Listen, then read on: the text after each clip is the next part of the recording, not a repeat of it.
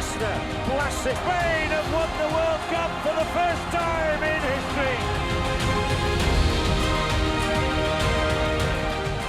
Aiming for Kutza! And Germany are the champions of the world.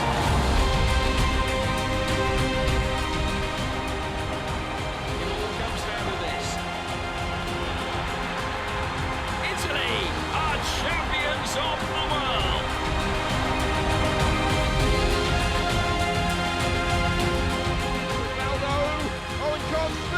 Ronaldo to make the breakthrough. World champions again.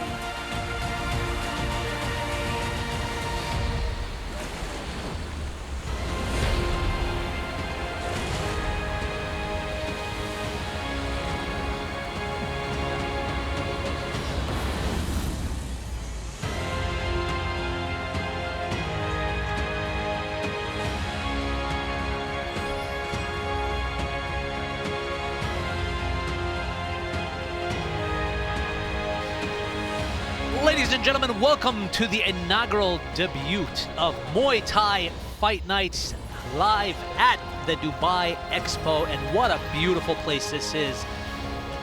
This event is brought to you by the World Muay Thai Council, the International Federation of Muay Thai Associations, and the UAE Muay Thai and Kickboxing Federation. With me is my main man that needs no introduction, Ziggy Darwish. How are we doing today? Hey Ali, how are you, man? Here we are at the Expo, Dubai Expo 2020.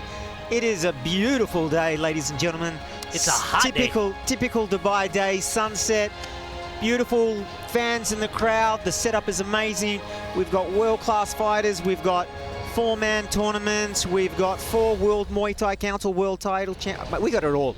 Today we got it all. And can I say? Yes, sir. The hamburgers are amazing here. Yes, they are. It's what. quite a eventful night here, as you were talking about. Good afternoon from the United Arab Emirates to those of you joining us on this action-packed fight night, live from the Expo Stadium and on the UAM app. Muay Thai fans, for those of you in attendance, and for the thousands watching in from around the world, this is UAM's Muay Thai Night Expo 2020 Dubai, the road to the World Games. Oh, ladies and gentlemen, UAM is proud to welcome you all to Muay Thai Night Expo 2020 Dubai, broadcasting you live from the UAE's Expo Sports Arena, City of Dubai, exclusively on the UAM app. Tonight's event is presented you live by UAM in association with the WMC, the World Muay Thai Council, supported by the IFFMA, the International Federation of Muay Thai Associations, as well supported by the UAE Muay Thai and Kickboxing Federation. This evening's fights will be overseen by the head of referees and judges for the UAE Muay Thai and Kickboxing Federation, Mr. Omar Al-Marzouki, in charge of the officials. Also presiding over the action today evening is His Excellency Abdullah Saeed Amir Al-Nayadi, the President of the UAE Muay Thai and Kickboxing Federation. His Serene Highness Nawapansa Yukon Kasayan Sun from the Kingdom of Thailand, Mr. Vit Sutisvan, General Sakda Sangsiet, Miss Supransi Guptasa, and Mr. Winat Tongret. As well as joining all of the VIPs will be Mr. Tariq Al-Mahiri, the Executive Director of the UAE Muay Thai and Kickboxing Federation.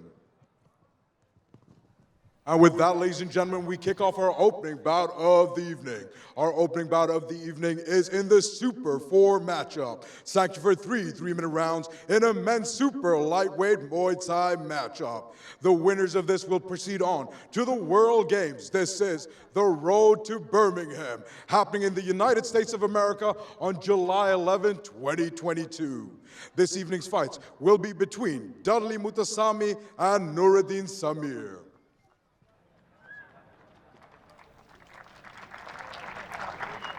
Few claps in the crowd.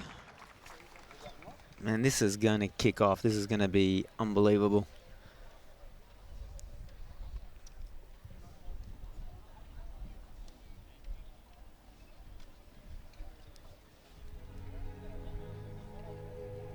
Let's get down to business. Give you one more night to get this. We've had a million. And the And crowd now, is ladies and gentlemen, filling please help me right welcome on and in, bring up isn't first it, into the Ziggy? ring, your referee in charge of the action, the man by the bell from Thailand. It's Mr. Arjan Tonong. The crowd's filling right on in, Ziggy, and it's going to be an epic night of fights. I love it. I've been doing Muay Thai since the age of 14. I'm 44 this year. That's like, so therefore I've been doing Muay Thai for 2 years. And it's fantastic. And I love the fact... hang on. Ladies and gentlemen, bringing up first, fighting out of the red corner, he comes in a height of 169 centimeters, 5 foot 5 inches. Weighing in officially at 63.5 kgs, 140 pounds. Tonight he enters the ring with a pro record, a perfect pro record of 3 wins and no losses. Fighting out of Mauritius, it's Dudley MOOTOOSAMY. Let's go, Dudley.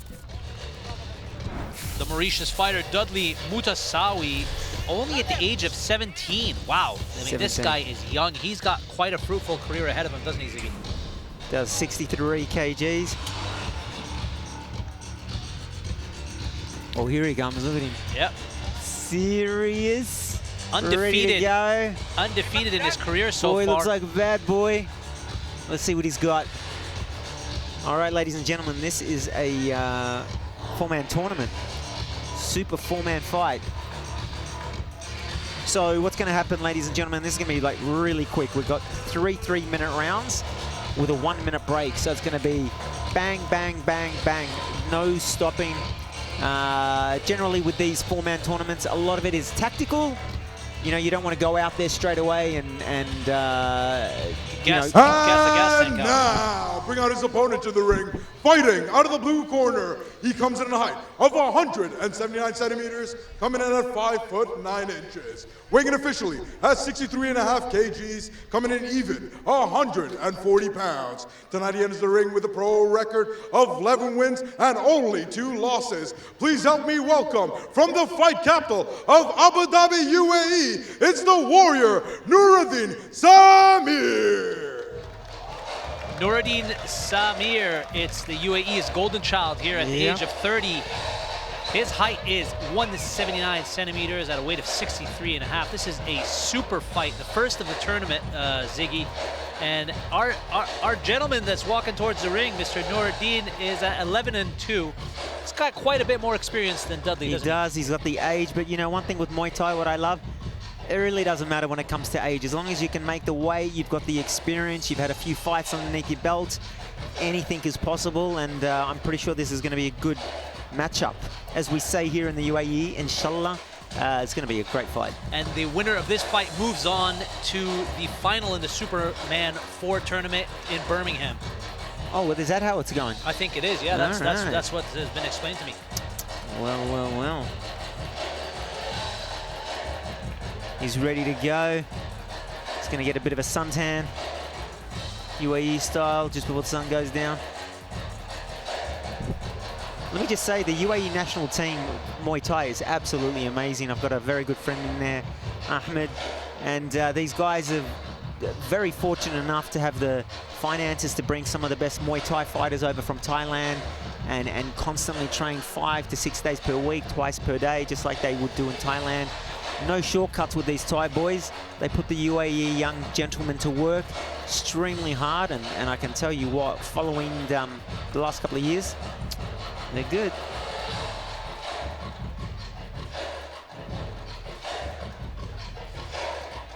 Our boys are getting ready for that traditional Y crew dance, aren't they, Ziggy? Tell us a little bit about this dance. What's the background behind this dance? Well, with this dance, you could say it's very spiritual. It's showing respect to your gym, your master, your trainers. It's getting rid of any evil spirits. And it's also quite spiritual for the fighter as well. They can zone out. It's a bit like you could say, meditation at the same time. And it's been around since day one, so tradition is tradition. Doing that Y crew walkthrough on the side of the ring, getting themselves mentally prepared for the battle that they're about to take on. It is the super fight, the first of 4. between Dudley MOOTOOSAMY and NOUREDDINE SAMIR.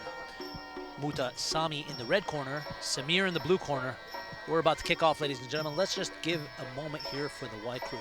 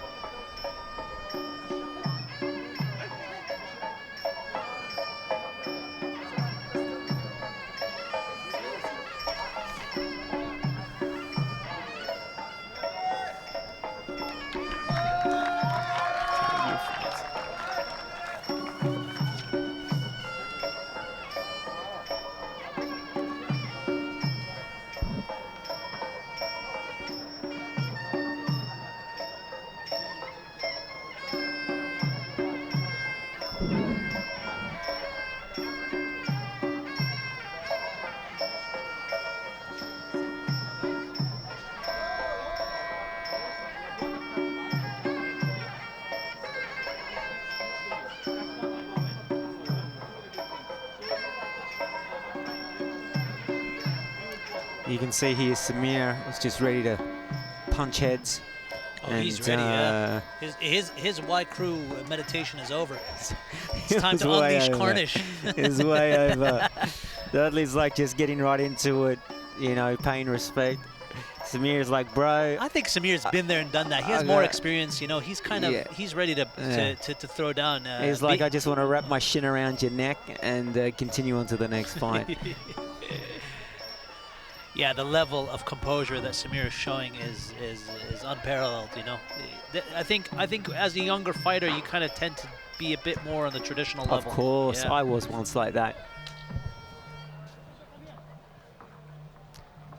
So, folks out there, just as I always say before a fight starts, you should always show a little bit of respect to these fighters. They're putting in anything between 4 to 12 weeks in a training camp. These guys are conditioned in terms of their cardio. Vascular, we're talking about condition with their shins, their hands, their elbows, their knees. Still, in saying that, still very easy to injure yourself at this high caliber pace that these boys are going to give us. Yeah, absolutely. I mean, these guys have sacrificed the last 12 weeks for this training camp to put on a show for us. And, oh, yeah. I'm pretty sure it's going to be nothing short of epic. I'm loving Samir. He is just like on holidays at the moment. He's thinking about having a shisha afterwards. Very calm. You know? Shisha. He might head down to the very calm. Polish pavilion and get some donuts. All right, we're about to kick this this first event off. Let's get it on. Let's do it.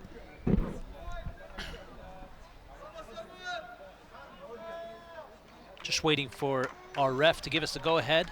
Judges are ready. The timekeeper is ready. We're ready. We're ready. Our Arabic commentator on the side over there is we've been pretty ready. pumped up. And the fans are definitely ready. It's going down here at the Dubai. Packing. I'll tell you, it's a beautiful venue. Yeah, at the Dubai Expo. And what a beautiful venue. We are right next to the festival pavilion. We got the best seats in the house, I'll tell you that much. But we're missing the dates and the Arabic coffee. That's what I'm trying to get. And the crowd is getting their UAE Super Warrior off. Here we go, round one. Here we go. It's going off. Dudley in the red corner. And Noureddine, UAE's golden child, in the blue. All right, generally first round, bit of a touchy feeling. Nice low kick from Noureddine. As it is a 4-man tournament, they just might get started. Nice combination there from Noureddine. Little 1-2 with a low kick. Left hook, right leg kick, chopped his leg. Yeah, he did a nice little chop there. A little bit of inside leg kick. Noureddine with a nice block there. Nice shin block there. Oh, he's chopping on those low legs. Yeah, those low kicks are beautiful. Peter Ertz. Oh, switches nice up the levels, goes up leg kick. Oh, he puts him down. Is that a body shot? That's definitely it. Yeah, he's getting a knockdown. Yep. Oh, he's ready. He doesn't care, mate. Why don't you explain to the fans out there the rules around the knockdown there, Ziggy? Well, generally it's an A count. Depending on the event, it could be 3 knockdowns and it's over. But I believe in this event they're just going to keep it going. Nice change of level. Oh, he hit him with a Spinning back elbow. Look Whoa, at that. spinning elbow. He put him down. Whoa, his He eyes caught rolled him. back. Oh my Ah, God. it's over. This is over, mate. Oh my God. What a shot. What a shot. Hang on, he's gonna get. Oh, does he's he know where on he is? spaghetti legs, man. Oh, yeah. Oh, He's going. They're still going. Dudley going for the finish. Oh, here we go. Elbows. He's hitting him with the elbows. I mean, Dudley is going. He smells blood, man. Dudley smells Wow. blood. Did not see that. And Noureddine is trying to compose himself. His legs are still. Oh, Oh, he got left hit again hook. with a left. Nice left hook. He misses the right. I mean, Dudley smells blood at this point, doesn't he, Ziggy? At the moment, Samir's composing himself. He's a tough boy. I think he'll make it through this round. He's got another 90 seconds. It's got to be the experience that's going to get him out of this hellhole Yeah. right now. I mean, what Yeah. a beautiful combination by Dudley. Dudley's doing the right thing by putting it on him right now. I mean, I would just keep that pressure going. It's just how much do you have in the gas tank? Oh, nice overhand right. Yeah. He hit him again, but I don't know about. He's. Yeah, there was a little bit over. I think it was more of a push than a hit. But I think Samir's still not with us at the moment. Noureddine is clenching on everything right now to stay in this fight.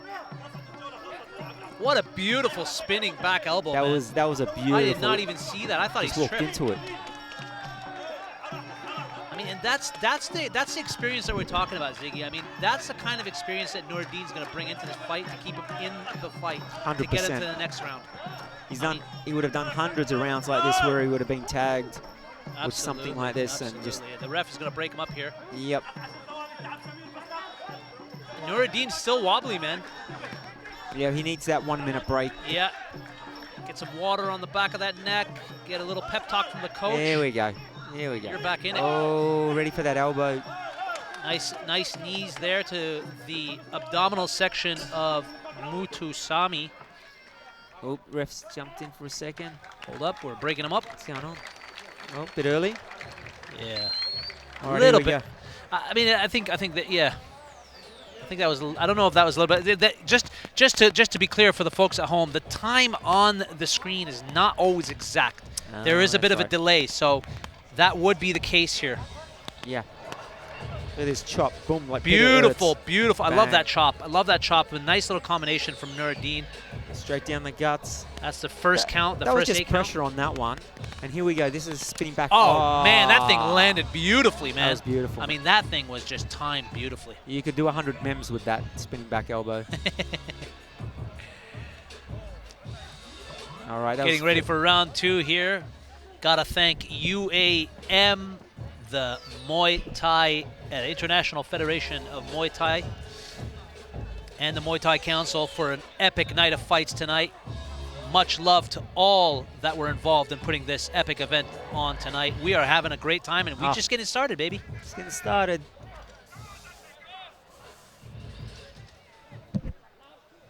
Dudley is ready to go. He's ready to put it all on the line. Nothing to lose. And as we get into the later rounds of this fight, Ziggy, it's really all about cardio and keeping your technique at optimal pace, right? 100%. And being smart. Like, you don't want to smash your shins because you've got a couple of more fights to go down at the end of the night. So it's about being smart. So hopefully their coaches, mentors can give them some good advice. Oh, bit of a jump there. Yeah, a little throw down there from Really Dudley. nothing. The conditioning is looking really good from Dudley there in the red corner. Oh yeah, he could do this all day I long. think he could go another 3 rounds, man. Easy. Oh, here we go. He's trying to get no, flip, no. Break it up, boys. Get in there. Look at that. We're in the second 2 minutes. There's a nice dump by Samir. Yeah, very nice. Sorry, Ziggy. I was just going to say that we're in 2 minutes of the second round of the first fight between MOOTOOSAMY in the red corner and Mr. Samir from the UAE. Oh, nice little knockdown. Ooh-wee. These boys are popping elbows like popcorn. At the moment, they're not shy. Oh, nice little. Oh, that's a knockdown. Oh. Yeah, he's getting the count. Yeah, he took that. He took that. Yeah, he's getting the count there. Dudley took that across. Let's see how he goes. He's happy. Tough young man. Very tough young man. Very tough. Here we What go. a bright future on him, too. He's tried to throw that spinning back elbow again. He got him. Yeah. He caught him. Nice little counter Just being from Noureddine himself. Yeah, he's just being bullied at the moment. Just being bullied. Noureddine being the taller and fighter. I mean, that would be the tactic, right? That. Nice little combination beautiful. there from That's NOUREDDINE. it. That's Yeah, that's beautiful, it. That's man. Enough. It was a beautiful. Yeah. What a beautiful combination. What a great level change right there, you know? And he's not happy. He thinks he can give some more, but that's enough. No need. No need. Oh, no. Young 17-year-old boy. While there's a lot of 17-year-old boys out there playing video games at the moment, our young Dudley out here is mixing it up with a 31-year-old superstar, and pure respect. Sorry to cut you off here, but I think just to clarify here for the folks at home, it's 3 knockdowns and you're out. So he's obviously, NOUREDDINE has obviously successfully completed the 3 knockdowns. So unfortunately, MOOTOOSAMY cannot continue in the tournament, and he's out. Yeah, he's gone. That's a beautiful knee right there from NOUREDDINE. And I mean, this is what I talk about, Ziggy. This is the experience that I'm talking about. That, you know, he knew that he had to get out of the deep corner there, did NOUREDDINE, and he just put it on him in the second round and got himself out of that deep end. Combination. It's beautiful. Look at this. Bang, straight, almost hit him on the chin. This is what ends it. If I'm correct, if this is the right footage. No, that is just a nice wild right elbow. I think it's this is Yeah, a nice right leg chop, kick low and chop there, and switches it up with a left kick to the abdominal section. Beautiful. Beautiful fight. Well done, boys. Great way to kick us off, boys. We'll take it to the ref now to give us our winner.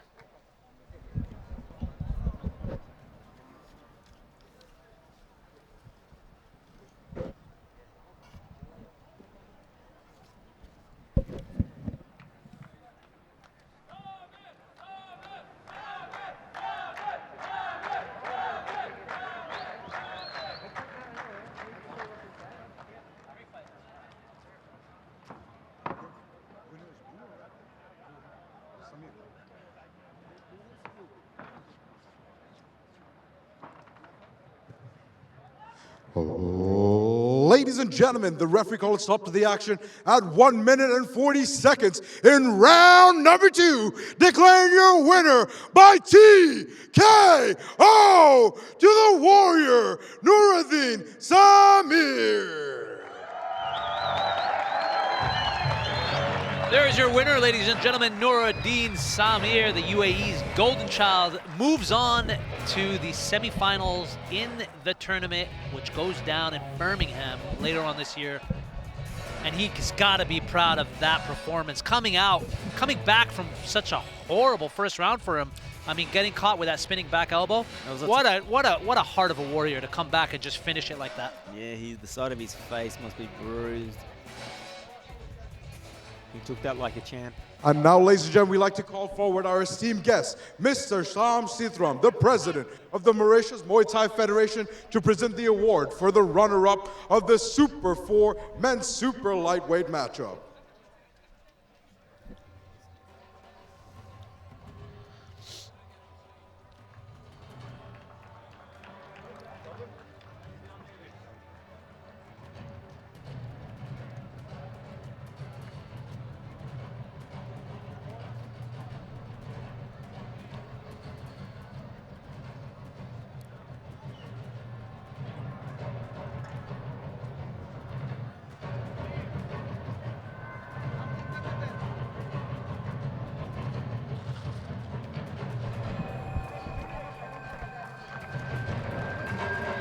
I mean, give it up for Dudley. He still put on quite a performance. But I still can't get over that spinning back elbow, man. That thing was beautiful. Almost ended it. And he's still a young child. He's not a young child, sorry. He's still a young man. You know, he's got a very, very, very, you know, promising career ahead of him. He's still 3 fights. 17, mate. Yeah, 17, 4 fights now total in his career. Nothing but positive for him. Straight back to the gym. He'll learn from this. He'll get better and better and better, and he'll watch some tape.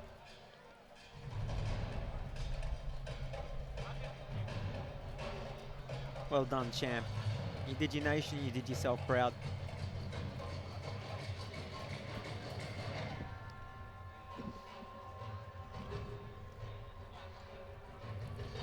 The Mauritius fighter walks out of the ring, and we move it on to the second fight of the night. Ladies and gentlemen, move on our second Super 4 bout of the evening. The second Super 4 bout of the evening is sanctioned for three 3-minute rounds in a men's super lightweight Muay Thai matchup. Your winner will be moving forward onto the qualifiers. Please help me welcome first into the ring, your referee in charge of the action, the man by the bell, your friend and mine, referee Rashid Al Ali from the United Arab Emirates.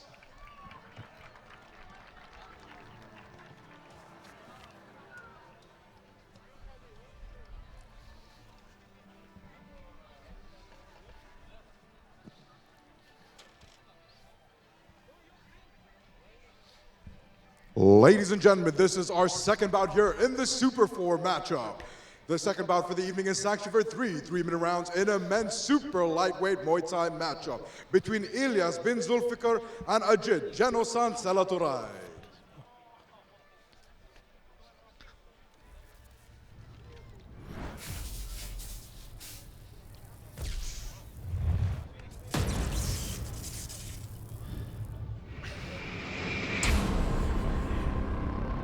The second fight of the night there is ELIAS bin ZULFIKAR and oh man, I can't even say that name, Ziggy. That's a good, if you can say that name. Athansunan SELLATHURAI is our second fight of the night.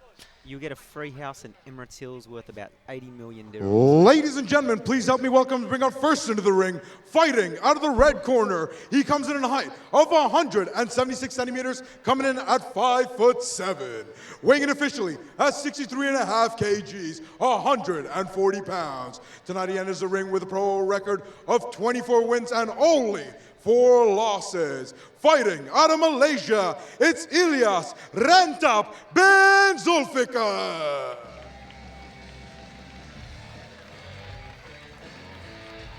We got the Malaysian boy here. Lot of experience with ELIAS bin ZULFIKAR. He coming out of Malaysia with 24 wins, 4 losses.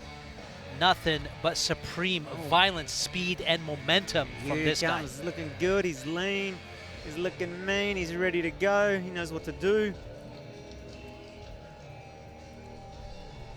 Little prayer before going over the top ropes.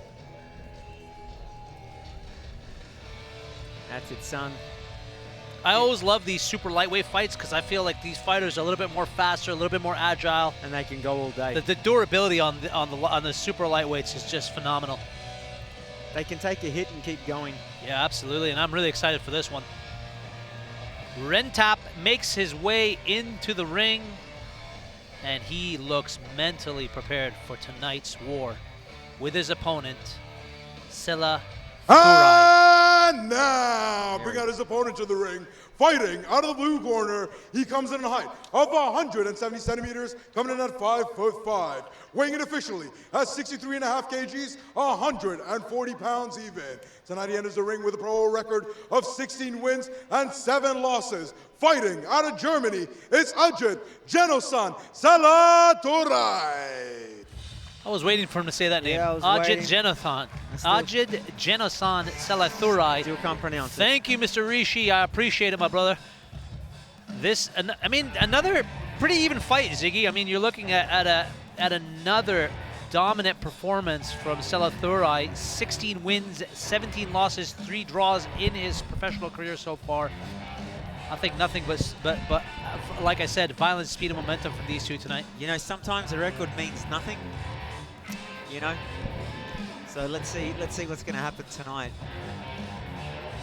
The German fighter making his way to the ring is SELLATHURAI, looking calm, not as calm as Rentap, but looking calm as can be. He's ready to go. Ziggy, your thoughts? I mean, you've been in this sport for quite a while. What are some of the emotional thoughts or emotional pressures going through a fighter right now? Look, everyone's different. Generally, hopping into the ring, I mean, there's just so much going on. Unless you're a super cool cat, there's the crowd, there's you, it's your ego, it's your trainer. Is it your girlfriend in the crowd? Is it your mum and dad? What's this guy gonna do? He wants to knock your head off, you want to knock his head off. Am I conditioned enough? Can I do it? Am I strong enough? I'm gonna smash him. just 100 things per second. But generally it goes out the door as soon as the bell goes. At our tail of the tape this evening in the super lightweight fight. Weight, identical. Height, nearly identical. Advantage goes to ZULFIKAR. Record, almost identical. It's the Malaysian against the German in our second fight of the night here in Muay Thai Nights at the lovely Dubai Expo.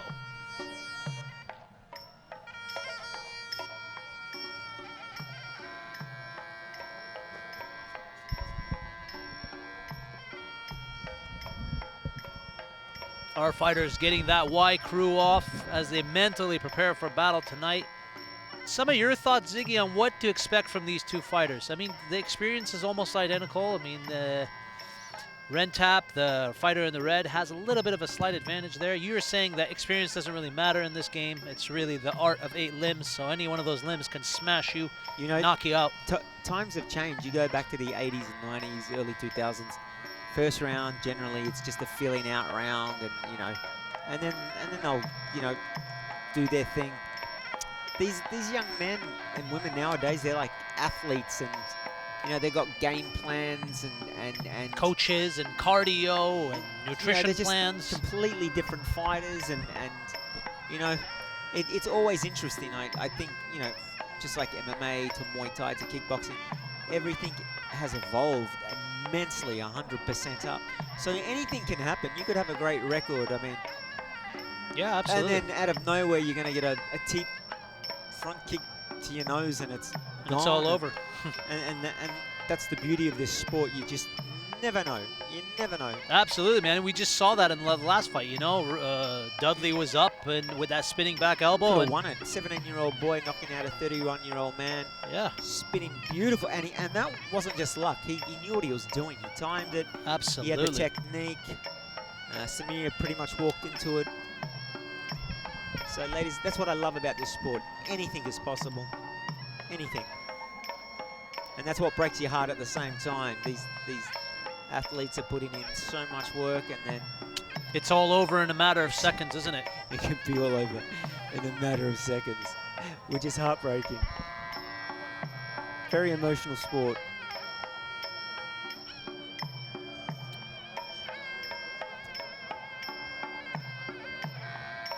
The sun is on its way out here at the Dubai Expo. The crowd is starting to come to life. Yeah. The stadium is filling up. It's filling up nicely. We're in our second fight tonight at the Muay Thai Nights in Dubai Expo.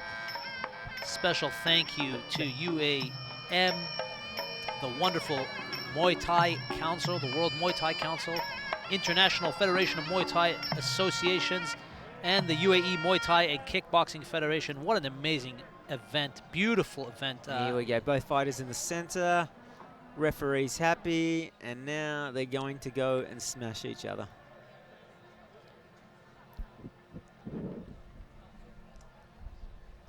Last second instructions from their coaches, pretty much saying, win this, win it. Or else. Here we go.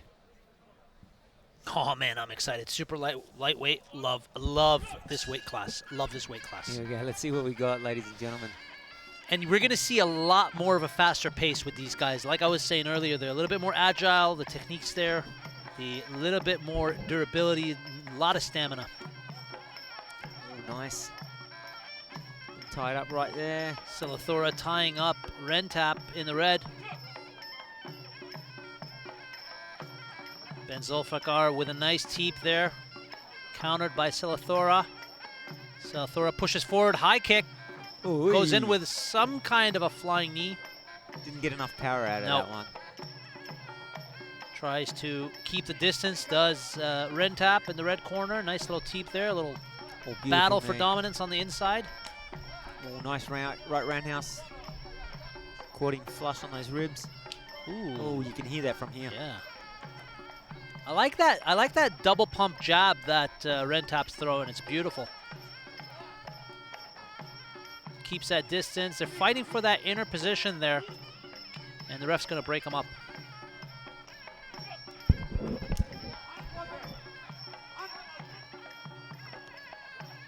Bit of a game of cat and mouse at the moment. Yeah, they're just just feeling feeling each other out, aren't they? A lot of clinching, a lot of fighting for the inside. They're looking for that elbow, looking for that inside knee.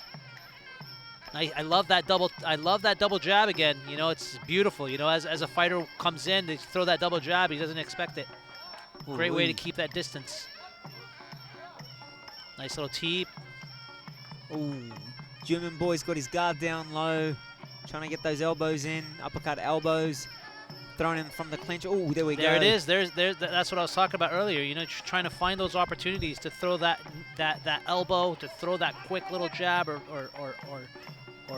cross. Oh, he's just taking him. Oh, there you go. Oh, oy. ELIAS in the red corner is doing a great job of trying to keep the distance. He wants to fight on the outside. He likes, yeah, he likes to keep that fight on the outside. He throws those leg kicks. Nice, very nice combination there. Left, right. Both boys don't seem too concerned with the boxing at the moment. They want to get those elbows. They're just playing with those fists at the moment, trying to Nice bridge the little gap teep again. and get those elbows in. Get a cut. Oop, there we go. Tied up. A little bit of a weird tie up there.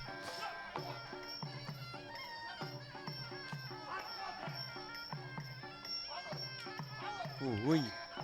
SELLATHURAI to me seems more like the brawler. He's trying to get on the inside and just tire out ELIAS. We got 5 seconds left in the first round. And that ring. Oh, it was a bit of a sloppy There it is. spinning elbow from the boy from Germany. There it is. The first round done by these two boys, and nothing short of spectacular. Nice, a little bit of a feeling out process, but beautiful, beautiful combinations, beautiful technique from both sides. So they pick it up the second round. They've only got 60-second break. What are your thoughts on that? Who do you think took that round? Looked pretty even to me. Yeah, it was pretty even. It was, you know, as they say, just a feeling out process. You know, we've got Mr. Germany there just throwing those elbows. Both of the boys are throwing the elbows. They're just trying to get that one elbow, that one cut, so they can just stop the fight and move on. Because that's what it's about, preserving your body with these four-man tournaments. Instructions from their corners.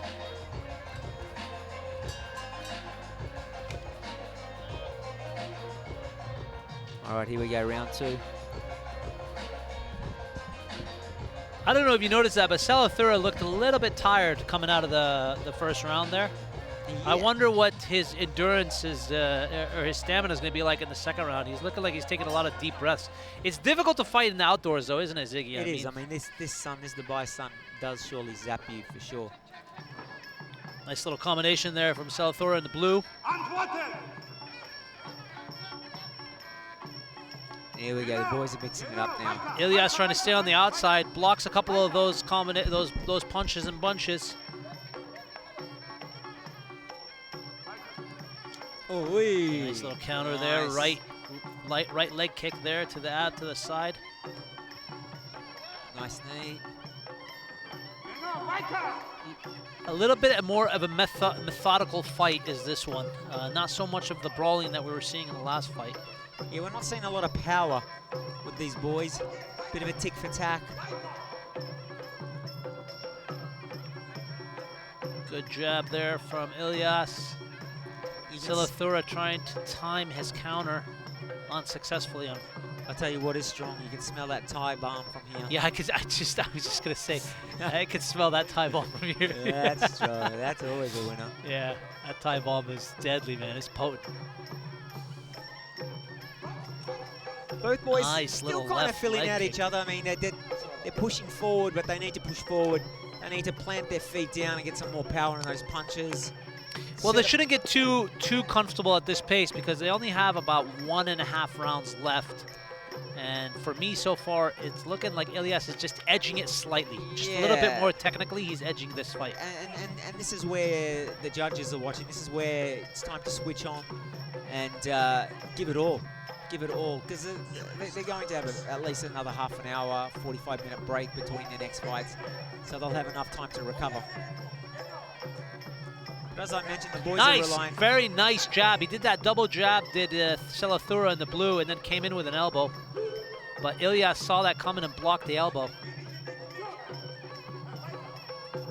Nice combination there from ELIAS. Gets tied up by Sellathura. Not enough power to take him down. No. Didn't bring him in.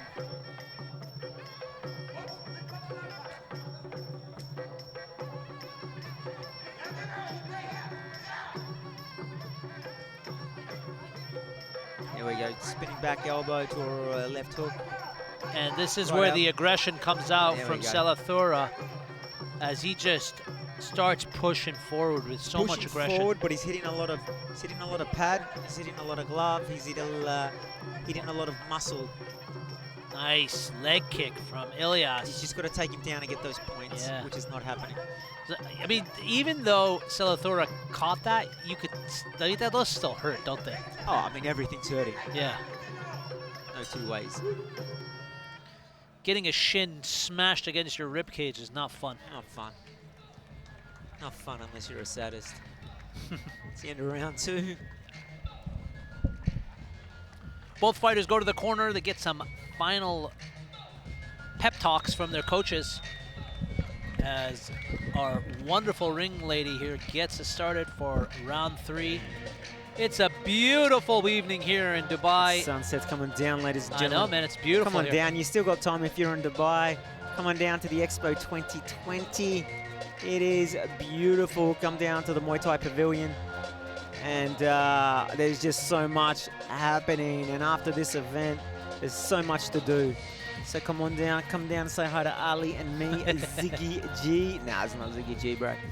But we love what we do, and we're very fortunate to be right here in Dubai, watching these young and upcoming superstars.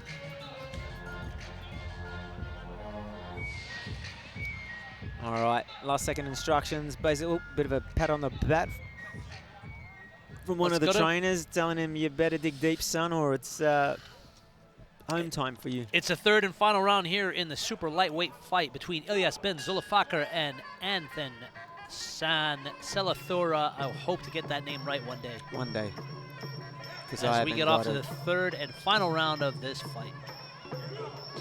It's make or break now between these two fighters. I have it like edging towards ELIAS in the red corner right now. Just a little bit more technical with him. But you never know how these judges are going to score this, right? Never. Right, Ziggy? Never know. You just might have a judge that thinks old school, and knees and clinching and what have you will add up more than you know, the roundhouse and punches. And the problem is, you know, these boys are catching, but they're not taking down. Yep. So it's a lot of stop and start, stop and start. So Ref breaks up that last clinch, and we're back in the center of the ring as these boys throw it down. A little clench. ELIAS initiates that clench, tries to control. Nothing spectacular so far in the first minute of this round, of this final round. There it is. There it is again. He keeps going for that. You know, yeah, he just doesn't have the technique right. He's not pulling it in. No, yeah, he's not sweeping him. He knows it's coming every time. He just can't finish it, can he, Ziggy? Not happening today for him. ELIAS keeping Sellathura on the outside as he counters with his very own leg kicks. And Sellathura throws that spinning back elbow. He's trying, but it's just not hitting the target. Another break from the ref when we go back to the center.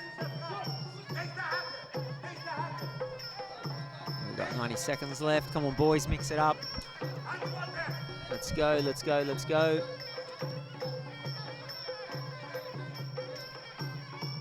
I mean, Sellathura, he's got everything. He's just not pushing forward. He's got that jab. He's just got to throw his body weight behind it. He's got that inside leg kick, but he's not throwing anything behind it. It's just tap, tap, tap. There we go. We need some more power. Final minute in the third round here between ELIAS bin ZULFIKAR and Anthan San Sellathura. You did great at school, mate. You did great at school.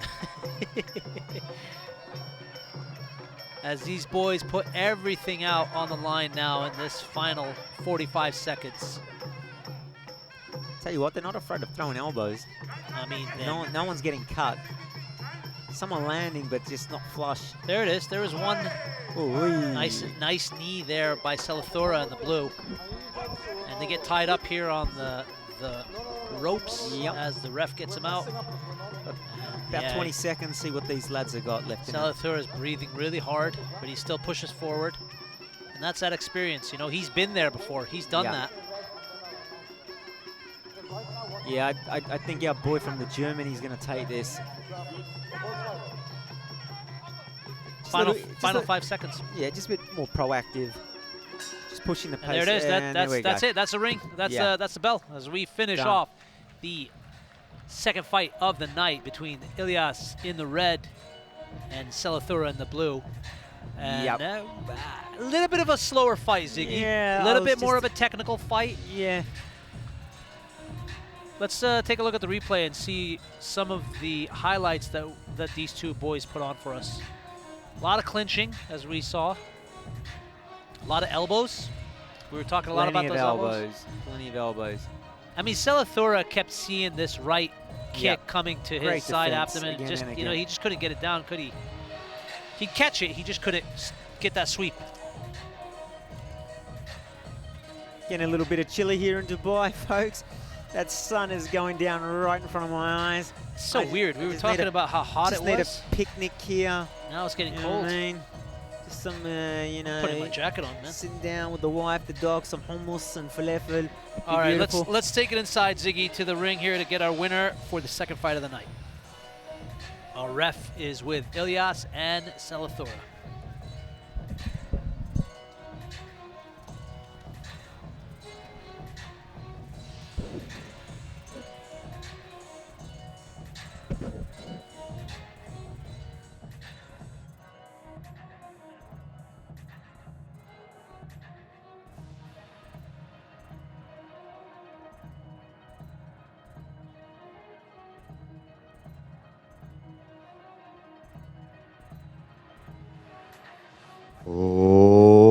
Ladies and gentlemen, after completing three 3-minute rounds in a men's super lightweight Muay Thai matchup, we go to the scorecards. Your judges have ruled in favor of your winner 2-1, declared by points and by split decision. To the red corner from Malaysia, it's Rentop ELIAS bin ZULFIKAR.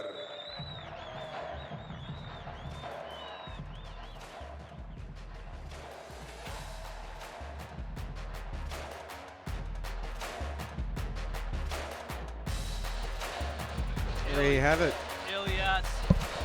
ELIAS bin ZULFIKAR is your winner for this evening. And I thought that he just was a little bit more of the active fighter, in a sense that, you know, he liked to keep it on the outside. Ladies and gentlemen, we would like to kindly invite forward our right. VIP esteemed guest, Mr. Bishwanath Patnik, the CEO of BNP Gold.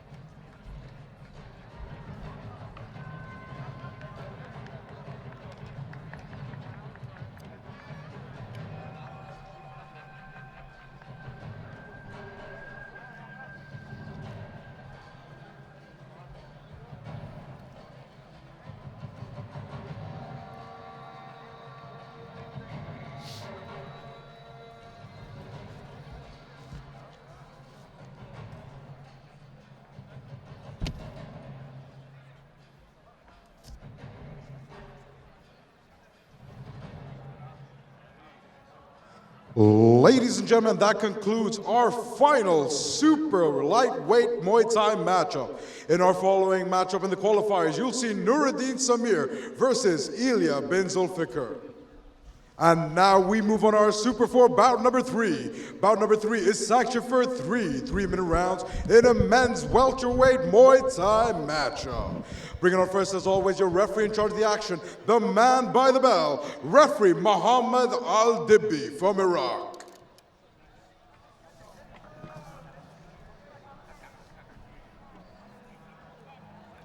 MC Rishi Panikar doing a great job tonight of getting us started. Fantastic.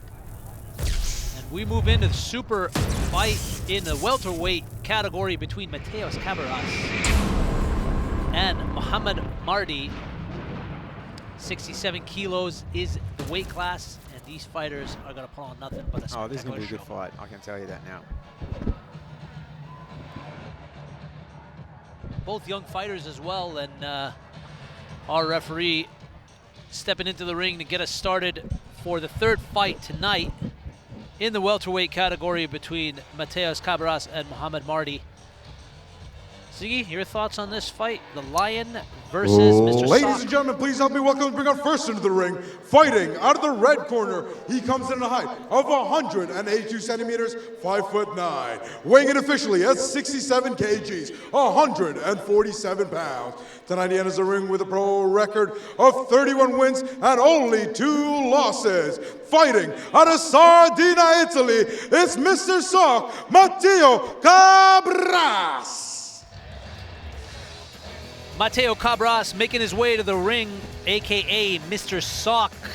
The 26-year-old is quite the experienced fighter with 31 fights, 31 wins on his in his portfolio with 2 losses. The Italian looking very confident as he walks into the ring. Your thoughts on this fighter, Z? You know what? Give me the first 30 seconds of this round, and I'll let you know. I can tell you right now that they all look pumped, they all look good, but let's see after the first 30 seconds.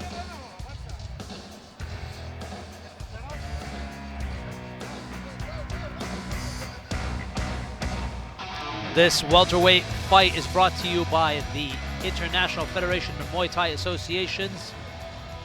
UAM is our amazing event company that is putting on this awesome performance tonight at the Dubai Expo. And we got quite a lot of amazing fights going on tonight. We're only in the third fight, Ziggy.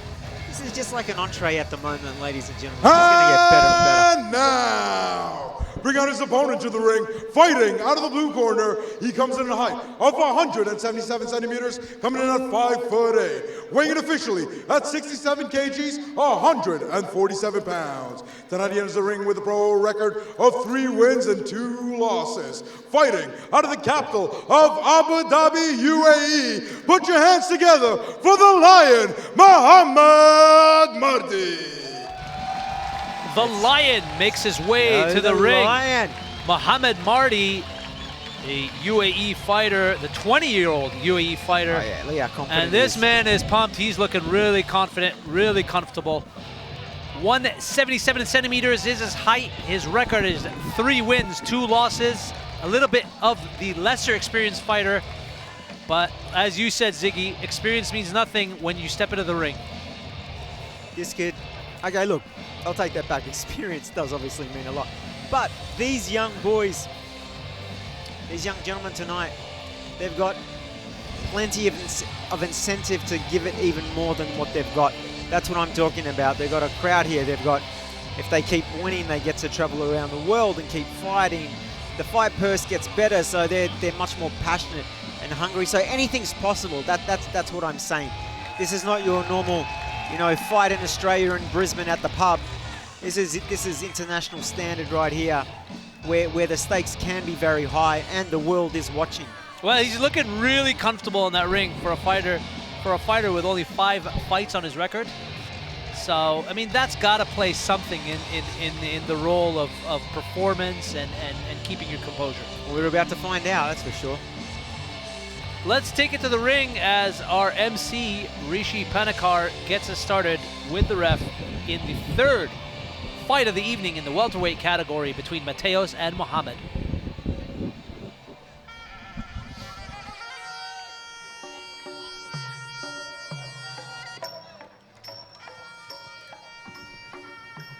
I mean, as much as I love this Y crew, it's gonna be going on quite a lot tonight. Tradition is part of Yeah. part of the sport.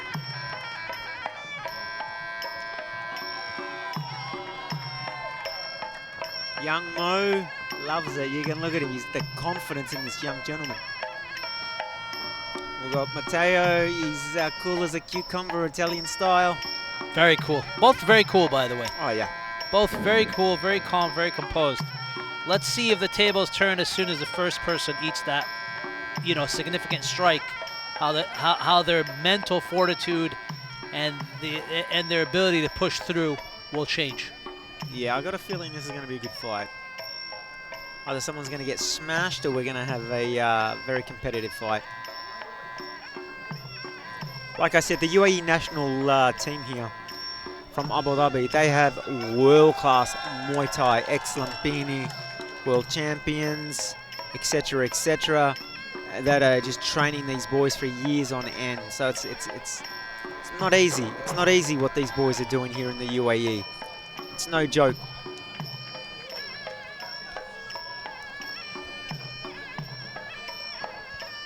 Matteo's ready, all the way from Italy. So is Mo. Oh, look at this, straight into it. No love lost. Bit of a pat on the back. Last second instructions.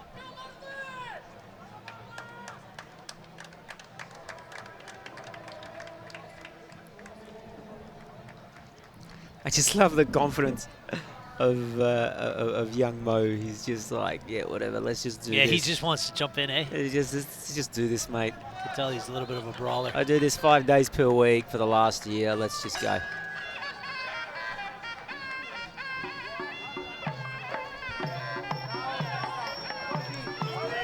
Oi, Matteo throws him around. Okay, okay.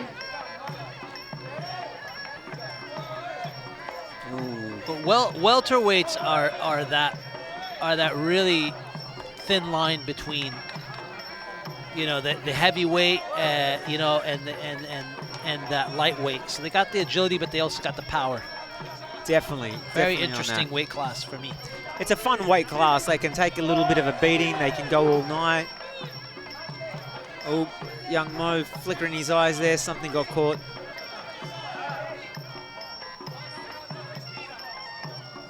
Matteo showing the more experienced fighter, yeah. being a little bit more patient in his strikes. Nice clinch work from both boys. Got some nice knees in there, some nice slappers. You got the young lion versus the older one. That catch and counter that Matteo keeps executing is working very well for him. He catches that leg kick and then counters with a low. Nice right head kick from Matteo, missed. Composed himself and back at it. It was almost like a question mark kick, wasn't it? It kind of flicked up towards the end. Mohammed showing a little bit of aggression and control from his own. Oy. He throws a nice... And Matteo taking it and countering. Take it, counter, take it, counter. And the ref stops. Nice little spinning back elbow there. Mohammed saw that, covered up. Battle for the inside clinch here.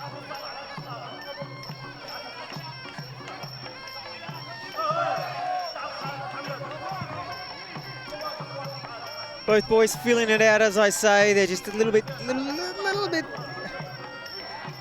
just not as pretty as we'd like to see it. I mean, this is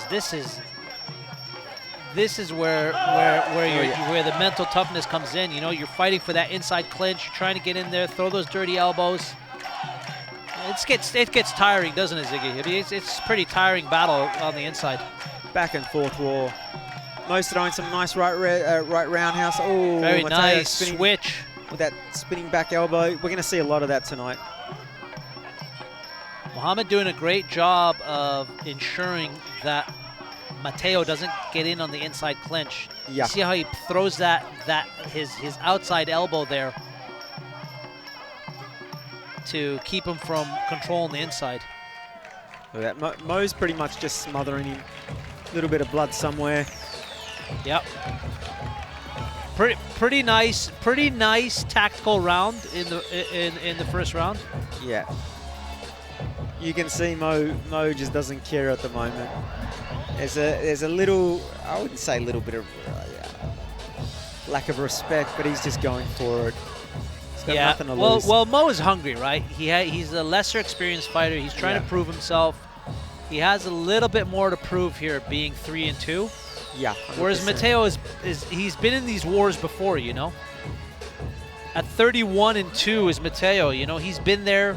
He knows what Mohammed's going through, and that's why he's able to, you know, counter the way that he does and control the fight the way that he does. Here's some nice spinning back elbow from Matteo. Mohammed with an elbow of his own as he just thrashes through the guard of Matteo. I like this. I like this right here. Matteo saw that he wasn't going to be able to successfully finish that high kick, so he switches it up to a spinning back elbow. It's beautiful.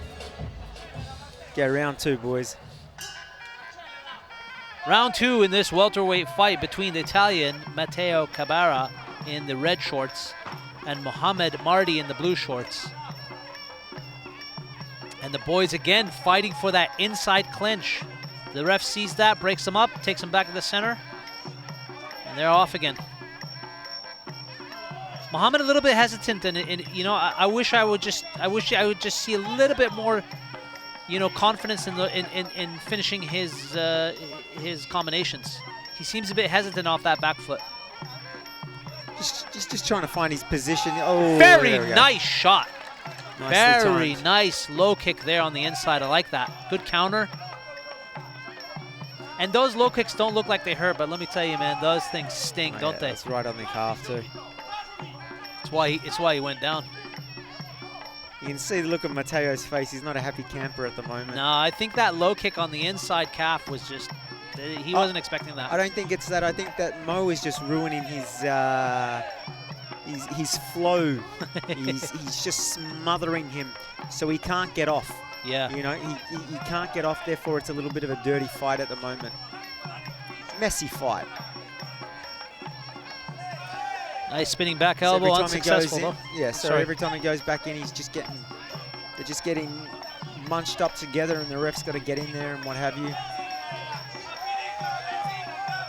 Mohammed saw that high kick coming, blocks it, and counters with his own. Very nice. Nice. I mean, at this moment, Mohammed's just manhandling for sure. Matteo.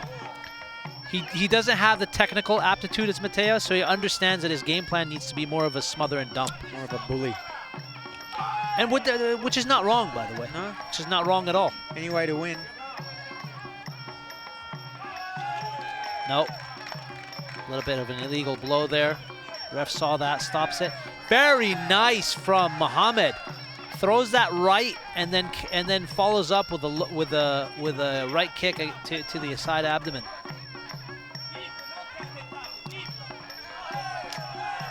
Yeah, Matteo looks like he's slowing down. Yeah, we heard that one, didn't we?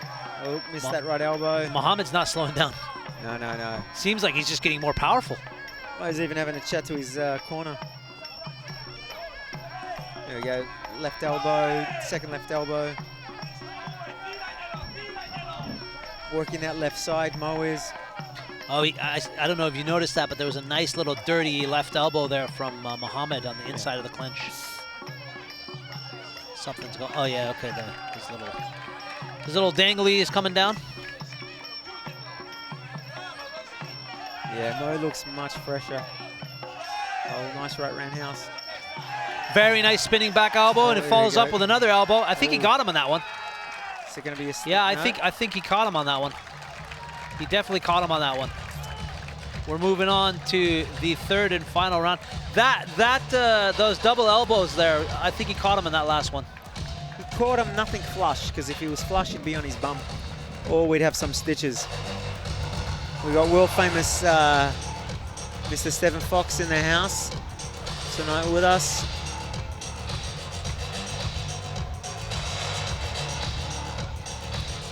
This Our place VIP is filling up. dignitaries enjoying the fights. Let's check out the recap here of this fight between Matteo in the red shorts and Mohammed in the blue. Little bit of an ugly battle for the inside. Matteo sees... Honesty is the best policy. It's getting a little bit ugly at times, but the boys are getting better. That was a nice one went high, one went low. No, I mean, what I was saying is it's not the smoothest fight, but the boys are doing what they got to do to score the points on the judges' card. 100%.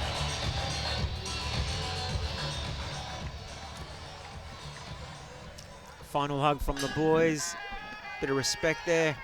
We're off with the third and final round in the third fight this evening between Matteo's CABRAS in the red shorts and Mohammed Mardi in the blue shorts. It's all or nothing now. Oh, yeah. For me, I got this fight pretty even. I gave it to Matteos in the first, and Mohammed, I think, stole the second round. Yeah. I think it's pretty even right now. It's whoever wins this third round wins this fight. Let's see who's the hungrier fighter.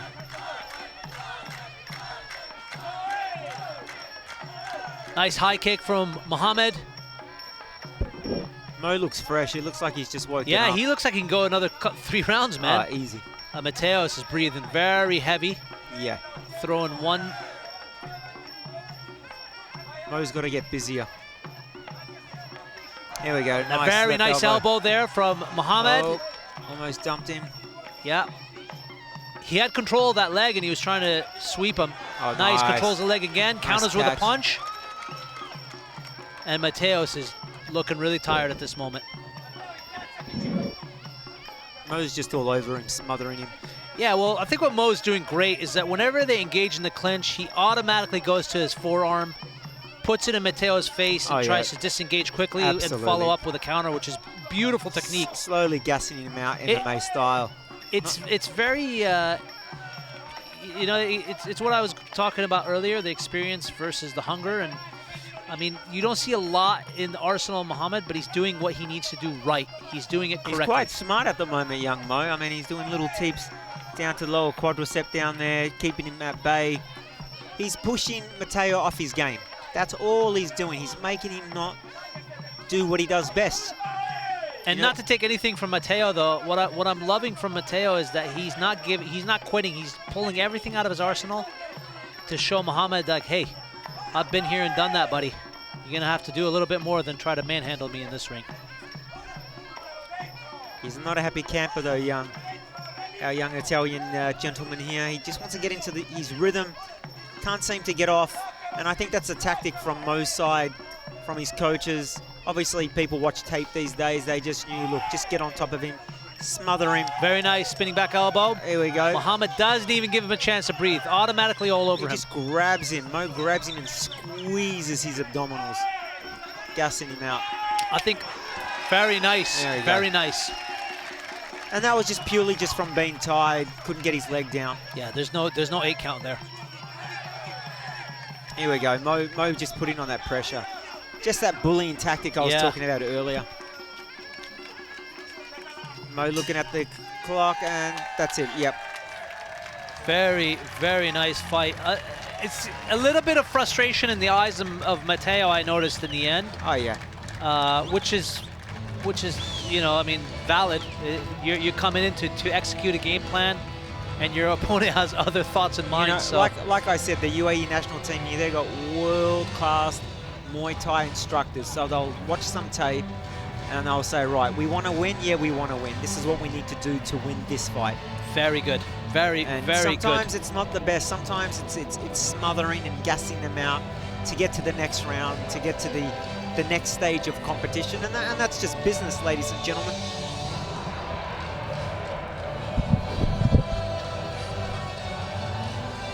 And we are going into the ring here to get our winner of the final fight of the UAE Federation before we move on to our international fights. Let's take it into the ring with our ref to see who the winner is between Matteo's CABRAS and Mohammed Mardi. Well, I'm going for the for young Mo, mate. Yeah, I think he stole it. I honestly think he stole that fight.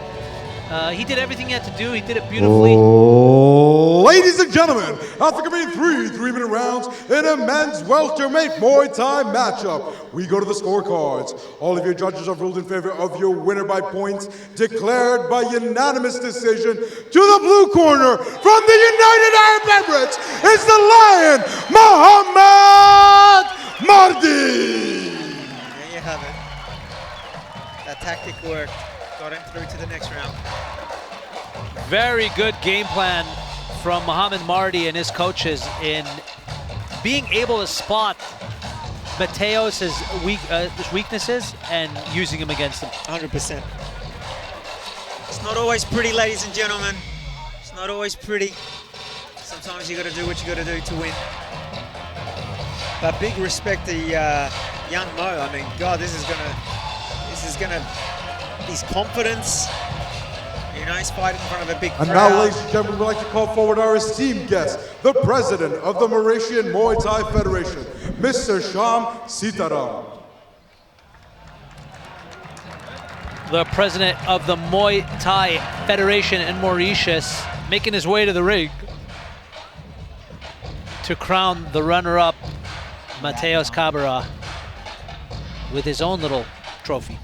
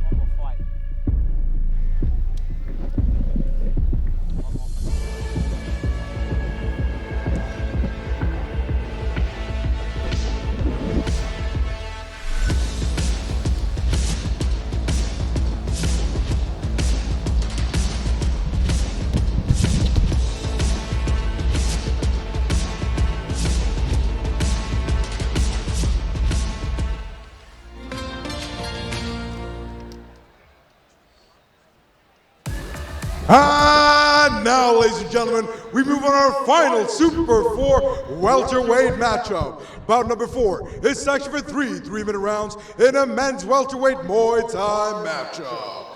Your fight will be between AHMET, ERTEKIN, and NURTAZA, JUMAKHANOV.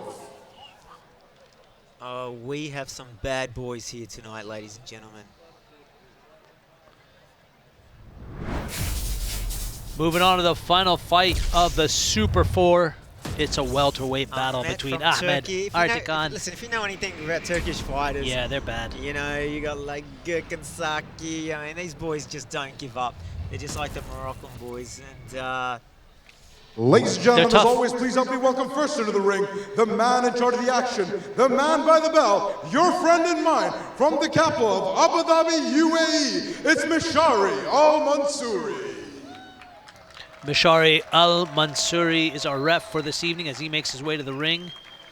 The fight in question tonight is Ahmed ERTEKIN, the Turkish assassin, against NURTAZA JUMAKHANOV. I was waiting for that name to be pronounced. I did not. JUMAKHANOV?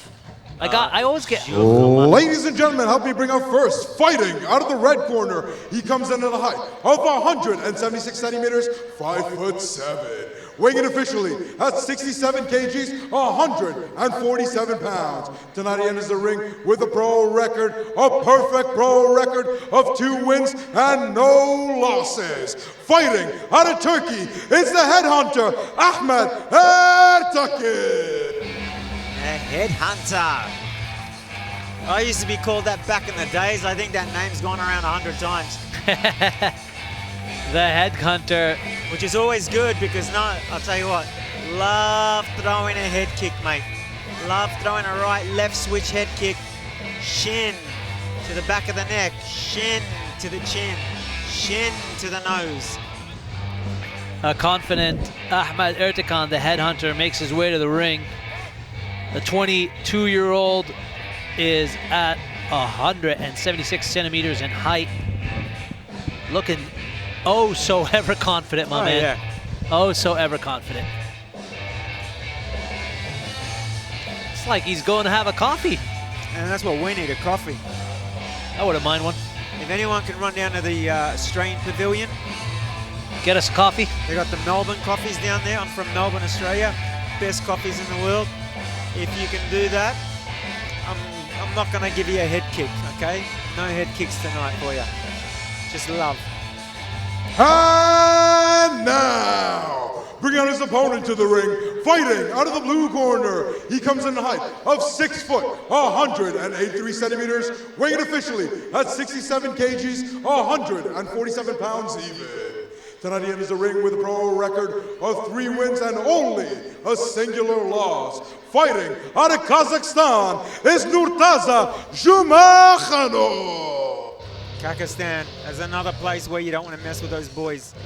They are vicious. All these boys are vicious these days.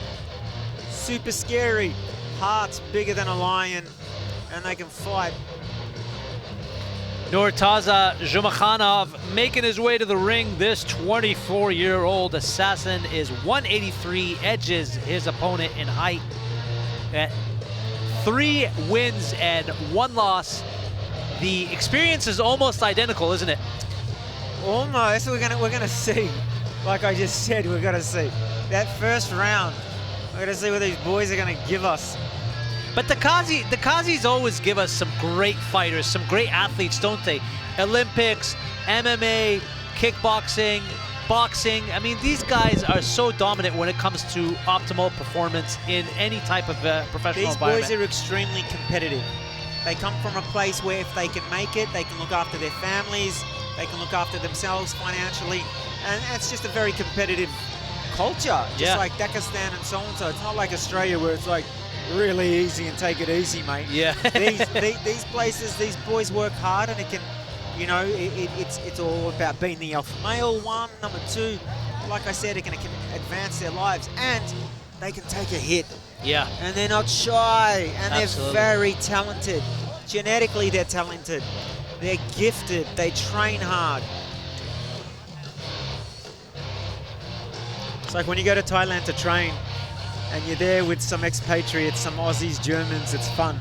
And then the Russian, Dagestani, and you Pakistani Kazis. boys rock up, and all of a sudden it's soft sparring. Next thing you know, you've lost half your head because they don't know what soft sparring is. Our young Turkish warrior there, the head hunter. Our tail of the tape this evening in the welterweight bout. The height edges over to JUMAKHANOV. Record nearly identical. It's Turkey versus Kazakhstan this evening. Let's take it into the ring Yeah, boys. to get us started, baby. I'm looking forward to this one.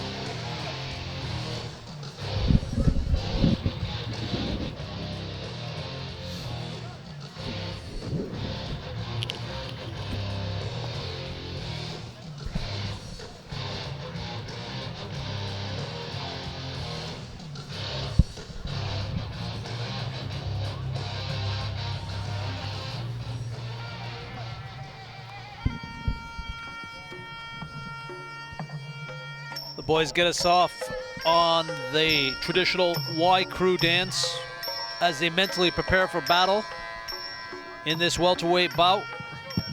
Brought to you by UAM, the International Federation of Muay Thai Associations, the UAE Muay Thai and Kickboxing Federation. We are live, ladies and gentlemen, at the Dubai Expo 2020. We're right behind the Paris Pavilion next to the Festival Center.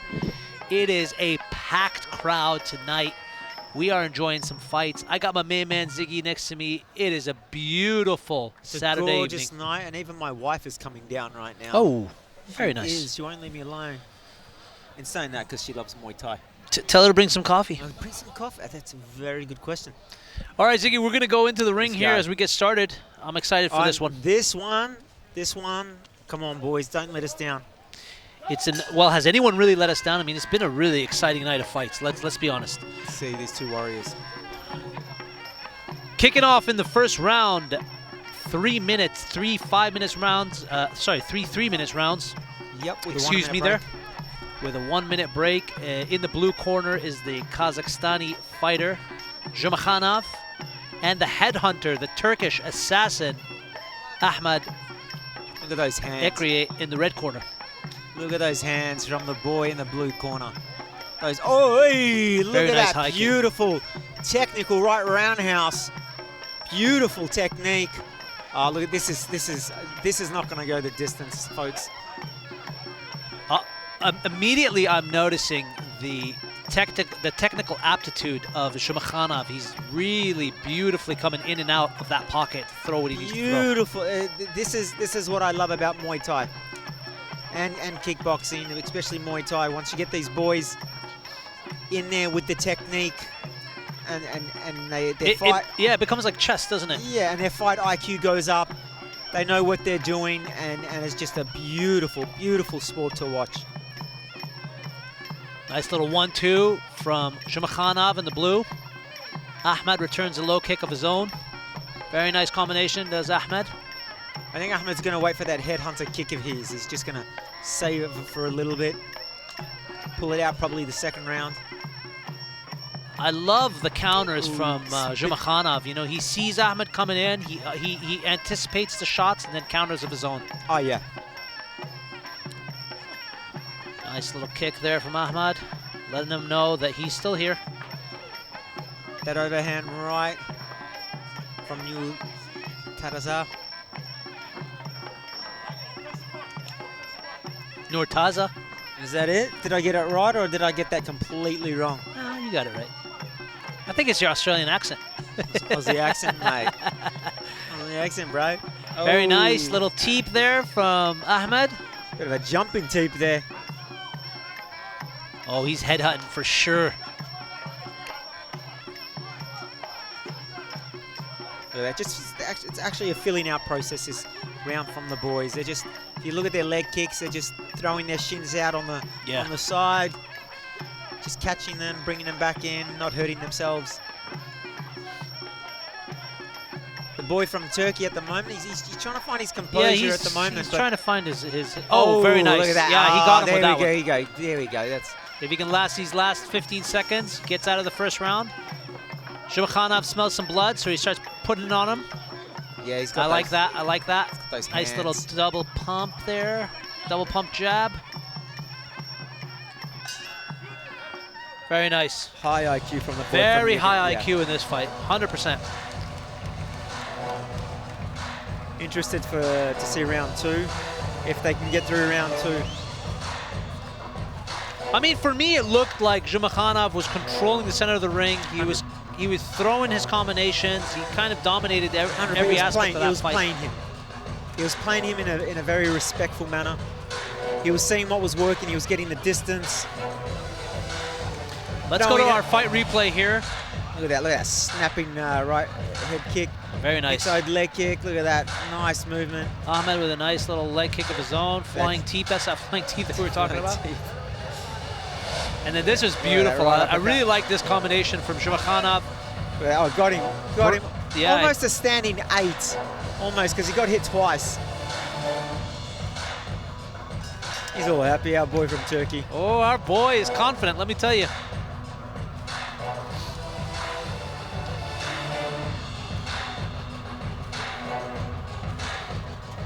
The fighters are back at the center of the ring. We're getting ready to start round 2 Oh, here we go. in Muay Thai fight night at the Dubai Expo.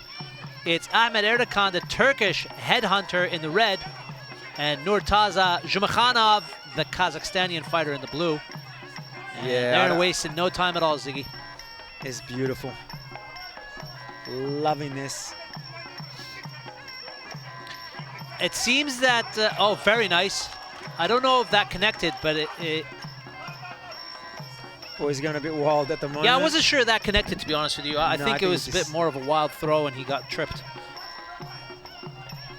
But whatever Ahmed's coach told him in that corner, it's working, because it seems like he's a little bit more alive. Composed, yeah. A little bit more alive in the second round. He's pushing in a bit more. He's not letting JUMAKHANOV control the center like he was in the first. Correct, and it's more countering from the boy from Turkey at the moment. Sometimes you do have to be the counter fighter and not just the aggressor, because two aggressors, yeah, it's great for the crowd, but someone's going to get knocked out. There's a beautiful, yeah, I was just going to say, there's a beautiful combination that JUMAKHANOV is throwing. It's that jab uppercut, and then he either finishes it off with another right or a low kick. It seems to be his go-to weapon. And it's connecting every single time, by the way. Ooh, nice chopping elbow right there.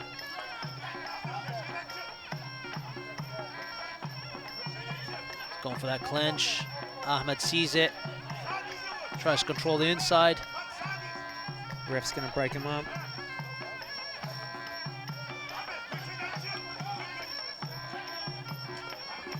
There's that uppercut. JUMAKHANOV keeps looking to throw that thing, man. It's going to be ugly if he connects it. Ooh. All right, boys. Final minute in the second round. Oh, nice front kick. Got him. Got the boy from Turkey in the head with that one. Retaliated with a nice right head kick.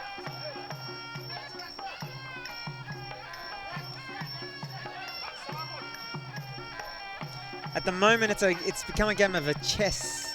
Yeah. At the moment. Both fighters have had a chance to feel the power of the other, and I feel that this is getting a little bit more technical at this moment. Absolutely. They're just not letting hands and legs go at the moment. They're trying to be as calculated as possible. Setting things up. High, low, high, low. See if you can get an elbow in there, an uppercut.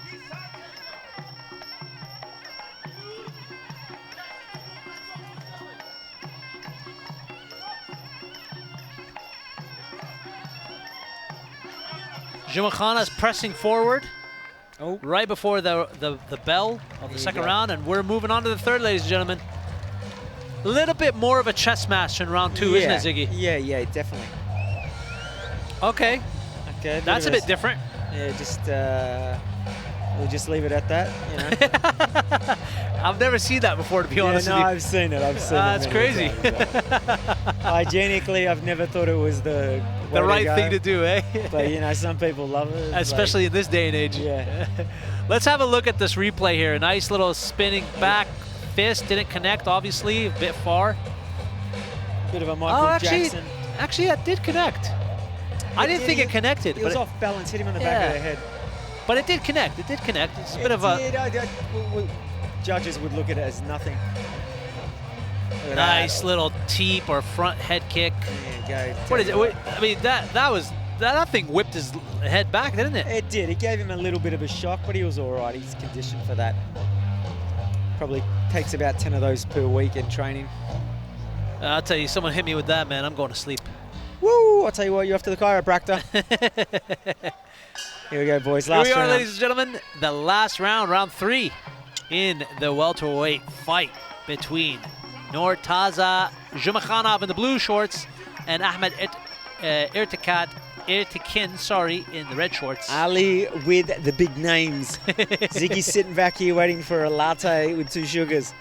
Nothing just yet, folks. It's do or die now in this third and final round between these two fighters. A lot of technical aptitude between the two. Some great performance from JUMAKHANOV. I think he's kind of edging this fight. Oh, hey, spinning back head kick. But Ahmed did give us a showcase of his technique in round 2. I really like the dominant performance he's pushing through in that second round. the boy from Uzbekistan really wants to give it all. Kazakhstan. But sorry, my fault there. From Kazakhstan.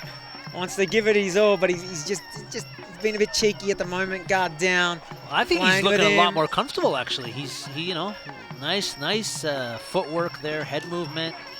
I think he's getting into a spot right now where he wants to unleash, which is what we're seeing. Well, he's got 1 minute and 45 seconds left to convince the judges or get a knockout. He's got to put both of these fighters. It's their round. They've got to put it on. They can't just be playing Cat and mouse. Yeah, not in this round. It's quite close.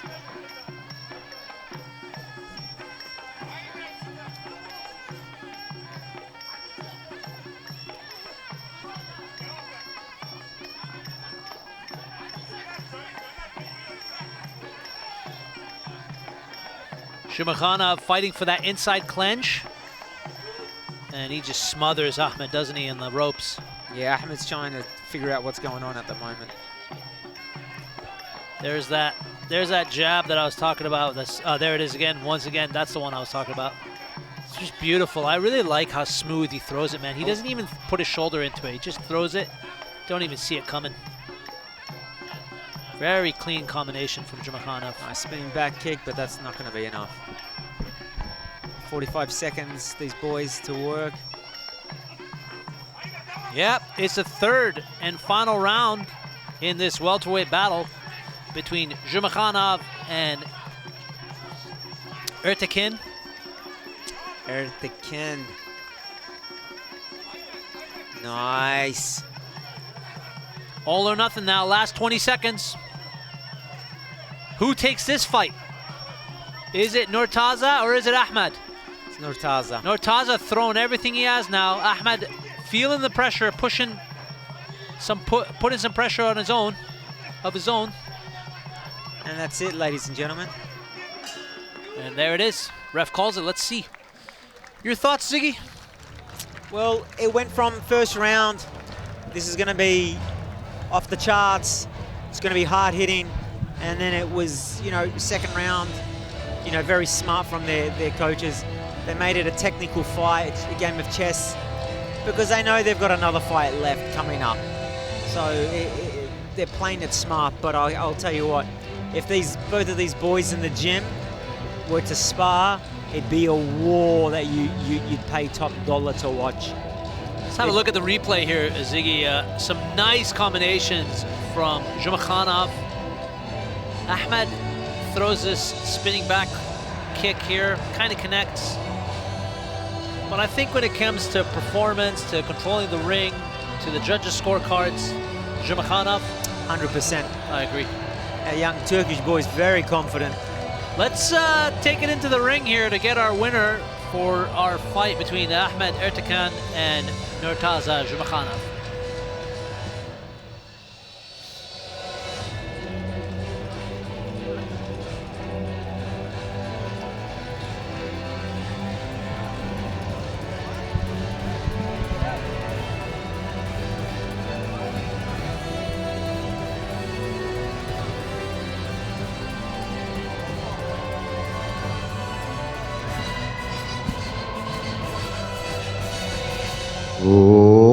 Ladies and gentlemen, our final welterweight super 4 bout comes to a close after completing three 3-minute rounds in a men's welterweight Muay Thai matchup. We go to the scorecards with your judges ruling in favor of your winner by points. Declared by split decision to the blue corner from Kazakhstan, Split it's decision. NURTAZA JUMAKHANOV. Really? I didn't think it was that close, to be honest with you, Ziggy. But It wasn't that close. NURTAZA did edge it out. He wins, as we said. It wasn't a split decision. But I don't think it was a split decision. I don't know what the judges saw on that The one. judges but were trying to find their coffees like we were.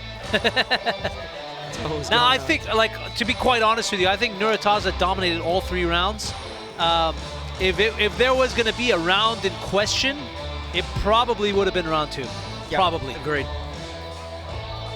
But great fight from both these two. I think in Like terms... I said, get these boys in the gym for sparring wars, it'd be unbelievable. But right now, they're just being very tactical and playing it smart. Both fantastic fighters. amazing fighters with great careers ahead of them. Yeah, and just to clarify for the And folks at now, home, ladies and gentlemen, we'd like to call I'll forward clarify in our a second. Hold esteemed up. guest, the National Sports Development Fund Manager, Subrani Gupta-san.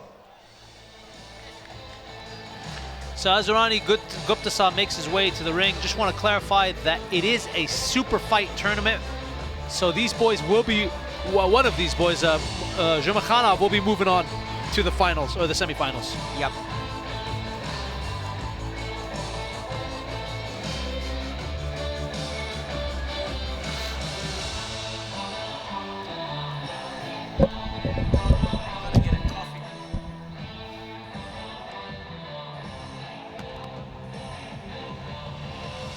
Can you?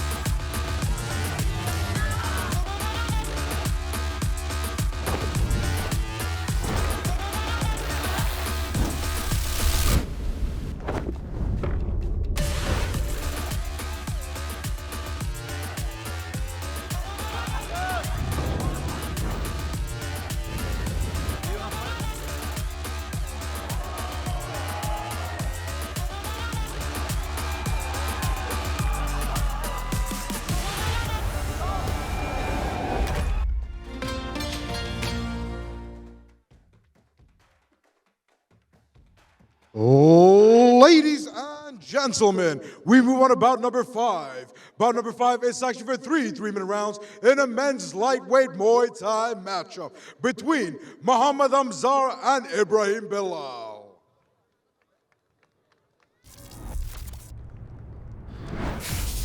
Ladies and gentlemen, we're moving on in our night of fights. It's a 3-round fight between Mohammed AMZAR and Ibrahim Bilal in the lightweight division. It's going to be an explosive bout between these two. Experience is nearly identical. Let's take it back to our MC Rishi to get us started. And now, ladies and gentlemen, please help me welcome first into the ring for your referee in charge of the action, the man by the bell, your friend and mine, all the way from Austria, it's Gunter Plank.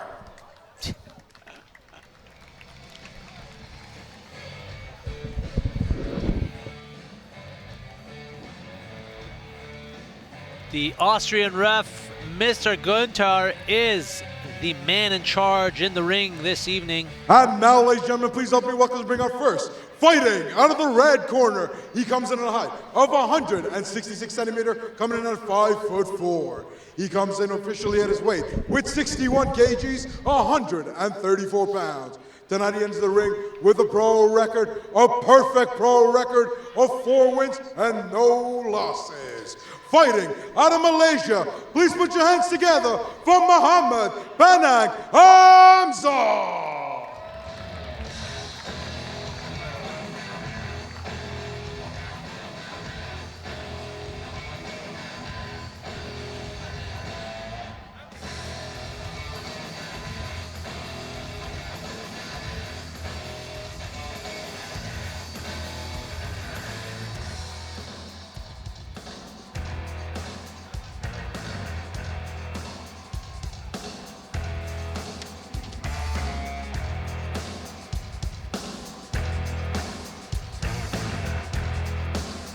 Mohammed AMZAR, the 18-year-old fighter from Malaysia, making his way to the ring.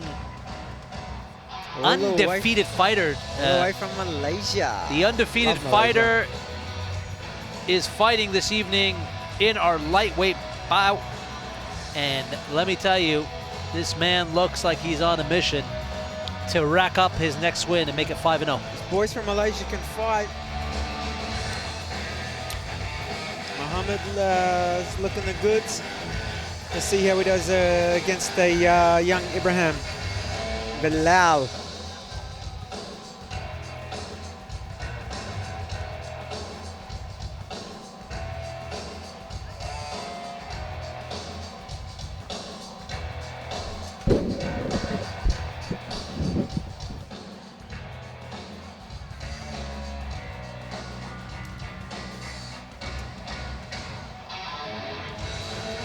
And now, bring out his opponent to the ring, fighting out of the blue corner. He comes in at a height of 5'6", 172 centimeters, weighing in officially at 61 kgs, 134 pounds. Tonight he enters the ring with a pro record of 6 wins and only a singular loss. Fighting out of the capital of Abu Dhabi, UAE, please welcome the Hulk, Ibrahim Bilal. Ibrahim Bilal, all the way from the United Arab Emirates. Pretty much just up the road in Abu Dhabi. UAE's very own Ibrahim Bilal makes his way to the ring. That 20-year-old fighter is 6-1. Looking cool as a cucumber. AKA the Hulk. The Hulk, and you can see the resemblance. A little bit more of an experienced fighter. But I was saying earlier, this lightweights are interesting because they just got the stamina, they got the durability, and they tend to be a little bit more energetic in the ring in terms They're of robust. They can take your hit and keep going. I think anything can happen in this weight class. That's what I love about this weight class is they just don't get tired. Well, they shouldn't get tired technically, but it is Muay Thai. It's the art of 8 limbs. And if you get hit with any one of those limbs, man, it's lights out, baby. It's that shin. I'm always worried about that shin. That shin across your ribs, that shin across your quadriceps, that shin across your face, the back of your neck, your nose. And then there's the elbows. Oh, the They're elbows not are fun. ugly, yeah. I mean, when you get hit, the thing about the elbows is it's so quick. And when you get hit, I mean, you see it a lot in MMA, you know, you get hit with those elbows, it just opens something up quickly. And then nasty. And then blood gets everywhere, it's in your eyes, it's all over the place. Nasty. It's like a little baseball bat just hitting you flush. Our tale of the tape this evening, the height edges over to Ibrahim Bilal at 172. A flawless record is Mohammed AMZAR. 6-1 is Ibrahim Bilal. He draws on into the experience. It's Malaysia versus the United Arab Emirates this evening in our fight. Our Number 3-round fight. Lightweight. These 3 3-minute rounds with a 1-minute break.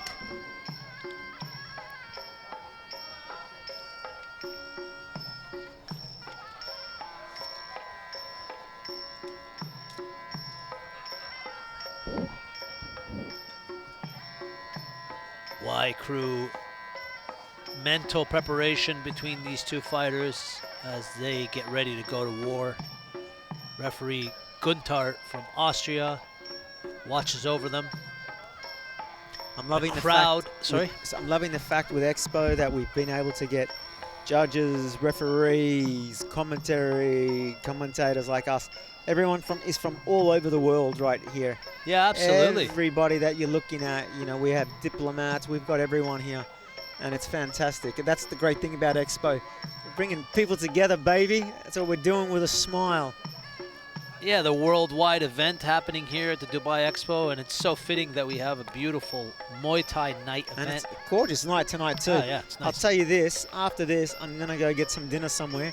I think there's like 200 plus restaurants. Don't know where to go. Don't know where to go because you got a world famous burger for me earlier. Yeah, that was good. That was a good burger. I'll tell you what, mate. That was a good burger. Absolutely, absolutely. It's a beautiful evening, Saturday evening here at the Dubai Expo at the Expo Sports Arena, and we're ready to kick off this fight. We are ready. Let's go, boys. Crowd's loving it. I'll tell you what, we've got the most beautiful crowd in the world here in Dubai. Like, everyone's just immaculate.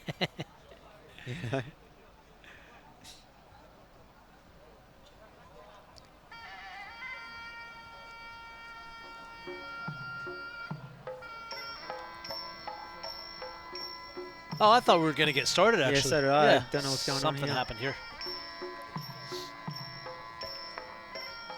It looks like Mohammed AMZAR is needing a little bit more Y crew time. Yep. I just saw one of the officials with a coffee, and I don't know how to track him down. I'm going to get your coffee after this, don't worry. You know what? I got you, bro. I live on Beach Road in Jumeirah. Got about 25 cafes. I know there's about 200 cafes here.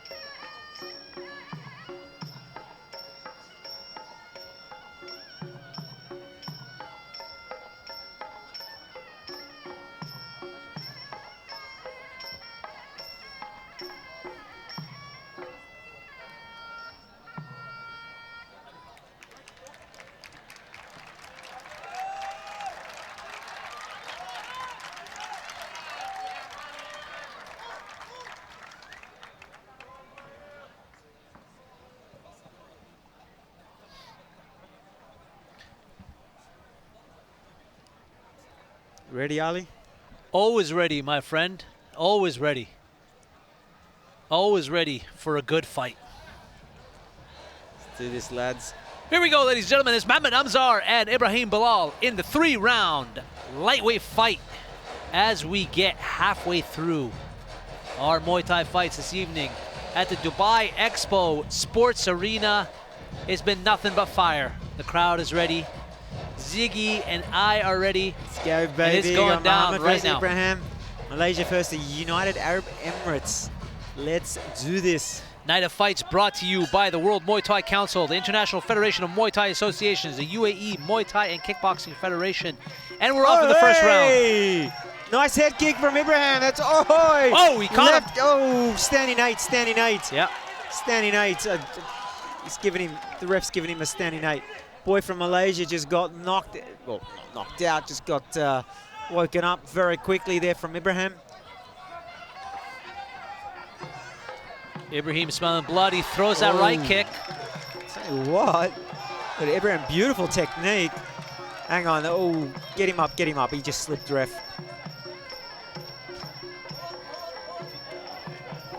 Look at this.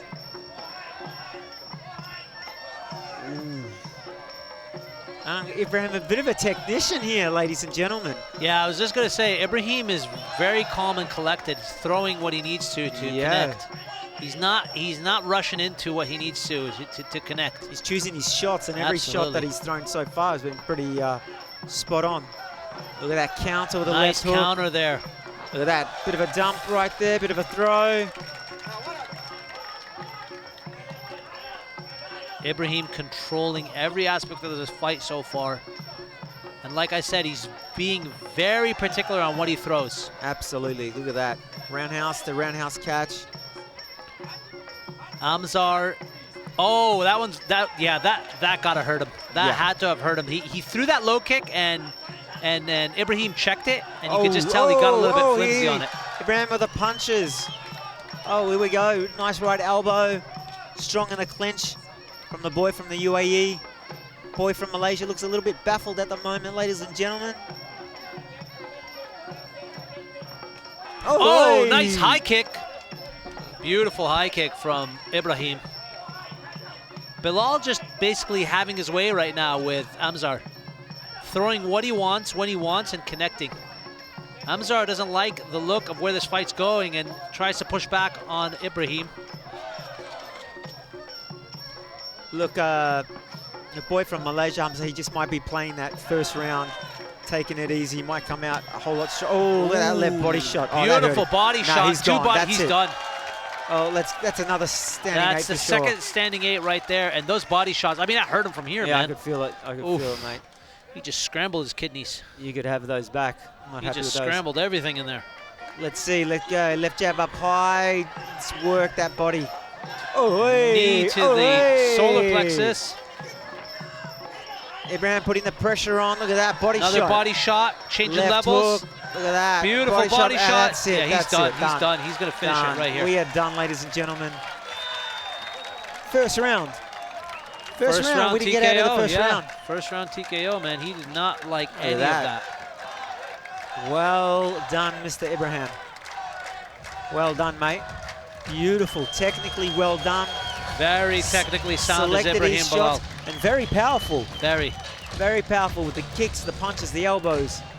Controlling in the clinch. Yeah, I loved every aspect of Ibrahim Bilal's game. I think he was, like I was saying, very, very particular on what he was throwing, but whatever he threw, he knew he threw it at 100% and landing. Oh, yeah. Let's have a look at the replay here. Really nice high kick there. Straight at the start. That's one way to knock some sense into you. Right around head kick. Look at that little head kick. That's Clipped not him with fun. the toe. Look at Beautiful. Counter with the left. Beautiful counter. Look at Ibrahim's just bullying him with his body weight.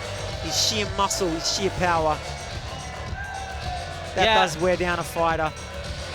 And Ibrahim really understood distance. I think like as soon as he got into a situation where he wanted to close the distance, he knew exactly what he needed to throw 100%. to get back in there and just dominate. Look at this body shot. Oh, let's see if it's here. Look at that switch left roundhouse up high. That's there that body it shot is. right There's there. that left Yeah, body shot. beautiful, Yeah, man. Wasn't happy with that. I mean, I heard that one from all the way over here. Here we go. Bang. Oh, lovely, lovely. And to the jaw. Those hurt. Ladies and gentlemen, referee Gunther Blank called a stop to the action at 2 minutes and 10 seconds in round number 1, declaring your winner by TKO to the Hulk, Ibrahim Bilal. Your winner, ladies and gentlemen, Ibrahim Bilal, UAE's very own, takes it home. So they call him the Hulk. Well, there's a reason now. We know why, boys right? Got the power. Well done, Ibrahim. Well done. Very, very nice fight. Very technically sound. Look at that. Very respectful from both fighters. That's what I love about this sport. I like that fight. I like watching that fight. Yeah.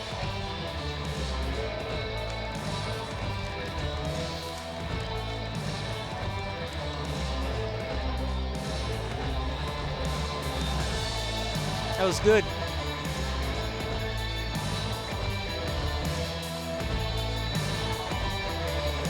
And now, ladies and gentlemen, we'd like to call forward our esteemed guest, General Sakda Sanit, to present the award.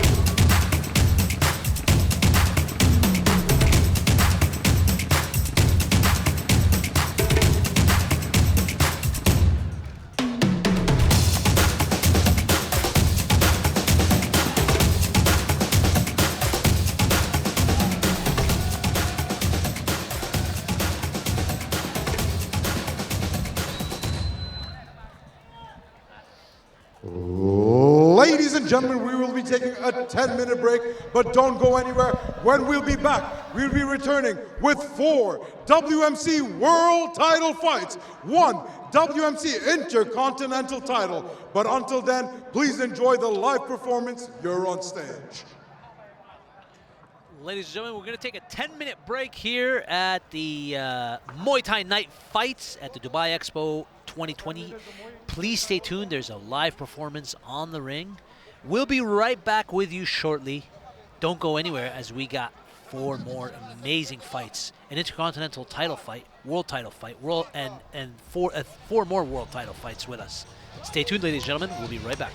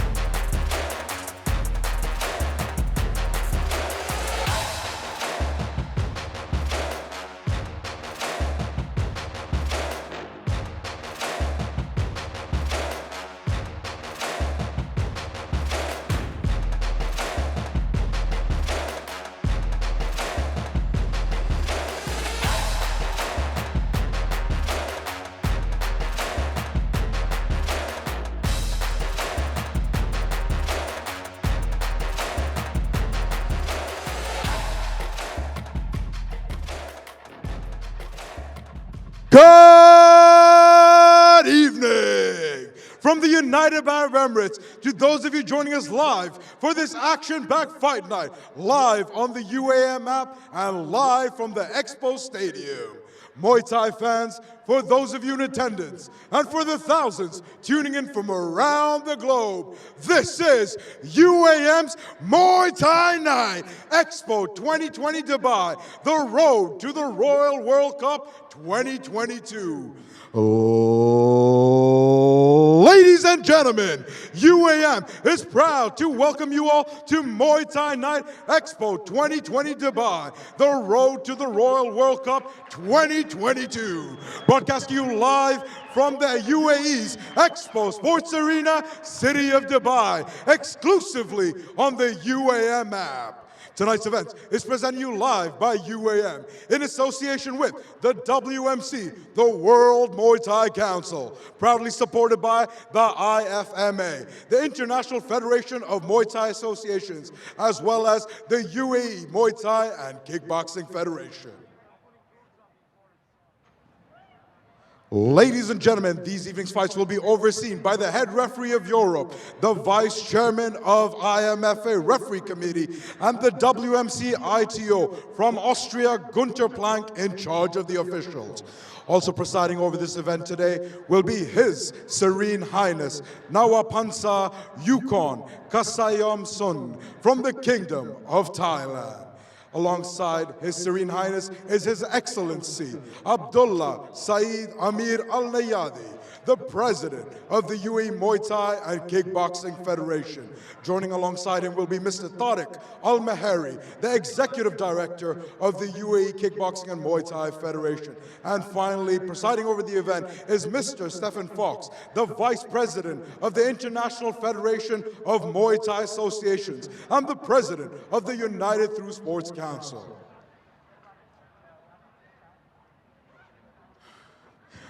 And with that, ladies and gentlemen, we move on to our opening bout of the evening. Our opening bout of the evening is sanctioned by the WMC for 5 3-minute rounds in a men's super welterweight Muay Thai matchup. This fight will be for the vacant WMC super welterweight Intercontinental title. As always, bringing on first your referee in charge of the action, the man by the bell, referee Mohammed Al Mahdar from the United Arab Emirates.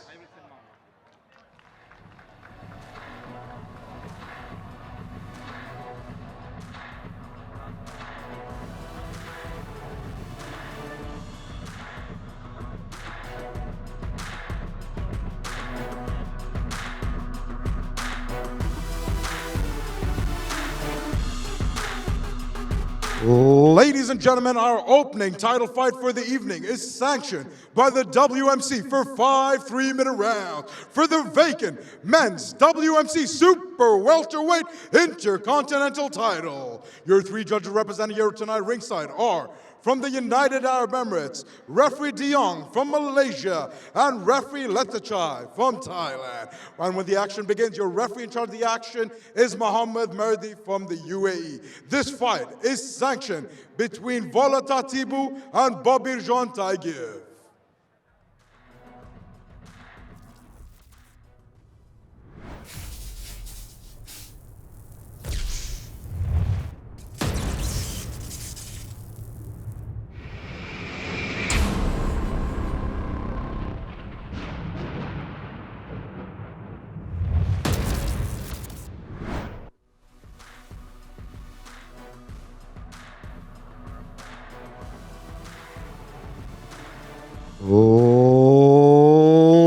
Ladies and gentlemen, please let me bring on your first contender. Fighting out of the red corner, he comes in a height of 6'1", 187 centimeters, weighing officially at 154 pounds. Tonight he enters the ring with a pro record of 34 wins and 6 losses. He is a former WBC Diamond champion and the current Waco Pro UAE National Champion. Ladies and gentlemen, Madame et Messieurs, ce soir, il nous vient de France, de la vie, du Paris, Volata Tibu.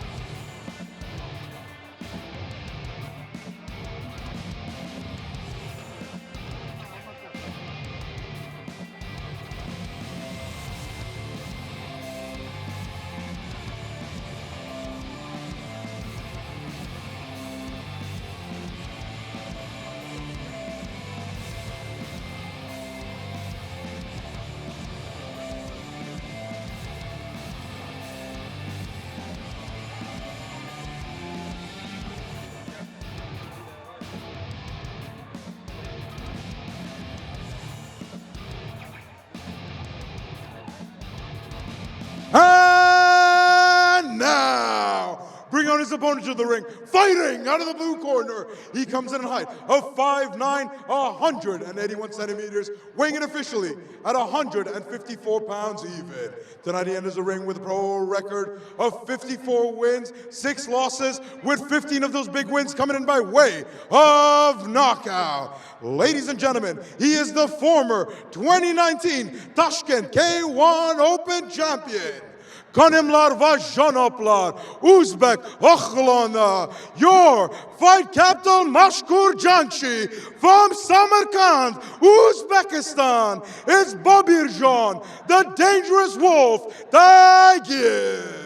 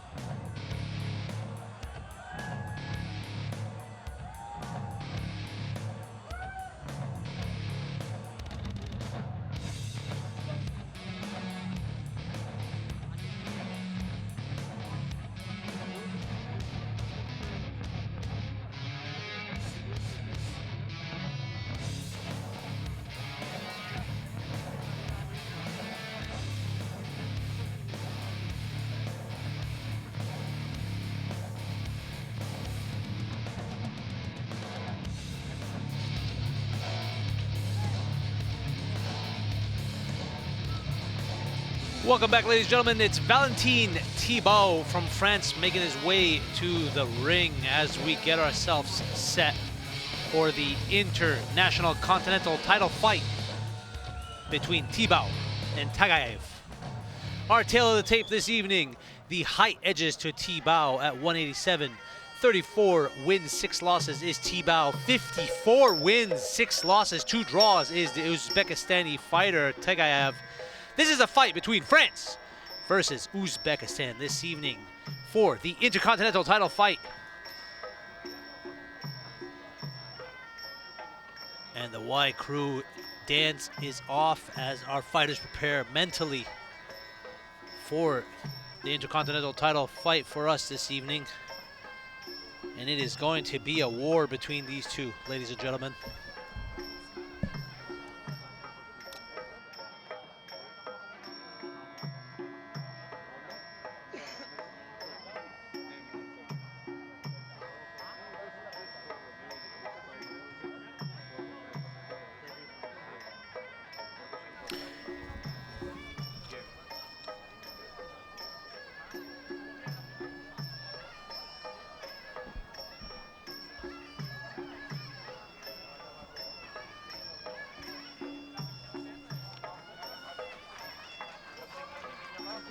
And this is the only Intercontinental title fight this evening between France and Uzbekistan. It's a 5-round title fight with 2 minutes in between.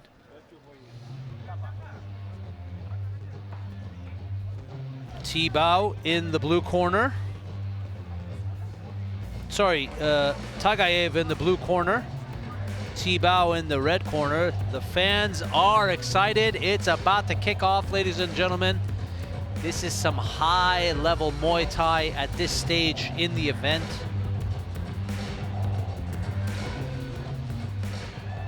And one thing to really take a look at is what will the first minute dictate between these two fighters. At this level of competition, it's all about who's going to control the center of that ring and assert their dominance on the opposition.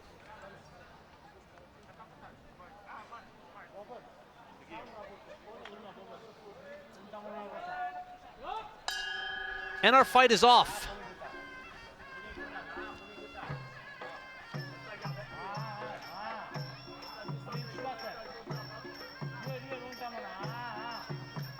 THIBAUT in the red, TAGAEV in the blue. the dangerous wolf is Tagaev. 54 wins on his Muay Thai career. The man with more experience and more dominance in the ring. But not to take away from THIBAUT. I mean, he has 34 wins from his Muay Thai career so far. So a wealth of experience between the two. Taunts Tagaev. In this super welterweight fight. These boys are both very tall. Long limbs.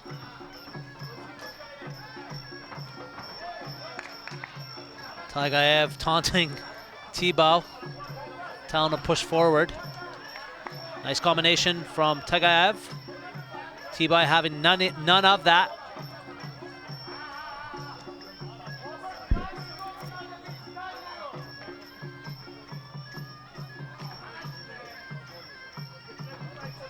It's a bit of a feeling out process here. Nice connections there from Tagaev as he throws a 1-2.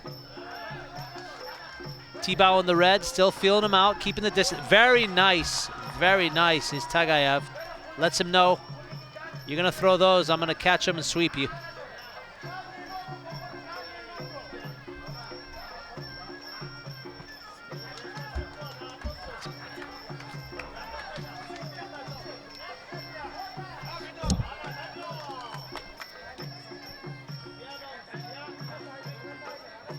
It's a bit of a feeling out process right now.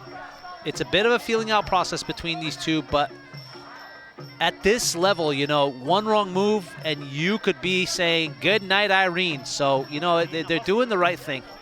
You could be in the hospital if you don't do the right thing. Good to have you back, Ziggy. Thank you. We went on a little bit of an adventure there, got lost, made it back. Tagaev in the blue, THIBAUT in the red. This is the first round of the Intercontinental title fight between these two professionals. A wealth of experience between these two. I mean, if you look at the amount of fights these two have had, it's over 100. Damn. So they're bringing in a lot of experience. They're both feeling each other out at this moment. It's tit for tat. Everything's on the line. Round one. Don't see ya. And don't forget, ladies and gentlemen, this is a 5-round fight. So they're going to take their time, feel each other out, assert their dominance when they can, figure out the weaknesses of the opposition. 5-round fight. And automatically I see my main man, one of the brothers from TKMMA, the Majal, what is that? I just went blank. Anyway, let's have a look at the replay here. Very nice combination there from Tagaev.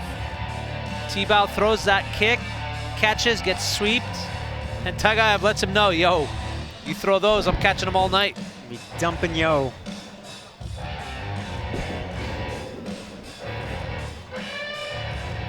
It's the first round down. 20 more left, boys. Oh, there's the boys from TKMMA. Yeah, that's what I was going to say. I don't know why, I just forgot their names. Young Kush. Husan and Hassan. Yeah, there it is, Majumov. The twin brothers. Probably one of the best trainers. They are. They you know, I give it up to these guys. I mean, I've watched their hustle for the last 10 years, and they've really come on and up under the help of Tam Khan. They are really pioneering the future of mixed martial arts in the Middle East and Muay Thai fighters. Oh, 100%. And when it comes to coaching. When it comes to coaching, yeah. And they can fight. And they can fight, absolutely. I have nothing but respect for these guys. Some great coaching there. These are good boys that love and they're passionate about martial arts. Very passionate. They work 7 days a week. If you follow them on Instagram, they don't stop. I mean, these guys are in the corner of every UAE fighter or anyone that comes training internationally, and they're giving it their all. You know, you got to respect that. So they're in the corner of Tagaev right now. And where's he from? You best. Sorry? What country is he from? Who are we talking about, my man? Tagaev? Yep. The Uzbeki. He's Uzbekistan. Of course, there you yes. go. In their home country. Second round of the Intercontinental title fight. It's 3-minute round. And I'm assuming in this round we're going to see a little bit more pressure from both sides.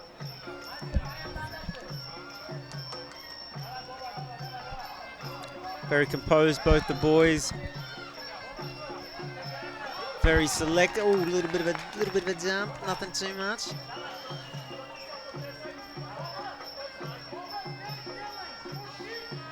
And don't forget, ladies and gentlemen, this is a 5-round fight. They're going to take their time. You know, they don't want to make any careless decisions here that can cost them a fight. You know, you got a belt on the line. You don't want to lose it to a silly decision. So they are going to try to figure each other out. There it is, right there. Tagaev sees an opportunity. Over the left hand. Catching in there. Nice little left as Thibaut walked in. Oh, hey! Moving forward with some heavy fists. Oh, beautiful knee, beautiful slapper. Thibaut threw a nice little downward elbow as Tagaev came in, and Tagaev said some words to him. He's letting him, I think there's a little bit of trash talking inside the ring. He let him know, hey, buddy, it's not happening. French boys are hard too. Whoa, nice little left kick there. I think it was a low kick. Going to see it from this angle. Sweeping low kick. Tagaev throws another left. Follows through. Tagaev's got some heavy hands there. Yeah, and that's something you got to be very wary of, those heavy hands nowadays. I think he's getting a little bit more comfortable now as he walks into that pocket, because you could tell he's thrown a little bit more as he moves forward. And smiling, happy. Just got kneed in the place where you don't want to get kneed if you want kids. Oh, hey, beautiful inside leg kick, beautiful outside leg kick. Look at that, nice combination right there. Tagaev, into the clinch. Sorry, Ziggy, I was just going to say, Tagaev being a little bit more of the active fighter in the second round. I think he's figured out a weakness in Thibaut's game, and he's trying to capitalize on it. For the folks at home, it's the French fighter in the red shorts. His name is Thibaut. Valentin Thibaut. That's a cool name, by the way. Yeah, it is. Thibaut. Cool name. I wish my parents called me that instead. And in the blue corner is Tagaev. I'll call him Tiger. Tiger, sure. Go ahead. I'm going to call him Tiger.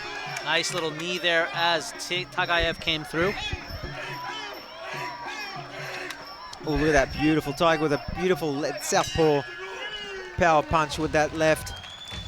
Both boys very confident that they took that round away. I don't know. We got 3 more left, lads. Thibaut's corner was calling for that knee as they went into that clinch. I didn't see that, to be honest with you, but it seems like they saw something we didn't see. But they kept calling knee. They just want to soften up that body, mate. Yeah. They just want to soften it up for a body shot, roundhouse. I mean, we are talking about 5-minute round. We're talking 5 rounds here. 2 minutes. Nice catch. Yeah, he keeps catching those every time. Take that, my son. You know, I think he was telling Valentin, he was telling Thibaut, you throw those, I'm gonna catch them and sweep you every time. And they add up. Those points add up. Yeah. Oh, and what it does is it gets the fighter thinking, you know, should I throw this? Is it going to get caught again? Exactly. The double guesses, you know, you start guessing yourself. It does. It does take away certain tools, and therefore you have to think, and you hesitate. Yeah. And once you hesitate, and then, you know, things can go pear-shaped. Tell you what, the crowd's pretty wild tonight here in Dubai. Yeah, it's a packed crowd tonight here at the Dubai Expo Sports Arena. It's filled right in. We're halfway through our fight card tonight. Valentin Thibaut, the Frenchman in the red shorts, and Babirjon Tagaev, the Uzbekistan in the blue shorts for the Intercontinental title fight this evening. Halfway through this fight, we're walking into round 3. I think this is where it starts getting interesting, Ziggy. Yeah, for sure. I mean, when titles are on the line, you know, that's what you pretty much train for all your life, a title. Whether it's a interstate, continental, South Pacific. I I mean, whatever title, as long as it's legit, and these are legit, ladies and gentlemen. We're dealing with the best title belts here in the world. Here we go, third round. I'm sure they're going to pick up the pace for sure. Nice combinations automatically from TAGAEV, the Uzbekistan. THIBAUT has got him really tight in the clinch. They're fighting for position.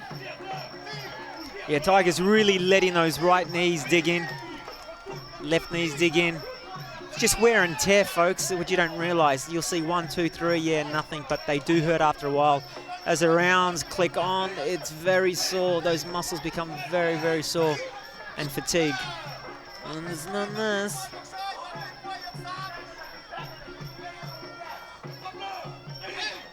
There we go. Okay, THIBAUT's corner again, calling for those knees as soon as they clinch. And both fighters just throwing knee after knee. Just want to rack those points up, soften them up. There we TAGAEV go. breaks away, and as they break away, he throws an elbow of his own. Bit of sweat Very off the nice, head. very nice knee there. THIBAUT threw a really good knee there as he was coming out of that clinch. Oh, he got him. He he's got him, yeah. Oh. He hit him with that knee. Oh, there's an 8 count. Yeah, Is it it definitely is an 8 count. Yeah, that's no, definitely no. an 8 count. He copped the knee, then a shin across the face. That's the first 8 count of this fight. Yeah. This is where things start getting interesting, Ziggy. We're heading into halfway through the fight. We've got a first 8 count, and it's up to TAGAEV now to assert his dominance or get run over by THIBAUT. In my opinion, the Frenchman has worn down his opponent with those knees, as we were just talking. Knee. Yeah. And he's fatigued right now. You can tell that bounces out of his step for sure, 100%. His guard is low, as you can see. He's being very selective. Yeah, just one thing I wanted to just comment on is I've noticed that TAGAEV now is fighting off his back foot. Yeah. Which is a bit different than rounds 1 and 2, where he was asserting dominance and moving forward. Yeah, he's look, I'm not a clairvoyant, but he's obviously in pain there somewhere. That's why he's taking his foot off the throttle. Something's not right.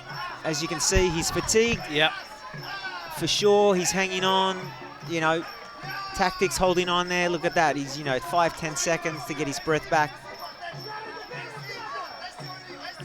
THIBAUT again, backing down, backing out. There you go. The Frenchman, very methodically, tactically, just selecting his shots, wearing down Tiger. Look at that. I mean, he's even throwing elbows to the ribcage. Yeah, to the ribcage, the abdominal section. He knows he's got sorts. Yeah, he's got 2 more rounds if he can just keep on wearing him down. And he knows right now, unless there's a very lucky punch, a haymaker. Oh, there you go. Very nice there left from TAGAEV. Yeah, Tiger. THIBAUT felt that. He kind of took a step back, regained his composure, and then kept pushing forward again. All right. Yeah, 2 more rounds left. Tiger's really got to dig deep these last 2 rounds. He's got to come out like nothing has ever happened and win these 2 rounds to win the fight.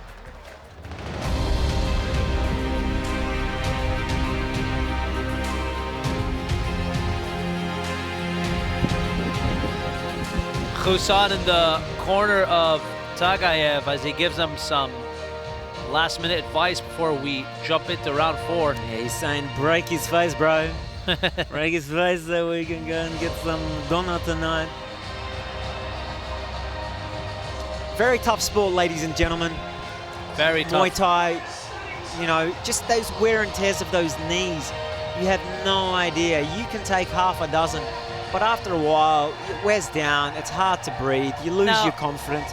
You lose your balance. You lose your composure. And, it's the real... Look at that. Oh, look at that. Very nice. I think that was that shot that kind of got him... That he lost a lot of momentum after that. He took it like a champ, though. Yeah. He took it like a champ. That was a really nice counter from TAGAEV there as well. It kind of put THIBAUT on his back foot. Look, both brilliant fighters. We'll just see. We've got 2 rounds left. Which man wants it more than the other? Our Frenchman looking cool as a baguette.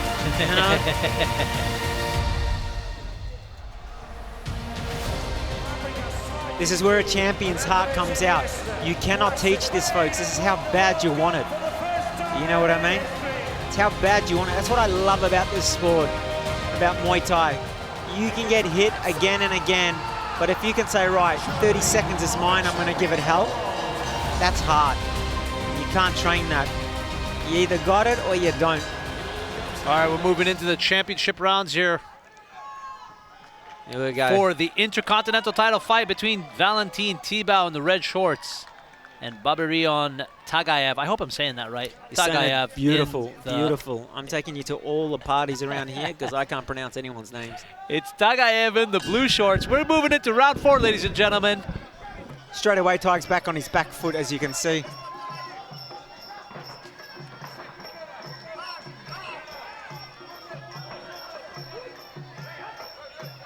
Let's hope it doesn't get too sloppy. Let's hope they don't get into too much of a clinching war where nothing happens. Let's keep this momentum going, keep it beautiful. Look at that.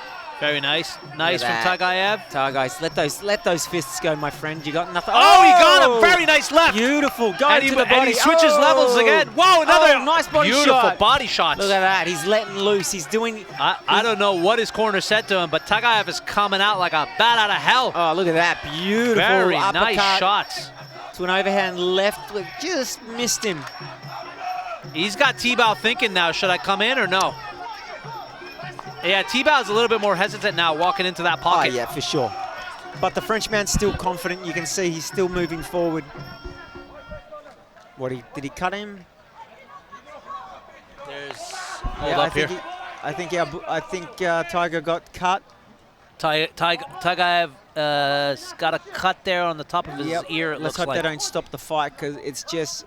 Let's see what the ring ear? doctor, Yeah, it's the ear. I think it's just dead tissue. Let's see what the doctor says. It looks like it's just dead tissue or some kind of... A little bit of Vaseline, never hurt anyone. Yeah, you'll be all right, mate. A bit of Tiger Balm, just the sting. Got the medical staff here right now, crossing our paths, getting a bit excited. Could be cauliflower. No, it's not cauliflower, but it's definitely an elbow or something. He's hitting with an elbow. Yeah. He should be right. Yeah, it happens. Come on, happens to the best of us.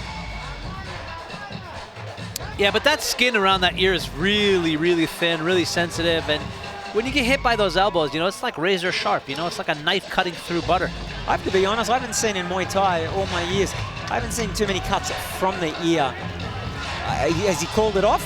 Don't call off the fight. Don't call it off. Intercontinental title fight. You're calling it off. No, don't call it off. Do not call it off. The medical staff are saying to call it off. No way. No, this can't. This is not I right. wouldn't do that. No, come on. I think that, yeah, it looks like, okay, so the nurse there, okay, let me just clarify this. So the nurse who's outside of the ring has just waved over to the ref to tell him, no, don't let him continue. That's silly. That's silly. I mean, come on. I know it's not in MMA, but if MMA they're doing 5-minute rounds and they're cut and what have you. TAGAEV is not having it, man. He's really upset. You're looking at a few stitches. That's it. Yeah, he's really upset. Come on, folks. You've just ruined a great fight. Yeah, it happens, though. Anyway, it happens. TAGAEV's really upset. Yeah, he knows He's smiling, but he's upset. Yeah, he you can knows tell. it. That's how it goes sometimes, folks. Yeah, it's really frustrating, you know, like we were talking about this earlier, when you spend 6 to 12 weeks in a training camp, you sacrifice a lot of time, you know, effort, nutrition, sleep, to then have your family, and then, you know, you have your fight called off by a cut. It's really, really frustrating. It is. But, you know, we have to respect the decision of the medics, right? They obviously see something that we don't. I'm not a doctor. So they see something that we don't. So, you know, we got to go with it. But yeah, I'm also frustrated for TAGAEV here. And that round was picking up because Ty, our young boy, you started throwing some heavy hands. No, absolutely. You could tell, like, he's coming out of round 4. Something sparked the fire under his behind. Yeah. They told him, look, you're losing. You got 2 rounds to make it up. You either got to knock him out or you just got to push him for those 2 rounds. Ah, well, that's the fight games, ladies and gentlemen. I mean, kudos to TAGAEV. He's still smiling. Yeah, the fans are also a little bit upset. Ladies and gentlemen, we'd like to kindly call forward our esteemed guest, Kunvit Suti Tavil, into the ring, please.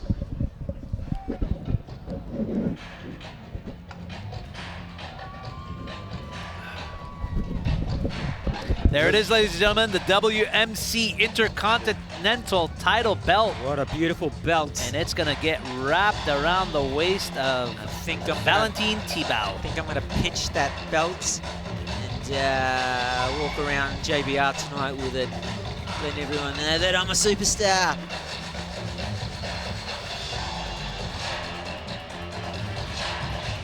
You can see the look. Ladies and gentlemen, referee Mohammed Al-Mahdar called a stop to the action at 1 minute and 4 seconds in round number 4, declaring your winner by TKO to the red corner from Paris, France. It's Valentin THIBAUT.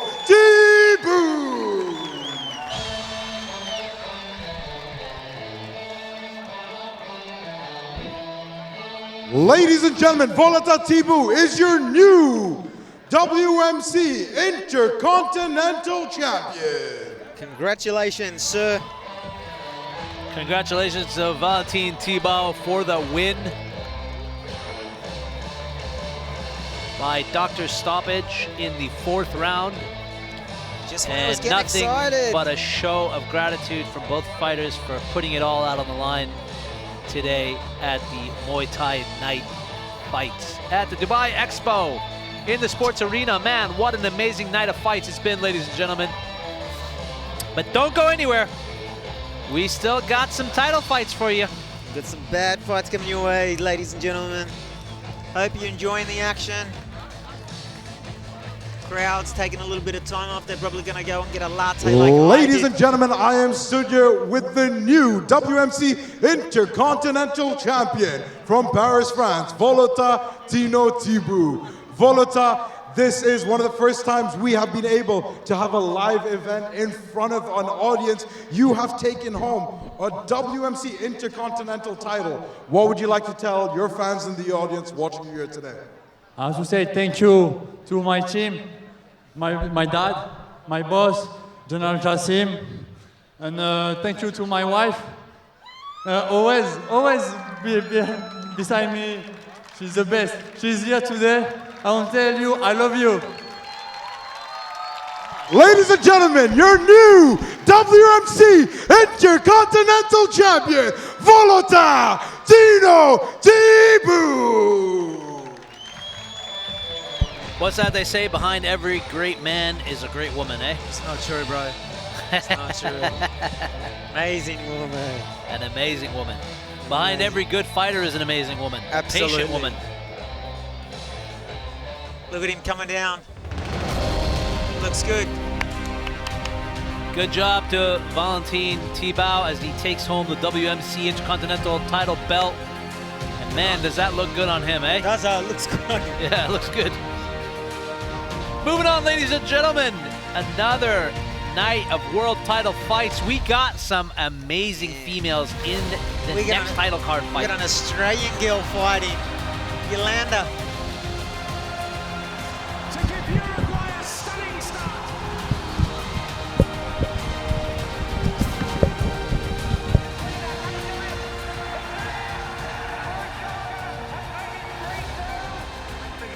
Diego Maradona of Argentina, the world's greatest player, receives the world's most important of all prizes.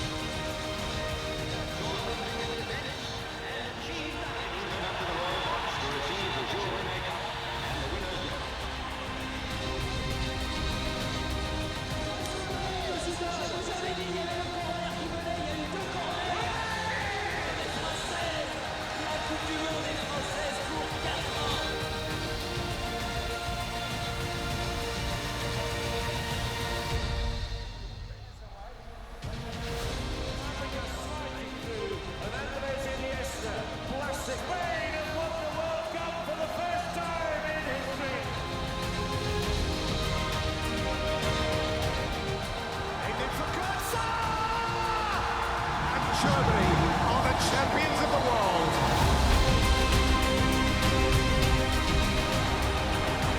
It all comes down to this.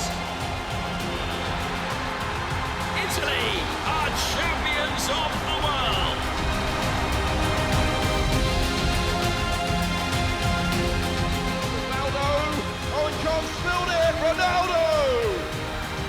the breakthrough. World champions again.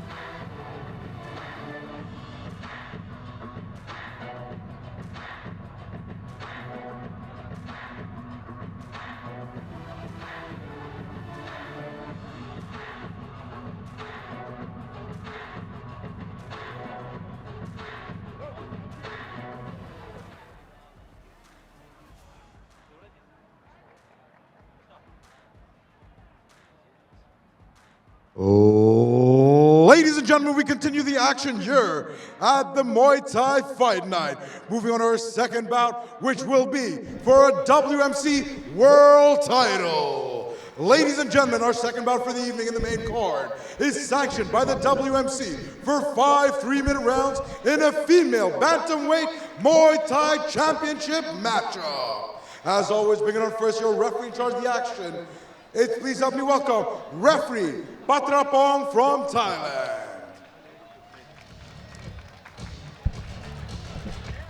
Our Thai ref making her way to the ring. You go, girl. First you female go. Thai ref. Love it. I love Thailand. I love the culture.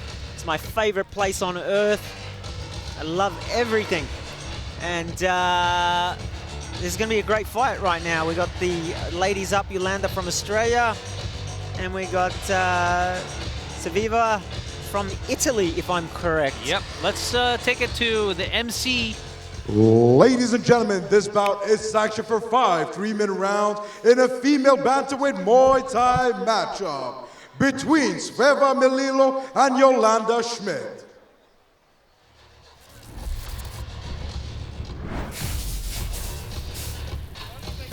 Ladies and gentlemen, it's a world title fight in the bantamweight division between SVEVA Melilo and Yolanda Schmidt. World title fight. This is what it's all Australia about. versus Italy. Here we go. I'm a bit confused in terms of who should I support. I lived in Italy for 6 months. Ladies and gentlemen, please help me welcome your first champion into the ring. Fighting out of Italy, it's SVEVA Melilo. So I feel Italian, but I'm really Australian because I was born in Australia. SVEVA Melilo making her way to the ring is the Italian fighter Look at that. as she prepares for war against her opponent, Yolanda Schmidt. Melilo at 165 centimeters. Wow, what a beautiful record. 31-2 on her record. Fantastic. This bantamweight comes with a variety of arsenals at her disposal this evening. The experience is on her side, and she's ready for war. That's what it's about. It's about the green belt. It's about, this is it. This is it. It's what they train all their lives for, to get to this position.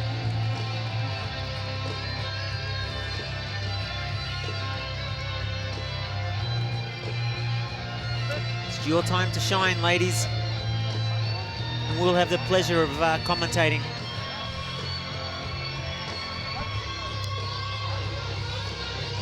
You know what I'm loving about the art of Muay Thai? When I was growing up back in the 90s, early 90s, you know, Thai boxing was kind of more for the Thais, and the Australians got in there, and the Dutch, and you know, other European countries. But as the decades have gone on, you know, so many countries have taken the sport as their own.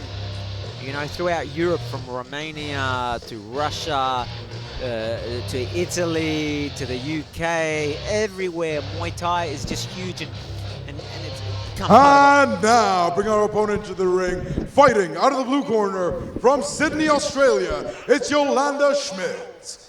Sydney, Australia.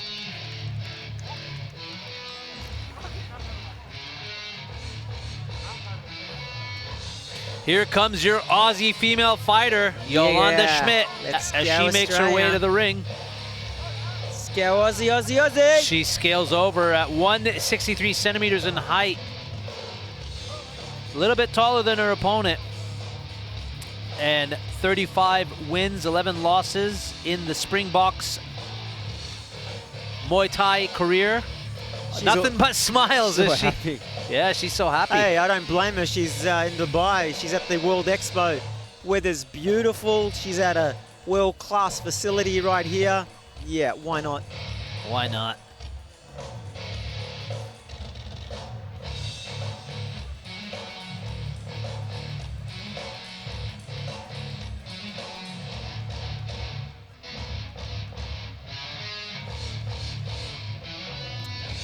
It's all yours, ladies. This is your time to shine.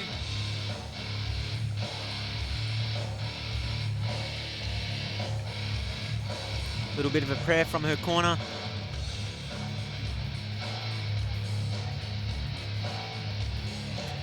We got another world title fight here between the females. The tail of the tape. 165 edging over to Melilo. 31-2 is Melilo. 35-11 is Australia. The experience is almost identical. It's Italy versus Australia in your first world title fight for the females in the bantamweight division. Two great countries and two great warriors. Ladies and gentlemen, this bout is sanctioned for 5 3-minute rounds by the WMC for a female bantamweight Muay Thai championship. This bout will take place for the vacant WMC Women's Bantamweight World Title. Your 3 judges representing ringside are Judge Khoshogi from the UAE, Judge Al-Dibbi from Iraq, and Judge Contestine from Russia. And when the action begins, your referee in charge of the action is referee Patraprong from Thailand. And now, reintroducing first, fighting out of the red corner. She wears the red trunks, coming in a height of 5'4", weighing in officially at 118 pounds. Tonight she enters the ring with a pro record of 31 wins and 2 losses. She is a former IFMA world champion, a current WMC Muay Thai against Drunks Intercontinental champion, and a WBC world champion. Ladies and gentlemen, signora e signori, combattendo fuori dall'Italia, it's SVEVA, Charlemagne Melilo.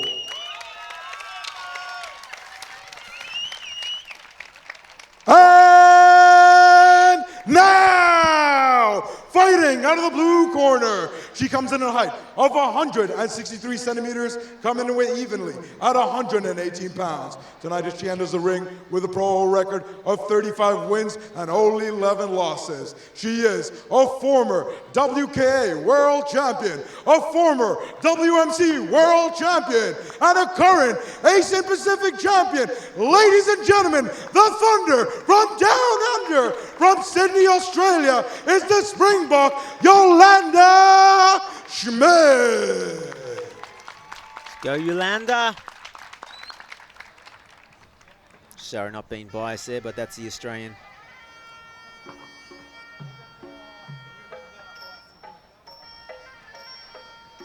Y Crew, Dan sets us off as these fighters mentally prepare for battle for the vacant world title WMC belt as Melelo and Schmidt get ready to do war in our first women's bout this evening. I always like watching the women in Muay Thai. I feel like the technique and the skill is very sound. You know, it's really nice to see a female's perspective in the fight game. So I think, you know, with this type of experience, we're set to see some really nice action between the girls these two. keep on getting better and better every year. I mean, from one championship to what we're about to watch. These women are absolute warriors, and they can fight, and they can, you know what, they can take a hit. Yeah. That's what amazes me. You know, we always say, oh, men are stronger. I've seen women get a belting against men and just smile, spit some blood out and keep going. Where I've seen some men with a six-pack with 100 tattoos get a head kick, spit some blood and go, no, mate, that's it for me. So I'm always, you know, I have the utmost respect for women in any situation, especially in fighting. Absolutely superstars. Just a comment I've noticed is that Melelo has not broken a single smile since she walked into that ring, she's man. focused, mate, like an actress. She is so devoid of emotion at this moment right now. We've got an Aussie girl here just doing her thing, all happy in a good place. And once again, let's see. You know, generally the first round is a filling out round, and this is 5 rounds, 3 minutes with a 2-minute break per round. So let's see if methodically they take it easy, if they just go for the kill. I'm thinking the first round will be a little bit of a tit for tat. Yeah, usually with these title fights, the first round, 2 rounds, like you said, feeling out process, trying to figure out the opponent's weakness and then capitalizing in the later rounds. Because you certainly don't want to gas out. Yeah, not for a world title bout.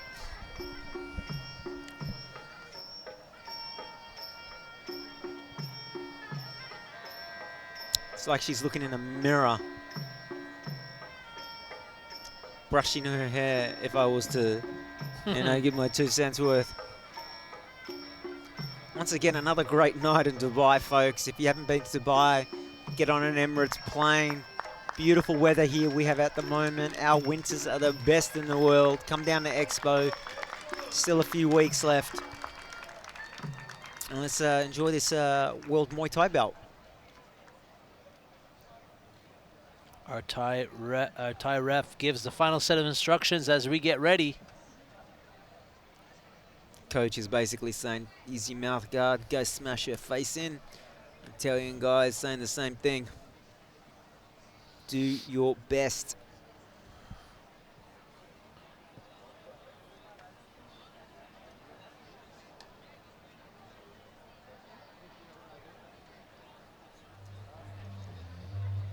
This world title fight is brought to you by the International Muay Thai Federation Association, UAM, and the beautiful Dubai Expo.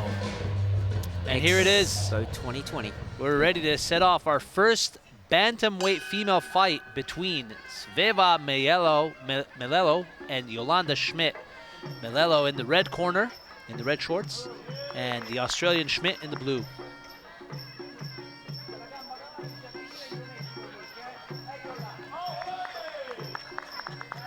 Always funny with these first round touchy-touchy. Yeah.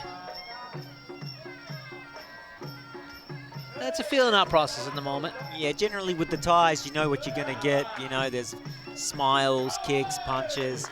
But with the expats, some of them just go really hard first round. Yolanda's throwing a lot of combinations very early off, trying to figure out what's going to work best for her against her Italian counterpart.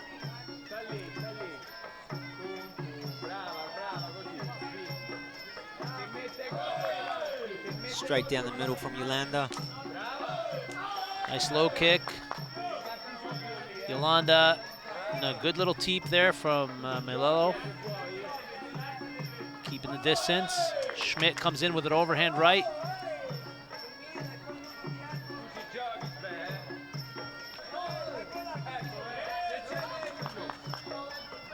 Ref called for more. Oh, Yolanda. Very nice right. Yeah. Here we go. Oh, here we go. Catch. What do we got here? Yeah, I like that Schmidt. You know, she saw that the clinch was about to come, and she immediately put her forearms out and just kind of pushed away and broke away and then reset. Very smart move from her to not let it get into that clinch war. Very composed at the moment. We've got another minute and 10 seconds left. Very nice block from Melelo. Shin block there. She teeps, keeps that distance. Oh, nice catch. Nice catch there. Italian. Follows up with a couple of combinations from her own, does the red corner. And Schmidt throws that overhand right, misses. The Aussie's looking for that overhand right, whether it's straight overhand. Got to keep that chin down. Yeah, actually, sorry, that was just a straight right. It wasn't an overhand.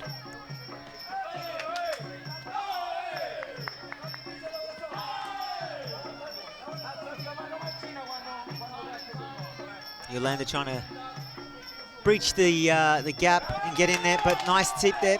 Yep, Nice put her off. Teep. Put her off as she was coming in.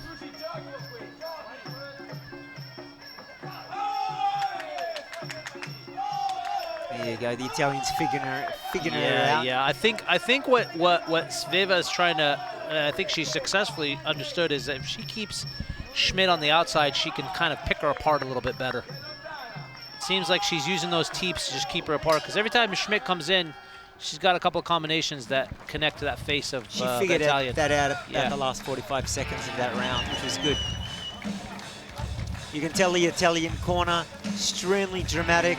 Like, if anyone that knows any Italians, always over the top. Love it. The Aussies are going to be cool as the cucumbers.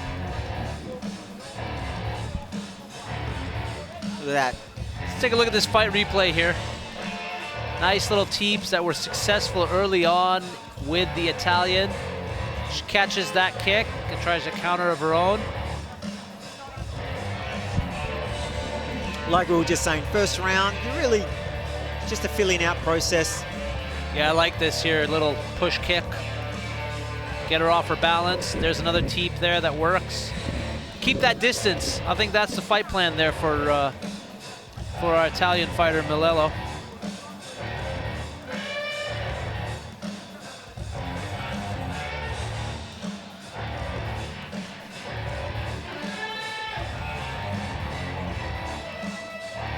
Actually got two female events on tonight, which is fantastic. 2-minute round breaks.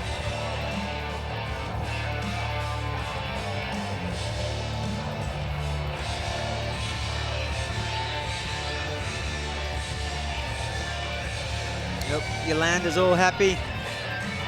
Nothing but smiles in the Australians' corner, right? Oh, yeah. She's just like so happy to be here. They just know that 50 meters from here is the Irish pub, so they'll get that win in and head over for a few beers. You can see the Italian 100% focused, like, Yeah. just she's on it.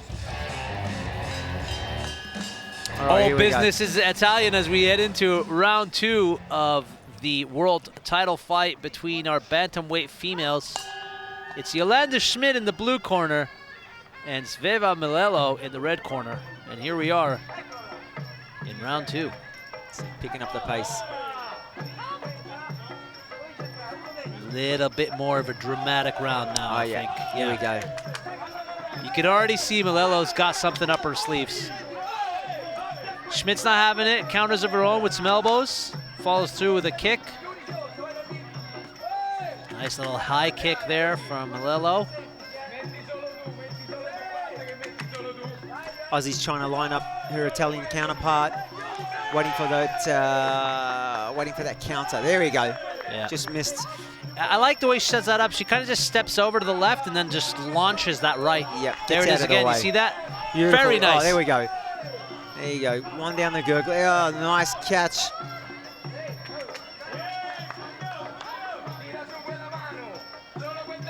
Yeah, the pace is a little bit more intense now in round 2. Yeah. You could tell they're fighting to prove a point now.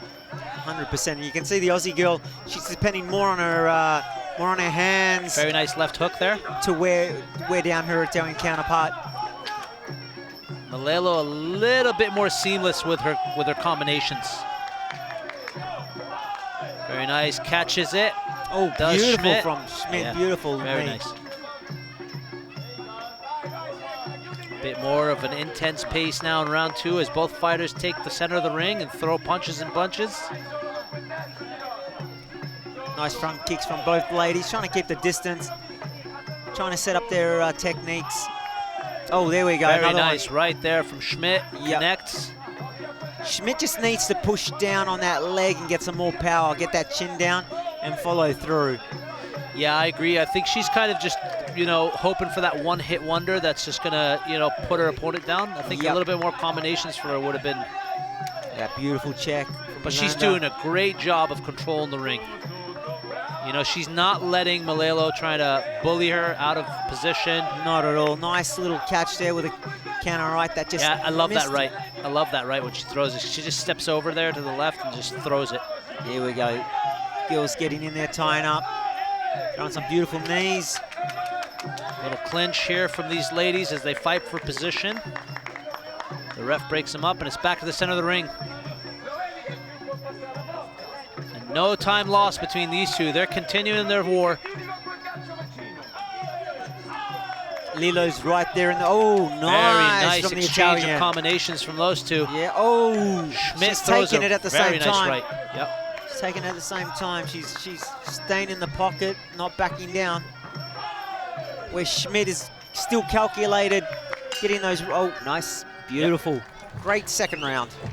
Great second round. Beautiful second round. Intensity, violence, speed, momentum from all these fighters. It's looking beautiful out there.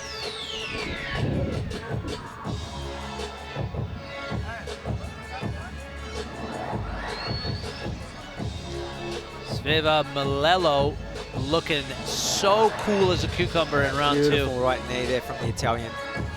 Strainer just returned it, tick for tack. Oh. Nice left hook. That's straight down the middle from Schmidt.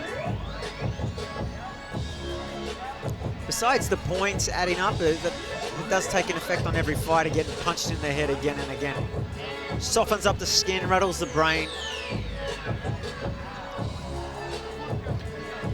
And the crowd is alive here at the Dubai Expo as we are witnessing history here. The first fight at the Dubai World Expo. We're pretty lucky, mate. Yeah, man, it's we get awesome. to call a lot of fights all over the United Arab Emirates, but Expo?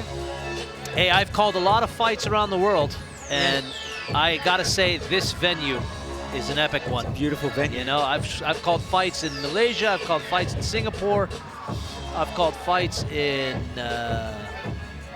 Dubai. Dubai, many a times. Abu Dhabi. And this one's definitely going down in the memory bank, man. Very nice and luxurious down here at the Expo 2020. I can tell you that. Here we go, the Italians screaming orders down. Lilo's throat, letting her know, let's get on with it. I think these fighters are a little bit more luckier than our earlier fighters because, the weather's a little bit cooler now. It's going to be a little bit more it's cooler. merciful to them. Merciful. I think the first couple of fights, they had to fight in the sun. Oh, yeah. That couldn't have been good. Oh, very nice. Very nice. Nice. Skip leg kick.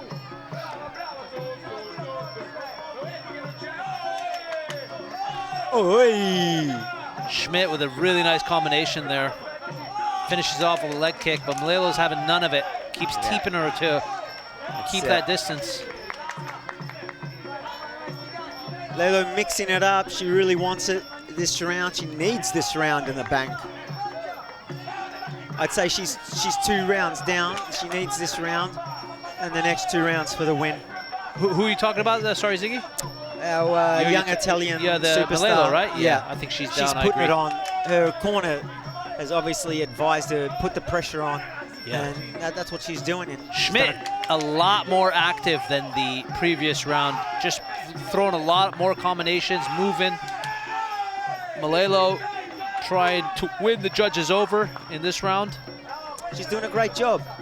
Lelo's doing a great job. She's just getting in there. She's staying busy. Look at that, beautiful.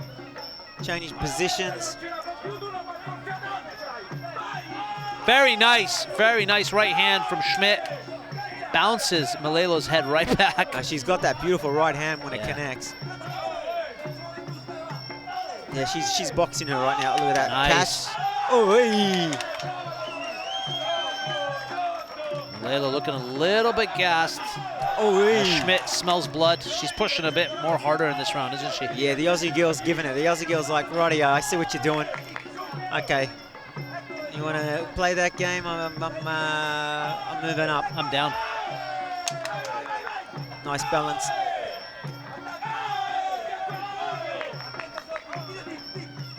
Aussie working harder this round for sure. Yeah, Schmidt in the blue corner working much harder than the previous fight. Yeah. But Malelo, you know, I got to give it up to her. She's just standing in that pocket throwing. Oh yeah, she's giving it all. She knows if she's got to win it, she's got to stay there in the pocket and fight. And that's what she's doing. She's taking a hit and then giving a hit back. Yeah, the bully becomes the bully, I guess. Yeah, it's brilliant. Nice little left hook there. Yeah. Beautiful. She saw that coming in and she just threw it quickly. Yeah. Aussie girl trying to throw some close left elbows. Not generating enough power, but maybe get a cut in there if she's lucky. It's a battle of the knees here as the ref breaks them up. Brings us back to the center of the ring, and they're off again to do. Oh, very nice combination from Malelo. Left hook. Yeah, those Italian. Yeah, look those at that. both connected, man. Yes. Very nice round between these two. And you can tell Malelo's fired up right now. Oh yeah, she's walking into the 4th round saying, "Let's go, baby." Yeah. You could confidence is gone up 3 levels for sure. Absolutely. I don't know what her corner said to her, but she looked possessed coming out of that corner. Yeah. It was beautiful. Let's take a look at the replays here, Ziggy. This is a beautiful kick here from Malelo. That used to be my old classic. Throw that right leg kick, put it up high, but come down low and chop out the back leg. Some nice knees there to the rib cage of Malelo. Does Schmidt throw? You know, one thing I wanted to let you know, something I noticed, Ziggy, is in this fight, Malelo was backing Schmidt up a little bit more with her aggression. 100%, and that's what she needs. And the judges, it looks great in the judges' eyes. Nice little parry there, and then boom. Or a little, wasn't a parry actually, it was more like a... I got distracted by the guy on the scooter? Scooter, right here. Look at the Italian corner, he's like, you do it, girl. You got this, the Aussie corner's like, listen, I mean, the Aussies are so cool, man, and then you got the Italian corner basically screaming at each other. We got steak and pie waiting for us, and the Italians are a little bit more serious. But they look composed. The Australians look very composed. Italians very dramatic. I love it. I love it too. He's letting her know it's now or never. Oh yeah, look at her. Look at her eyes, man. She is possessed, man. She's possessed. Let's go, baby. I'm excited for you. Yes. Come on, let's go, Malelo. Come on. Let's go, Lelo. Come on. Let's go, Yolanda. Let's go. Both girls doing great. Look at that. Look at the Aussie girl. Let's go. Big smile on her face. All right. What's going to happen? I just think things are going to move faster in the next couple of rounds. Yeah, I think so too. It's a world title. Yeah, we're in the 4th round. It's a championship round now. And, you know, both fighters want it. You can tell. The aggression is coming out now. See, look at that. That's beautiful right there. Right in the center of the ring. They're just throwing down. Absolutely. Nice elbow. Oh, spinning back elbow from the Italian. Nice. Very nice left there from Malelo. It connected, too. Got the attention of Schmidt. Schmidt pushes forward, tries to bully Malelo. Malelo's not having it. Almost out of the ring. Malelo's not having it, man. Thank goodness for all those superstars there. Look at that. Oh, nice right. Look at the Aussie. The Aussie's taking it, which isn't always the smartest. Sometimes you've got to take it to give it, but not too many times. The other fighter starts reading that pattern and starts working on it. Yeah. He's got to stay active. Schmidt needs to stay active. The Aussie girl has to keep pushing forward. Be a little bit more creative. Start mixing up her techniques as the Italian has figured her out. Oh, beautiful combination. Very nice combination from Schmidt too as well. Both fighters getting some points there with the judges in their combinations. Lovely. It's my favorite fight of the evening, to be honest. Man, this fight's great. Girls I mean, these ladies are putting on a show. Oh, they're not afraid of mixing it up, that's for sure. Not at all. Look at that, getting right in there, trying to throw some elbows. I like Malelo's style here coming into the fourth round. You know, she's... Look, if I'm not being a betting man, but Lalo, the Italian girl, I mean, she continues this, like, she can win this fight for sure. She can win this fight for sure. I don't know what her corner said to her, but she's coming out like she's on a mission. She is absolutely kick to the face. Very nice low kick there, connected. And Schmidt's feeling all very nice elbow. That elbow caught her.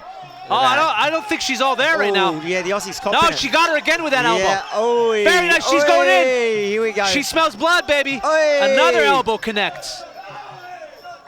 Oh! Yep. That's, you wouldn't call it a standing I don't know if that's a standing eight. Hold not up. A standing eight, nope. That was a trip. Yeah, the Aussie's copping it right now. Oh, there's a hematoma on Schmidt's head. I don't know if you see that. Yeah, I can see that. There's a huge hematoma on her head. Yeah. Oh, man, that's nasty. That thing's just filling up with blood right now. Yolanda really needs to push forward. Yep. She just oh, needs man, to that push thing's getting ugly, man. Oh, man, that thing's out of control. The fight game. Oh, man, get some ice on that quickly. Yeah, that elbow, a couple of times that was beautiful downward elbow that connected. I'll tell you what. I think Malelo's got this, man. She's pushed forward. She's pushed forward in a vicious, dangerous way that's actually even got me on the edge of the seat. She's becoming aggressive now and calculated, and she's throwing some weight behind those kicks and knees and punches. Tell you what, she continues this for another round. I think there's a green belt heading back to Italy.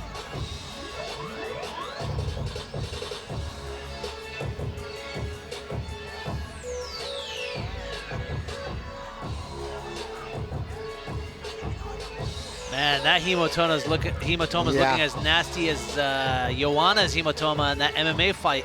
Yeah. Let's have a look at it right here. I think it's right here. Let's have a look here. She throws that left, beautiful. She connects with that left as Malelo. And that dump. Yeah, she dumps her here. Boom. Thanks to our judges there for catching her. And then that was a really nice left hook there. I'm just waiting for that elbow that connects, man. That thing was ugly. Right here. Look at that. Boom! I mean, that was nasty, man. Yeah, I felt that. Look at the confidence in it. Look at that. Look at that. That's what we want. Another one right there, nice left, hook. right. Both of them in the pocket, just exchanging. I'm telling you now, folks, it's the person that pushes hard this round.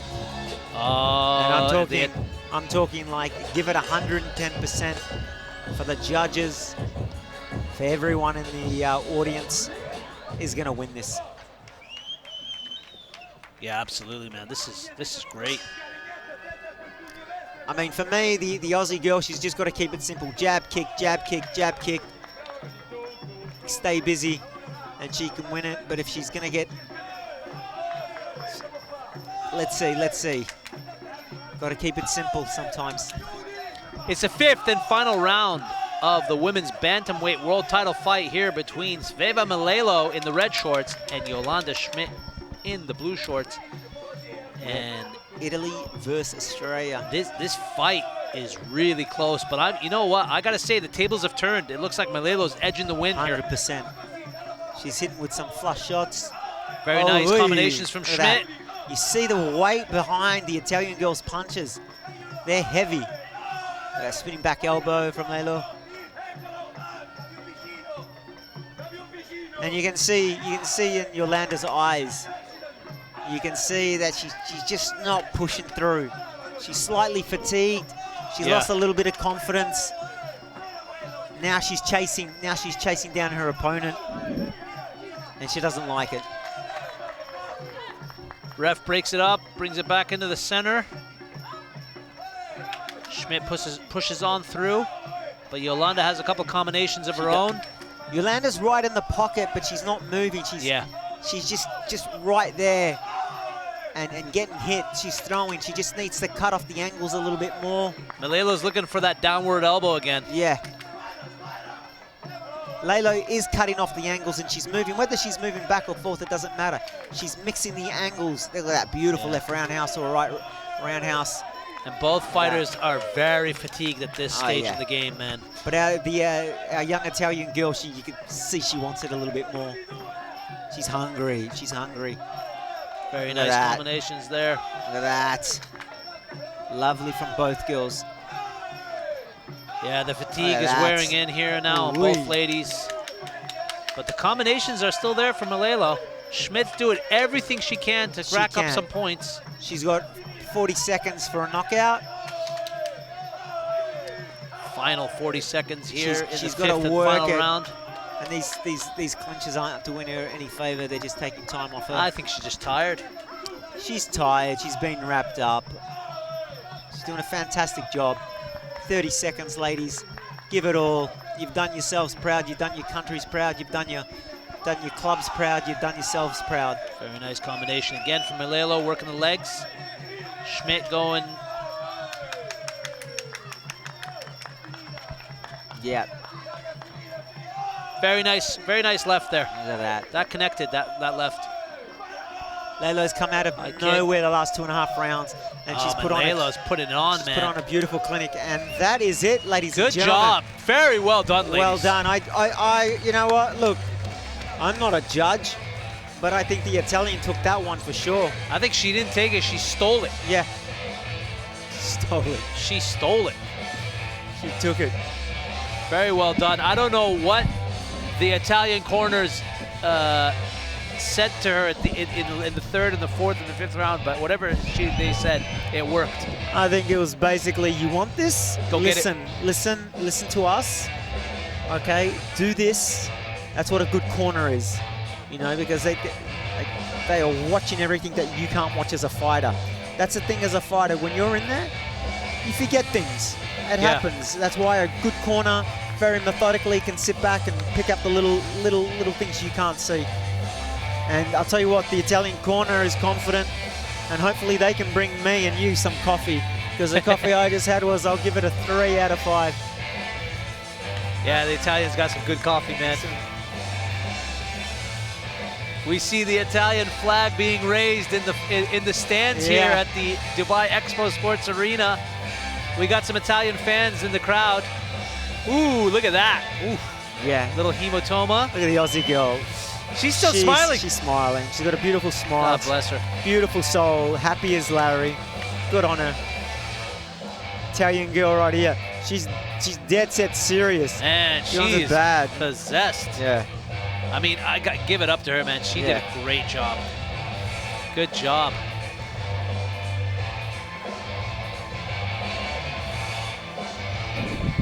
Well done to both these ladies. Well done to both these ladies in our first female bantamweight fight of the evening. It's a world title fight, ladies and gentlemen. We're gonna go to the ring now to crown the vacant title. Who have you got, Ali? Who's it going to? I think, like I told you, man, I think SVEVA Malelo stole that fight. I think it was going exactly where it wanted to go in the first 2 rounds for Yolanda. But I think SVEVA Ladies stole and gentlemen, are completing 5 3-minute rounds in a female bantamweight Muay Thai championship matchup. We go to the scorecards. Your judges have ruled in favor of your winner by points, declared by split decision, to the new WMC Women's Bantamweight World Champion. To the red corner from Italy, it's SVEVA Charlemagne Melillo. Split decision, wow. There you it go. was closer than we thought. There you go. Oh, that wasn't a split decision. It was closer than we thought, for sure. Well done, ladies. Well done to SVEVA Malelo as she captures the first Women's Bantamweight World title. And now, ladies and belt. gentlemen, for the official awarding ceremony, we'd like to call forward Miss Julia Goveden, the CEO of the United Through Sports.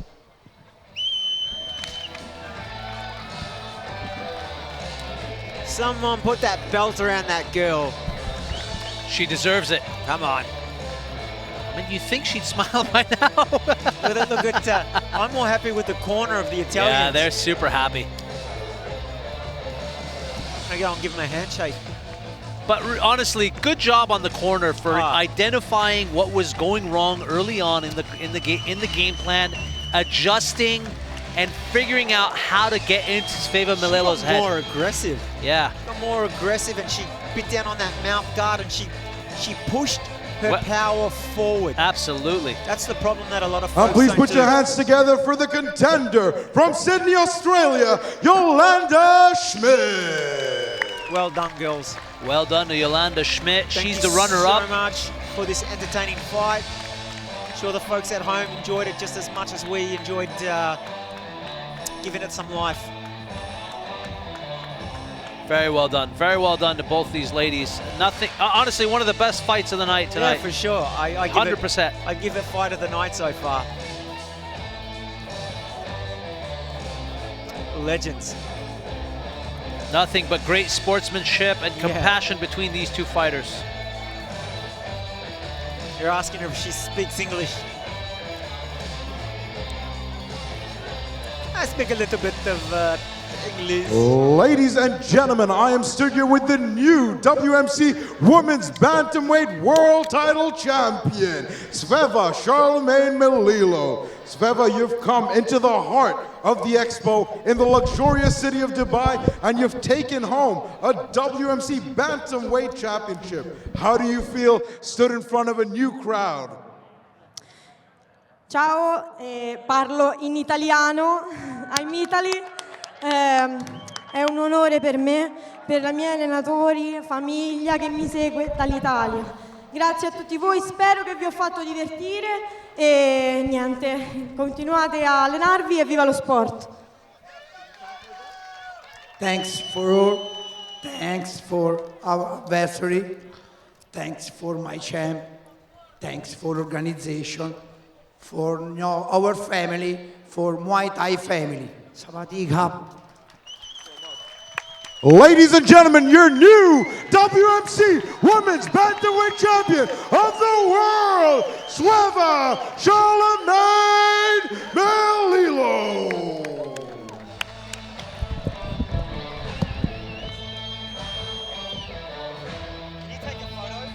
Yeah.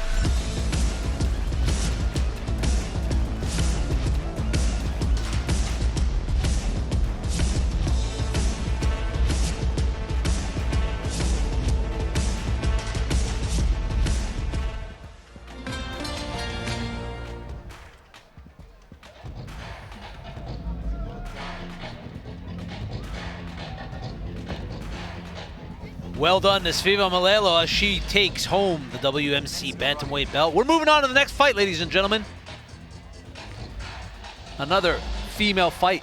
Let's take it to the ring with MC Rishi. Ladies and gentlemen, we continue the action here at Muay Thai Night Expo 2020 Dubai. We move on to bout number 3, another WMC world title. Bout number 3 is sanctioned for 3 3-minute rounds in a female featherweight Muay Thai championship matchup. This matchup will be for the vacant WMC Women's Featherweight World Title belt. Bringing on first, as always, your referee in charge of the action, Referee Dion from Malaysia.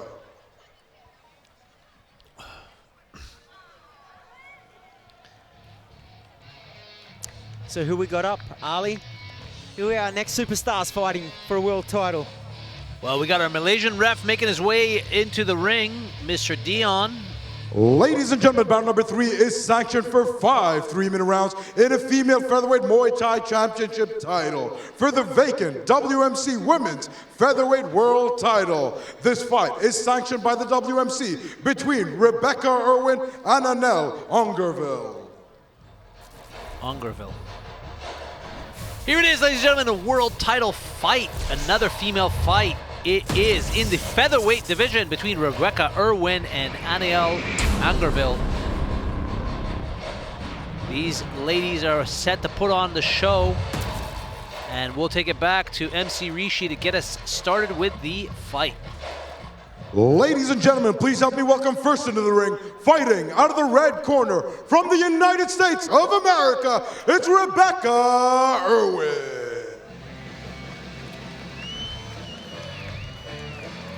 So we got America versus France. Our fellow American makes her way into the ring. The 21-year-old Rebecca Irwin, standing at 176 centimeters in height. This American, 23 fights at the age of what? 21.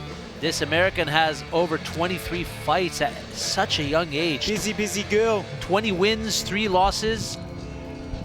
Rebecca Irwin making her way into the ring right now, ladies and gentlemen. She's looking calm and collected. She's cool. No problem. She's very, very tall at the, I think she's gonna have a really good advantage here, limb advantage. She's gonna be able to cover distance a lot more comfortably than our previous fights. It's looking like she's gonna be fighting on the outside here. Let's have a look at her style when she gets in. Interesting.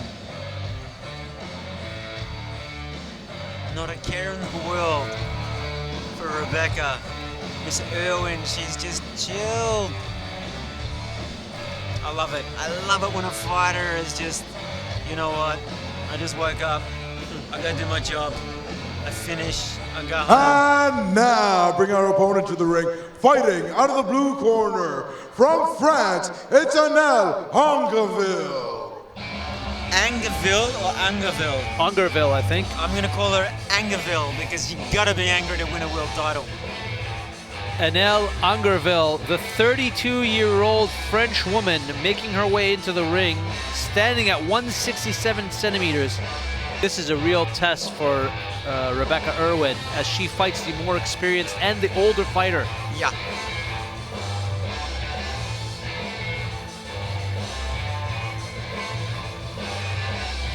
I love it. I love Muay Thai bringing every country together. We've got so many fighters from the United Arab Emirates, from Malaysia to Australia. It truly is an international sport, isn't it? I mean, it's really bringing everyone together. I love it. I love it. Love it.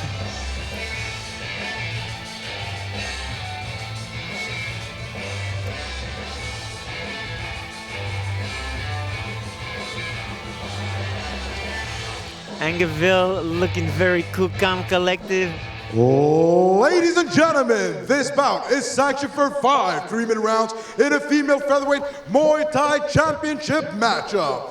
This belt will be for the vacant WMC Women's Featherweight World Title. Your 3 judges representing here tonight ringside are Judge Kashawi from the United Arab Emirates, Judge Patrapong from Thailand, and Judge Constantine from Russia. And when the action begins, your referee in charge of the action is Referee Diong from Malaysia. And now, fighting out of the red corner, tonight she enters the ring wearing the red trunks, coming in a height of 5'7", weighing in officially at 126 pounds. She comes in with a pro record of 20 wins and only 3 losses. Ladies and gentlemen, fighting out of Houston, Texas, USA, it's Rebecca Irwin. And now, reintroducing your opponent, fighting out of the blue corner. She comes in a height of 5'4", weighing in 126 pounds even. She enters the ring tonight with a pro record of 69 wins and only 9 losses. Ladies and gentlemen, Madame et Messieurs, ce soir, il nous vient de France, de la ville du Lyon. Please put your hands together for Anel Guadhaiti Angave.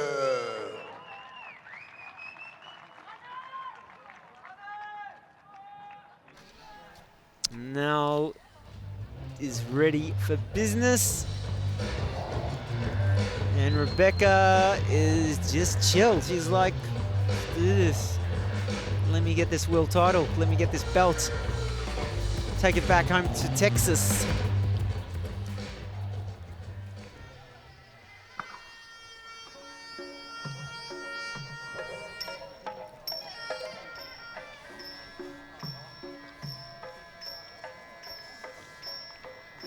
Y Crew getting us started here for our second female title fight this evening between Rebecca Irwin, the 21-year-old American, and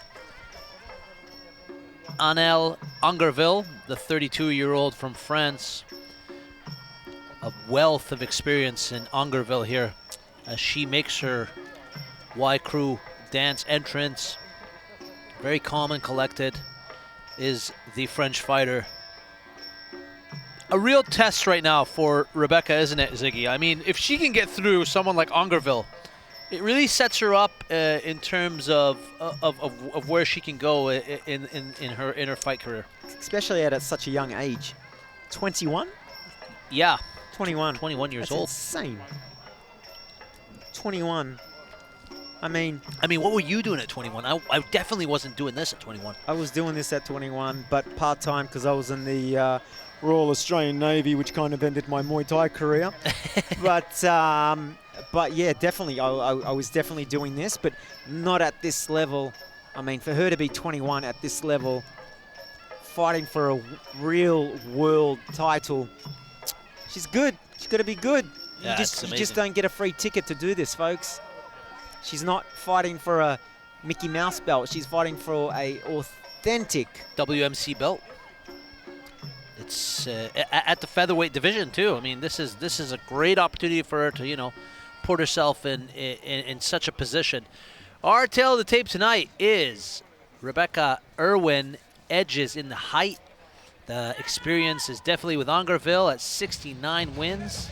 It's America versus France in this title fight. It's French fries versus fries. If that makes any sense. Doesn't make sense, but we're going to go with it. Automatically, I noticed the height difference here in this fight between Angerville and Irwin, but the muscular physique in Angerville is going to play an important role in the clinching game here. If Angerville is able to woman handle, I was going to say manhandle, but if Angerville can get into those clinches and control those clinches, I think she's going to be the more profound fighter here. Let's have a look. Let's see what happens in the first round. Yep. Let's see what happens. It's a feeling out process here. I mean, wow, man. This, for Rebecca at 21 to jump into this ring and put on this international performance, it's really telling of her character, man. All the pressure's on our French girl at the moment. She's the older one. She's the one with almost 70+ fights. Then you got a young 21-year-old girl taken to her. The level of commitment, the concentration, the dedication that you have to be at that age is really astounding. Full-time job. You know? Ooh, very nice. Look at that. Very nice combination. Rebecca's but got Angerville saw it a mile away. Yeah, sorry, I was just about to say, Rebecca's got those beautiful head kicks that she can throw easy. Yeah. Easy. She just lifts up that knee and flicks. And that's a beautiful thing about her height advantage. Yeah, it's a testament to her height advantage, isn't it, Ziggy? For sure. Nice, long, Look at that. limber She's limbs. Just picking up the knees, left, right. Very nice overhand there from Rebecca. I think this is a little bit of a feeling out process. She wants to see if she can control this position. Yeah. And it's unsuccessful. Rebecca's pretty calm here. She understands that she's in such a important position right now. Absolutely, but she's not taking anything for granted because she hasn't felt the power from the French woman just yet. Very nice counter there from Rebecca. Angerville has a lot of power behind those punches and kicks, eh? A lot of power. You freaky, can see that. Man. Angerville's scary, man. Yeah. Look at those power. Look at that. Very nice. That upper body strength. I would not like to be on the receiving end of those punches from Angerville. She's looking really dominant. She knows it too. She knows it too, exactly. Angerville knows that she's got some heavy she knows. hands. She's got that knockout power, you can tell. Yeah. Her build is astounding. She's just got to keep those... Very nice combination there from Rebecca. So Rebecca at the moment, like I said, early days at the moment, has the advantage of being a little bit higher, chin down. She can throw those elbows down. She can throw those elbows up. It's much easier for her to clinch at the moment, knees and what have you. Yeah. But it's just the first round, and there's 30 seconds left. Angerville's looking for that knockout. She's a little bit hesitant, though. She knows if she comes in wrong, she could get caught. Yeah. Rebecca's cool, super cool. Surprisingly cool, man. I mean, again, I gotta bring it up. At 21 years old, I mean, I wasn't this committed to something. That's really, I'm impressed. I'm impressed. Very nice. Oh, a little bit of a late hit there on the. Yeah. Girls didn't hear the bell. Rebecca walks back cool as a cucumber. Our French girl, you can just see it in her face. She's a little bit angry, and there's nothing wrong with a little bit of anger. Let's have a look at the replay here, Ziggy. Nice little low kick there from Angerville. Look at that, Rebecca, beautiful. Yeah, beautiful like that. kicks. Like those kicks, yeah. Beautiful Irwin technique. had a little high kick of her own. There's that left hook missed, but she connected with the right. Yep, look at those leg kicks from the French lady. I like, beautiful. Yeah, Angerville's. Yeah, Angerville's just got that. You can see the experience. She can mix up those inside leg kicks, outside leg kicks. You know, to the knees. She can parry those kicks. Nice little parry there, yeah. She's just got to find her groove. She's got another 4 rounds to do that. Very interested to know what Rebecca's coach is telling her right now. I was just gonna say, it's really. I would love to get a mic in there to hear what they're saying. For sure. Let's make it happen, director. I want to hear what they're saying, man. They're talking about. Let's make it happen, production team. Probably talking about going to the beach tomorrow in Dubai. Beautiful weather. In a kite beach somewhere. Maybe a beach club. Interesting. She refused the water. Nah, she's composed. She knows what she wants. So cool for a 20. I just can't get over it at the age of 21. Very cool, man. Definitely something I want to have my kids doing at an early age. You know, there's nothing like combat sports to build discipline. Confidence, discipline. In today's next generation. For sure. So, you know, if you're at home and you're thinking, you know, should I pick this up? Should I take this on? 100%. 100%. It's transformative, isn't it? Your character transforms. 100%. Everything about you transforms when you take on a combat sport. Here we go. Round 2. We're going to turn it up a few notches. Here we go. Angerville coming in with more combinations now. Look at that. Throwing up those knees. It's interesting, isn't it? It's almost formulaic. The first round, feeling each other out. The second round's like, all right, I'm going to show you what I really got. Yeah. Let's get all this butterflies out and show everyone what we're here for. Let's keep mixing it up. Look at that, nice. Look at those inside leg kicks. Look at that, nice overhand right. A little bit more of a bully attitude from the French woman Angerville. She's getting those points. She's racking those points up. They all add up. As long as they're flush and the judges see it, they all add up.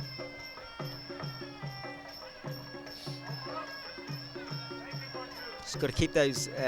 Angerville has to keep those hands up because Rebecca's got beautiful head kicks. Yeah, we saw that in the first round, didn't it? It was almost seamless the way she threw it. Angerville getting the better of the clinch position.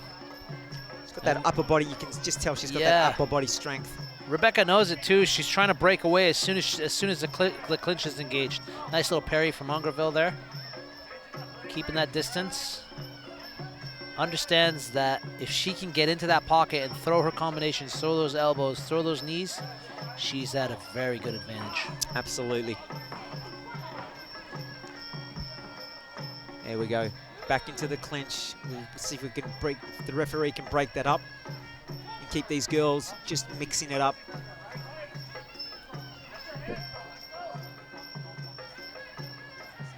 Just taking their time at the moment, knowing that they've got another 3.5 rounds. That.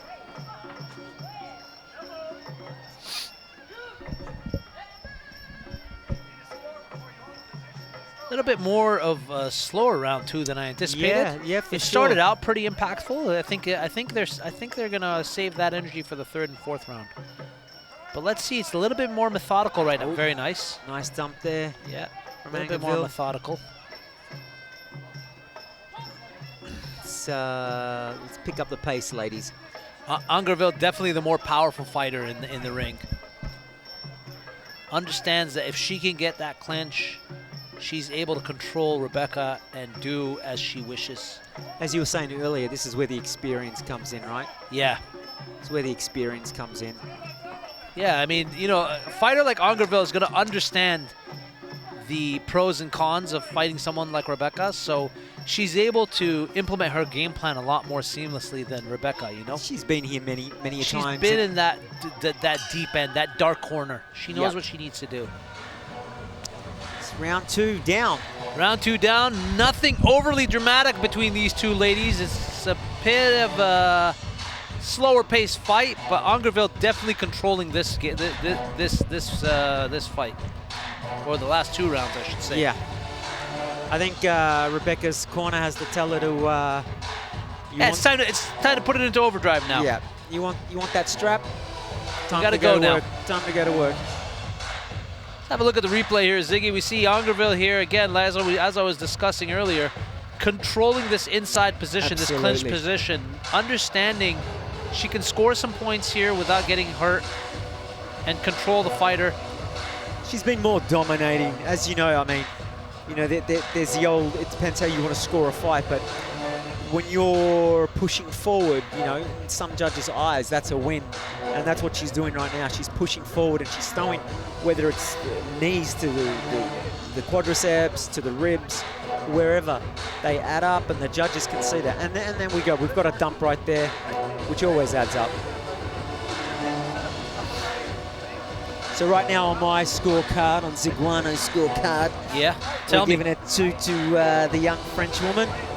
And this is where Rebecca from America, from Houston, Texas, this is where she got to push forward. I don't think she's from Houston, Texas. Yeah, she's from Texas. Oh, is she? Okay, I missed that. I'm saying, sorry. My bad. Really? She's from Texas, eh? From Texas. Hey, man, they're tough.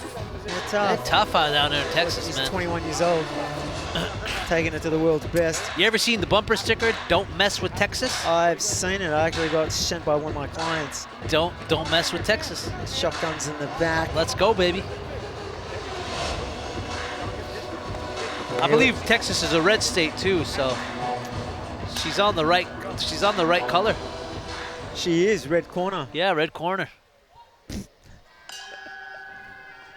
All right, here we go. Here we go. The third round between the American Rebecca Irwin in the red shorts and Angerville in the blue shorts. Throwing some uppercut elbows there. Pace is going to really intensify now. There we go. Let the fun begin. There we go. Nice combinations from Rebecca. There we go. Ooh, understands that she needs to be a little bit more dominant now. The ref breaks him up, brings him back to the center. And here we go again. There we go. Rebecca's corner calling for range. Ooh, spinning back. Very nice, very nice. Oh, hey, nice knee there. Very seamless combinations from Angerville. Rebecca trying to control this clinch. A little bit unsuccessful. Angerville just trying to find her shots. Yeah. She knows she needs to be calculated. See, she just cut that corner, got cut off, but got that right leg kick away. There we go. Rebecca's corner again calling for distance. I think they want to fight on the outside, try to chip away at her on the inside leg kicks, outside leg kicks. Ooh, Angerville. They understand that if Angerville gets in and gets that clinch going, it's just not going to be a good night for Rebecca. No, I mean, it's just going to slow down the pace. She's not going to get off. Nice little combo right there. Yeah. Angerville, nice. She's got beautiful knees. She's hitting that solar plex again and again and again. Angerville is just implementing her game plan every time, right? She just closes the distance, gets a clinch, gets a couple of knees in there, steps out. Nice, very nice Beautiful. again. Beautiful. I mean, parries, those teeps, a very nice sidestep. Realistically, for Rebecca, if she wanted, she could just jab right. Angerville. Just jab roundhouse with her size and just get those points up. But that's not happening.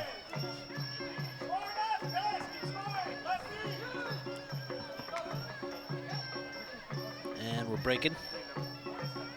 A lot of clinching in this fight. A lot of clinching. There we go. Oh, there we go. Very caught, good. Overhand right, got caught. Let's go, girls. Let's mix it up. Oh, break it up. She caught that kick and tried to pull her towards her so she could throw her right. It's hilarious.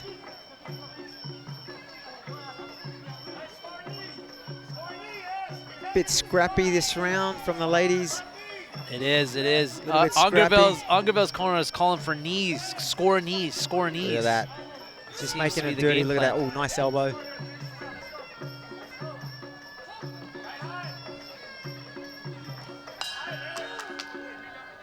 Yeah, Rebecca doesn't look too happy coming back to her corner, sorry. Yeah, she's looking tired, man. She's looking like she's getting worn down round by round. And I think it has to do to Angerville's clinch game. Correct. She's just burning her out. She's ruining her game plan. She's not getting off. She's not hitting those combos. Every time she tries to, Angerville is right there, tying up the situation, breaking everything up, slowing everything down. And then it's back to square one again. And that's tiring, and that gets boring for a fighter. Yeah, I think it's a little bit demoralizing for Rebecca. I think her corner needs to step in right now and just kind of give her a little bit of that. Look at that. A little bit of that Italian pep talk we saw in the last fight. Absolutely. To get that fire under her backside burning. She's got to get those teeps, those front kicks to keep the distance. As you can see, she got caught there, but very smart. Protected herself from that overhand right. She's just got to, I mean, it's easier said than done, but she needs to be faster. She's just got to jab, roundhouse. Simple as that. Jab, roundhouse. Jab, leg kick. And always be on her toes. Be on her toes and get Angerville frustrated. Because right now, I mean, we're just watching the monitor right here. You can see Angerville. She's happy. She's in a good place. She knows systematically that she's breaking down the American. Yeah, she absolutely. Knows if she sticks with this game plan, she's going to win. She's doing everything she needs to do to win at this point. That's it. Tactically, she's doing everything she needs. Exactly. If she sees the opportunity to knock out her opponent, she's going to take it.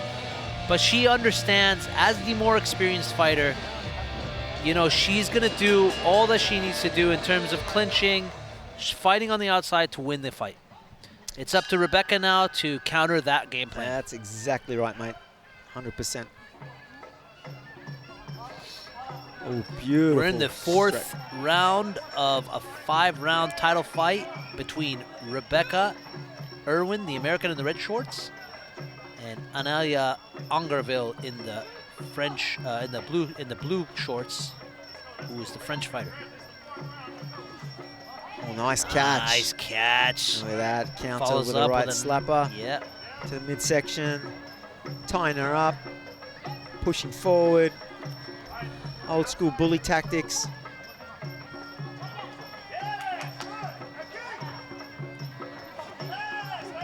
Oh, nice overhand right hook.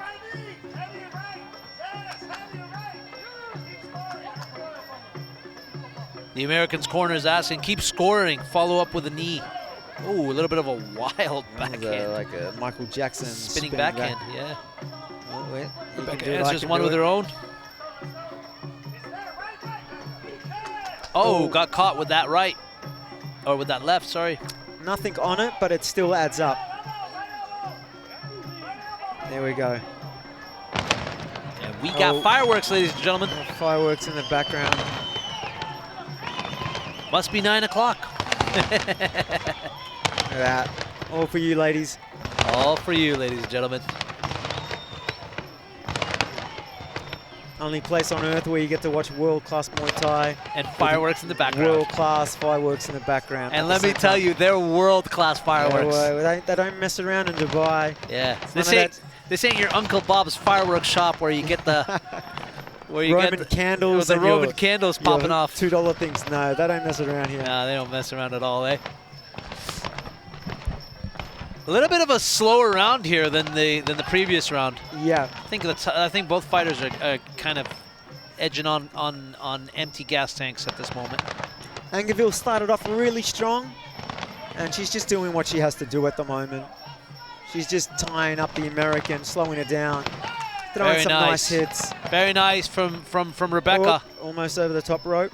Feels like Rebecca kind of understands right now. She sees the frustration right now in her game plan, and she's trying to adjust. But Angerville's experience is just allowing her to just pivot and get out of any sign of danger. Rebecca's frustrated. You could take a little look on her face. She is. You definitely. Just like, just stay there. Just let me hit you.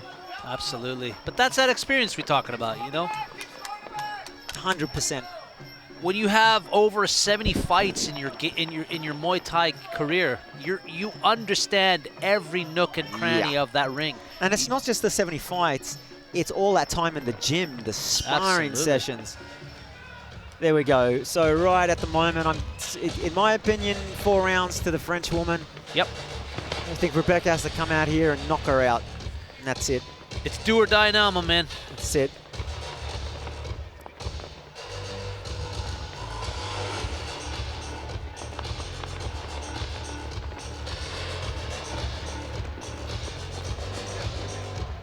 Nice little left there from Angerville as she connects to the face of Irwin.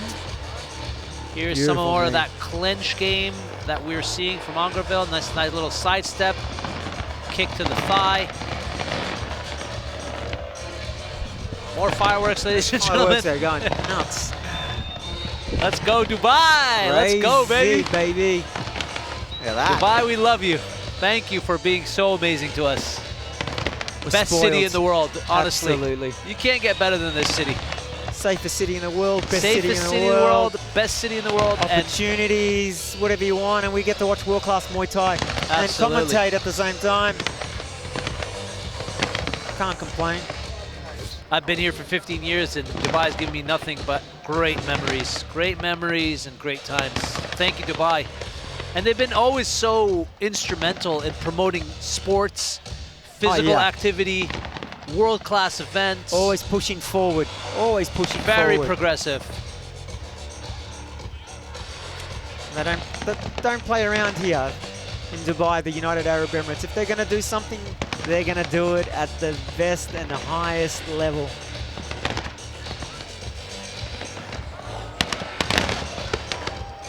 You know what I'm loving? What? Loving how the tourists are freaking out. Where we get to watch this all the time. We're quite spoiled. I know, we've kind of gotten used to it, haven't we? Yeah. I mean, I see this from my backyard. Can you believe this? Absolutely. Yeah. I can't believe actually what's going on right now. Well, look at that. That's crazy. Yeah, actually, I see this from my back. It's crazy. Actually, man. that's insane. The fireworks are insane. I don't know. Yep, okay. Oh, I missed it. I was going to try to It's get all it. right.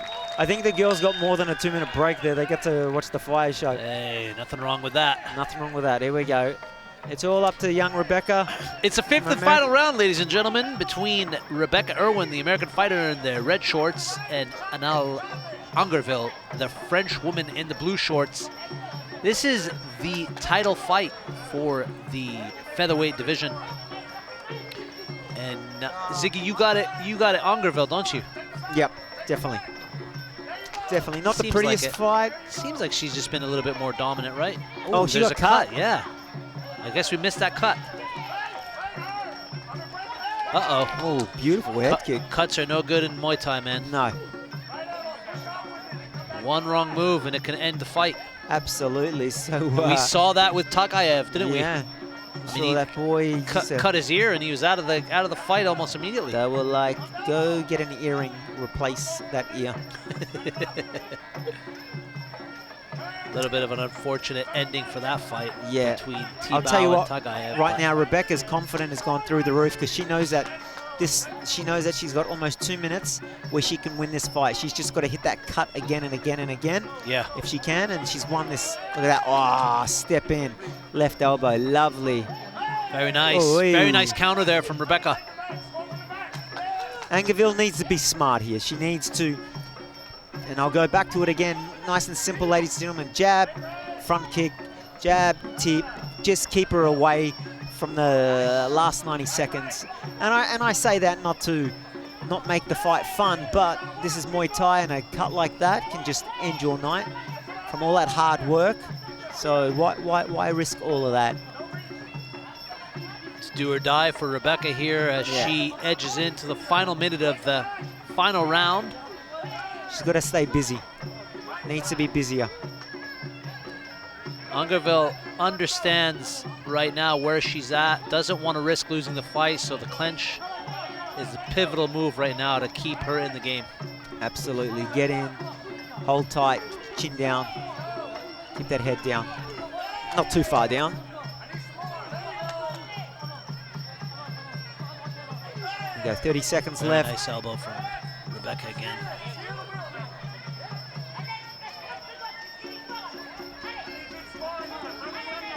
Great work from the referee, not stopping the fight, letting it go. Final 20.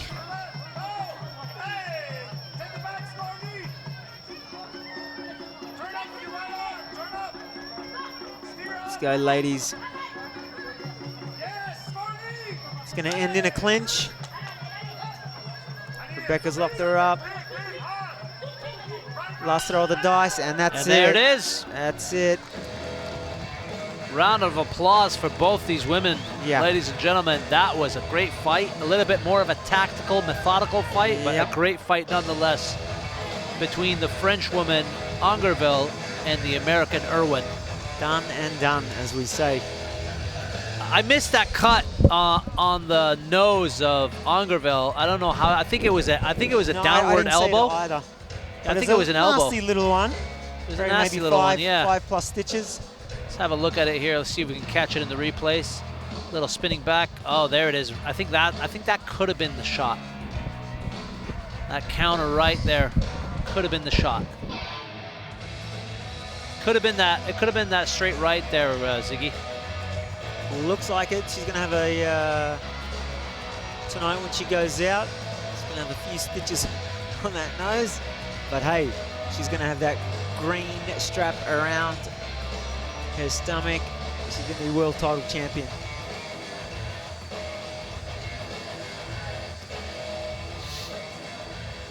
Yeah, she knows it. Yep. Man, what amazing physique by these women, eh? I mean, both of them are so physically fit. Superstars. This is just another level at this game, you know? Like, if you're a Muay Thai fighter, you got to be really fit. Besides that fit, it's the conditioning. It's been able to take those punches and kicks and knees again and Ladies again. and gentlemen, we'd like to kindly invite into the ring His Serene Excellency, Nawapon Yukon Kasayan Sut, from the Kingdom of Thailand.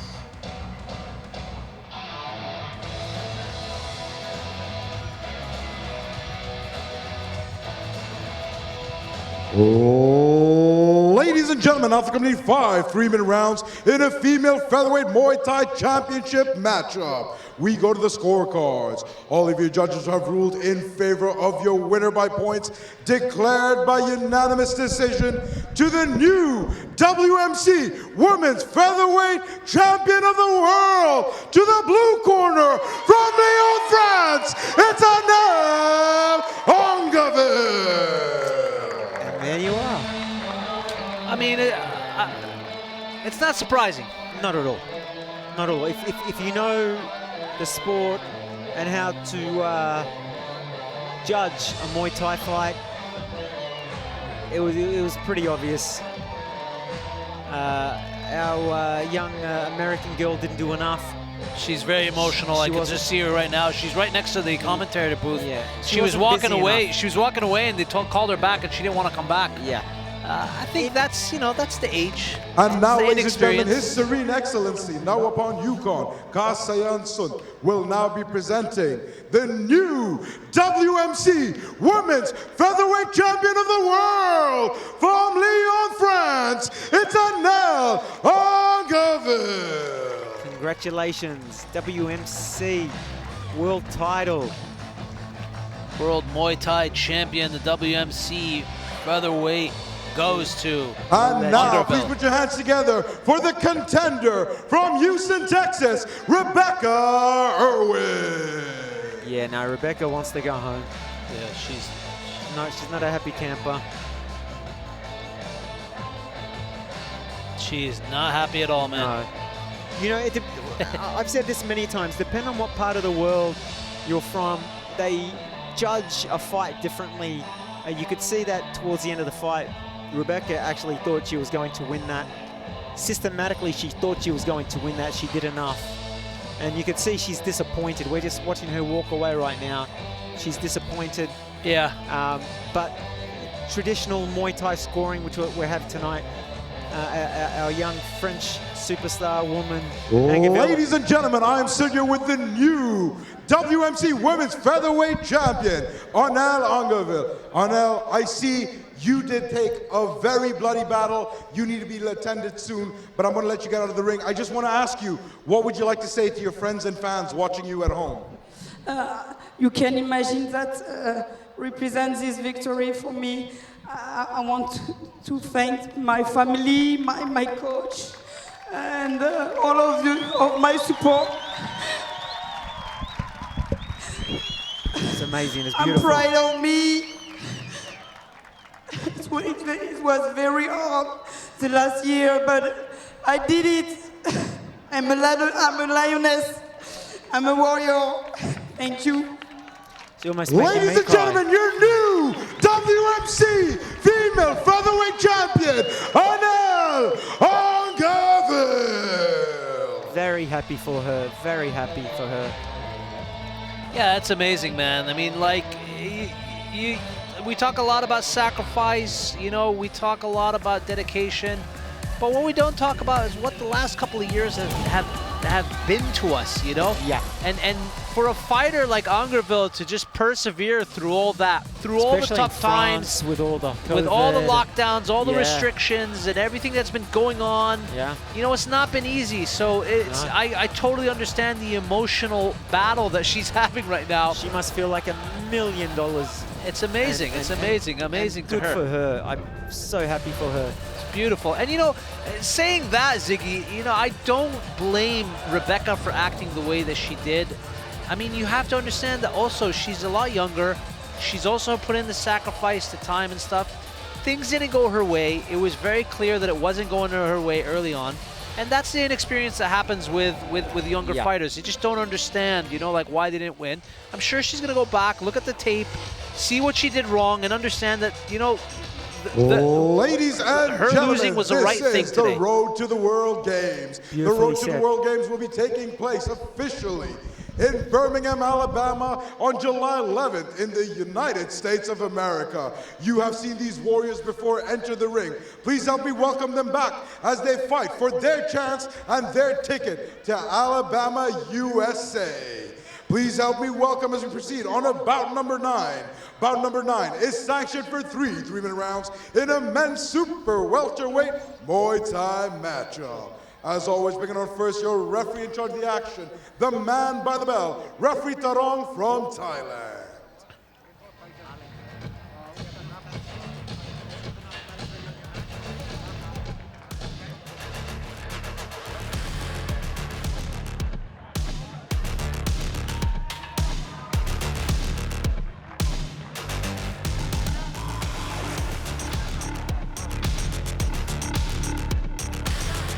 Ladies and gentlemen, this is our qualifier matchup here on the road to the World Games. Our qualifier matchup is sanctioned for 3 3-minute rounds in a men's super lightweight Muay Thai matchup between NOUREDDINE SAMIR and ELIAS bin ZULFIKAR.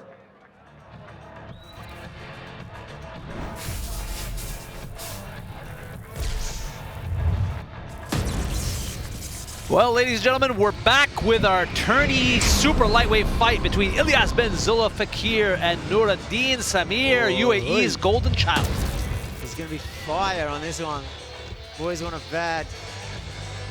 What a lot of people don't realize when you have a 4-man, 6-man, 8-man tournament. And now, ladies and gentlemen, please help me welcome bring our first fighting out of the blue corner. He comes in at a height of 176 centimeters, coming in officially at 5'7". He enters the ring with a win over AJITHJENOSAN. From Malaysia, it's ELIAS Renta bin ZULFIKAR.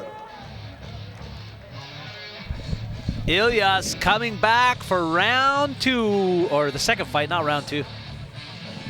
That's ELIAS. That's ELIAS, baby. ELIAS bin ZULFIKAR coming into the ring, getting ready to fight. I think Ziggy's had one too many coffees. One too many coffees? I've never enough coffees. And now, bring out his opponent. Fighting out of the red corner, he comes in a height of 5'9", weighing in officially at 140 pounds. He enters the ring after taking a win over his opponent, DUDDLEY MOOTOOSAMY. Fighting out of the United Arab Emirates, it's the warrior, NOUREDDINE SAMIR. Here comes NOUREDDINE SAMIR for the second fight of this evening. That's right, Samir got that spinning back elbow and he lost himself for a few days but composed himself. That's the only damage he really took in that fight. He'd be fine now. Both these fighters fought earlier on our fight card today, both scoring victories, respective victories in their fights, and they're now moving on to the second fight that'll lead them on the road to the World Cup in Birmingham, which happens July 11th.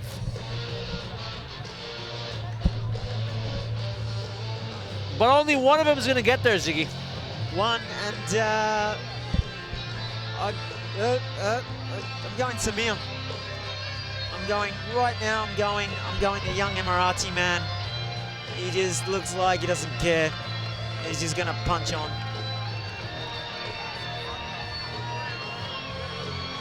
And we know that he's got a chin from hell.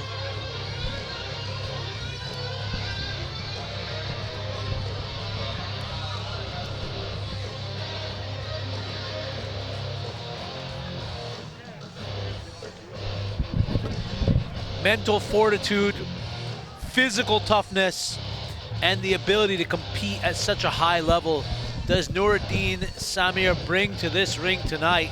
And he proved himself very early on when he took that spinning back elbow by MOOTOOSAMY and then pushed through and won. That was an amazing, amazing performance from him.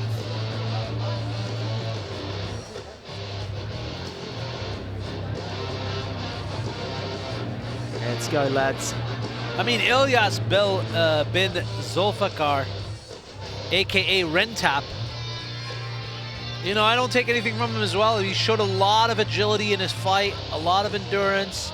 He was able to put together combinations much more seamlessly than his opponent, SELLATHURAI, earlier in the fight today. And he came out with a very nice victory. Decision victory, but a nice victory, Correct. Nonetheless. Yeah. Do you think Samir is just going to go out there and just go for the kill? Well, I mean, this is the interesting thing, right? Like, both fighters have already fought at this stage.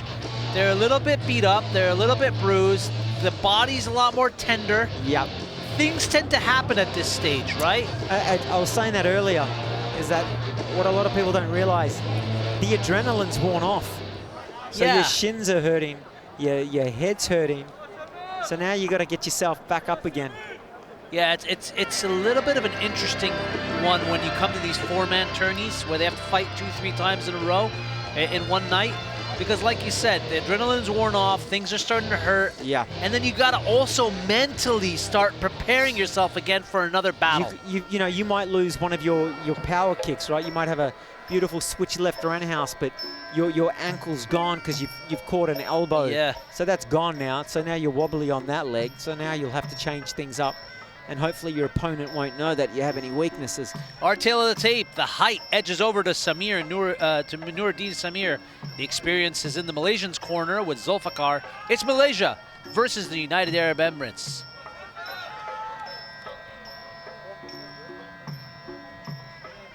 But yeah, Ziggy, like I was saying earlier, I think it's interesting with these tournaments. I'm always fascinated by how these fighters can fight 2-3 times in a night, you know, because I mean, I used to do jiu-jitsu tournaments, and I could just tell you the mental fatigue I used to go through before I'd walk out to the mat was just enough to put me out for the entire day, man. Absolutely. I would walk out of that mat after performing for like 5 minutes and just being so pooped, you know, just being so mentally destroyed. I'm like, I don't even know I could do another fight or another competition. I was about the age of 18 in Australia fighting on a amateur Australian tournament. It was I think it was a 6-man tournament fight, and what got me through it, and I'm not saying this being egotistically, and I did win it, was I was just pumped. You know, I had my trainer there, my brother there.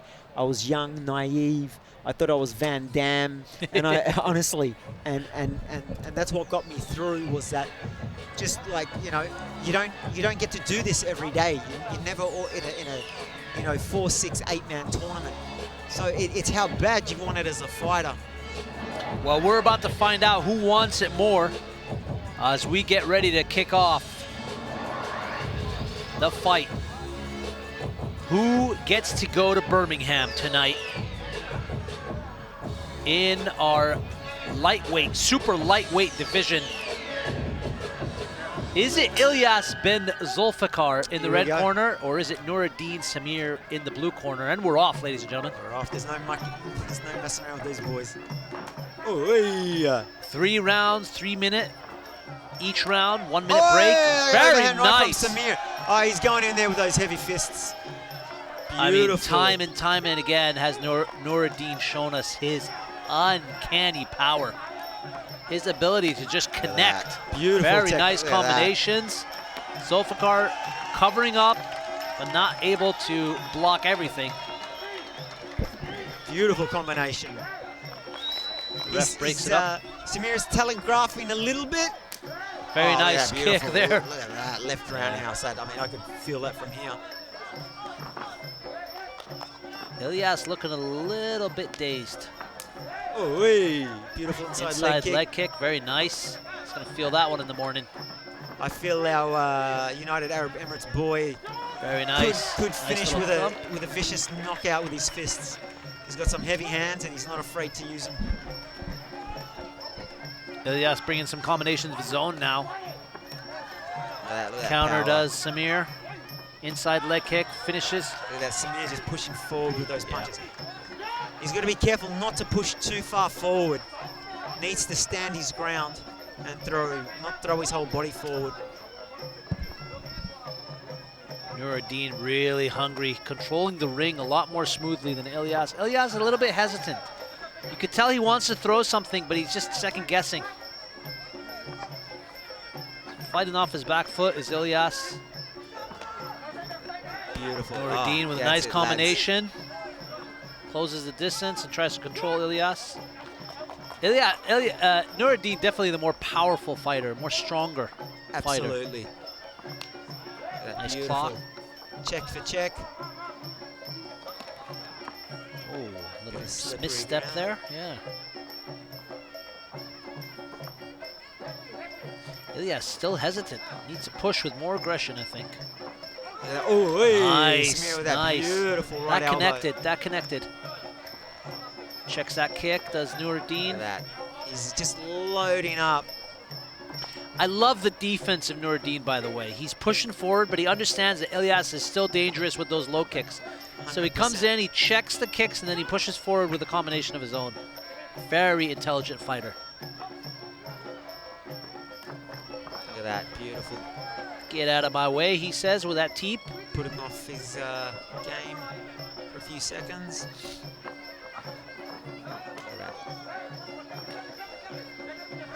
You just feel the aggression from Samir. Yeah. And you know, the difference in this fight is we don't have 5 rounds, right? We only have 3. So Noureddine understands he needs to put on a show early, score his points, because being the older fighter, he's going to get a little bit more tired and much more quicker than Elias. So he needs to get those points, put him off his game, and do what he has to do to win. That first round definitely went to Samir. Definitely went to Samir. More of the nice aggressor, right landing flush punches. Look at that, overhand right, back of the ear. Bit Nice of a little trip. sweep there. Oh, right in the pocket. Power. Right in the pocket. Very nice here. A lot of aggression from Noureddine. If I was going to say anything negative, is that Samir, he's telegraphing. He's got the power, but you can just, you know, he's loading up. Loading. Yeah, he's loading up. Where he's just got to be a little bit more quicker. 5 from the hip, 5 from the elbow. I mean, that's his technique. No one's going to tell him otherwise.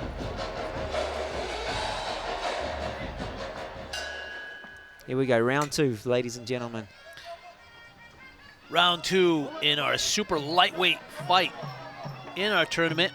The winner goes to Birmingham on July 11th to fight for the title.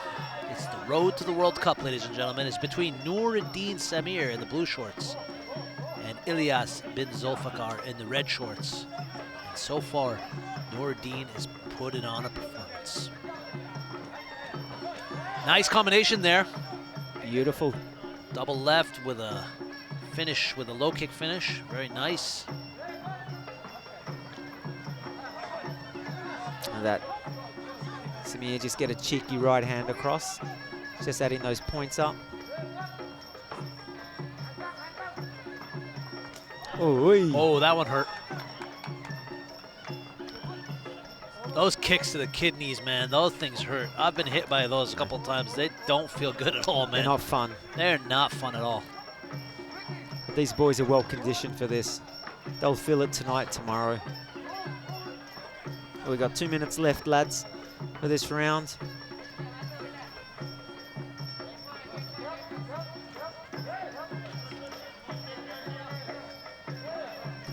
Bit of a chess game at the moment. They both know each other, respect each other. Very nice combination. Know what's coming. Ooh.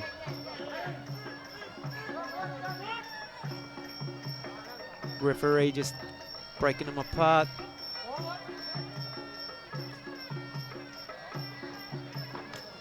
Nice kick from Elias. Very nice combination from Noureddine. One thing I will say about Noureddine, he's a little bit more fluid in his combinations, whereas Elias is just choosing a certain, you know, punch or a kick to throw. Correct. Noureddine tends to put them together a bit more smoothly. 2-3 shots is always beautiful. Some nice flow. And I'm sure the judges respect that, and you know, the scoring for that. Also keeps the crowd interesting when you've got combination after combination.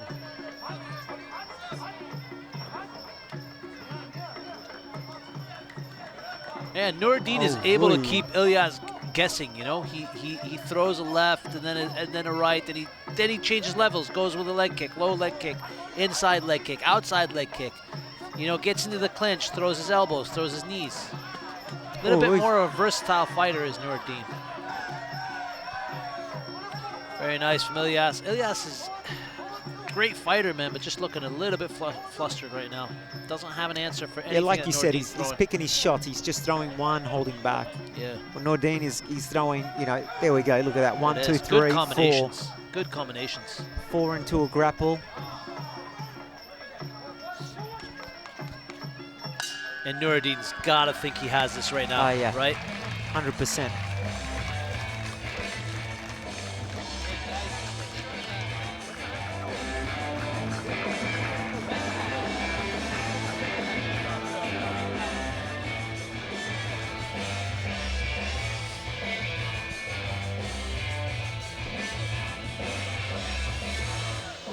Some nice replay here from NOUREDDINE, putting together some good combinations.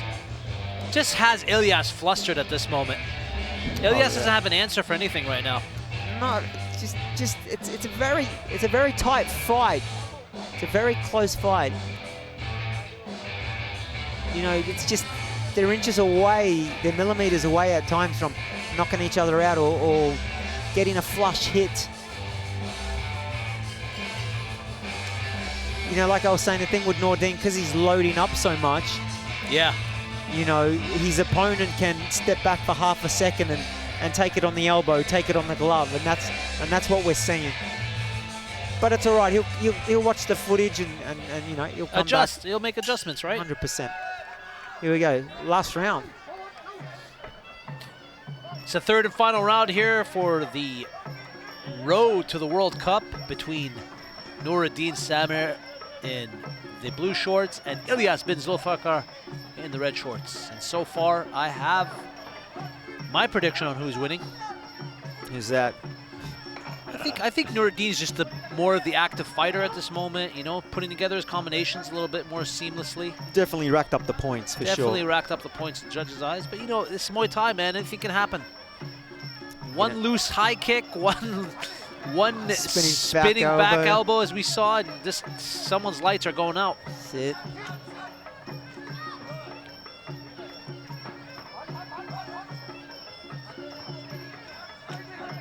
He's just taking his time, Samir. He's just trying to find that spot now.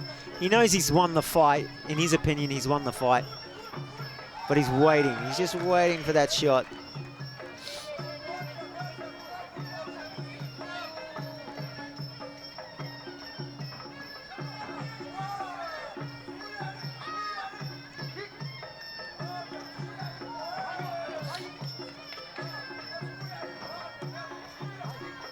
Boys are doing well. They're tired. It's the third and final round. And the crowd cheers on NOUREDDINE. For the local boy. Yeah, he's the local local golden boy. They want him to win, of course, naturally. Nice high kick from ELIAS. Nice. He needs more of that, man. But he needs to finish it off, right? Like, he throws that high kick, and then see, that's what NOUREDDINE does great. Look at that. He doesn't just throw high kicks, man. He'll just finish it off with a great combination. Beautiful inside, like I keep going back and forth. Inside leg kicks, outside leg kicks. Mixing it up. You just get sore and sore from round and round from that. 60 seconds left, lads. Let's give it your all, boys. There we go. Ooh, nice knee from Samir.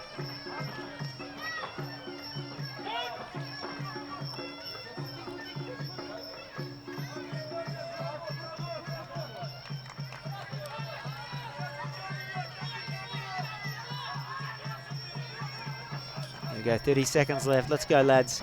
Give it everything you got. Respect to both fighters. They could just take it easy from now. Absolutely. But they're not. They're just pushing forward. Final 20 seconds here in the third and final round of the super fight. One of these boys is going to Birmingham. Who will it be? Here we go. Last 10 seconds. Well done.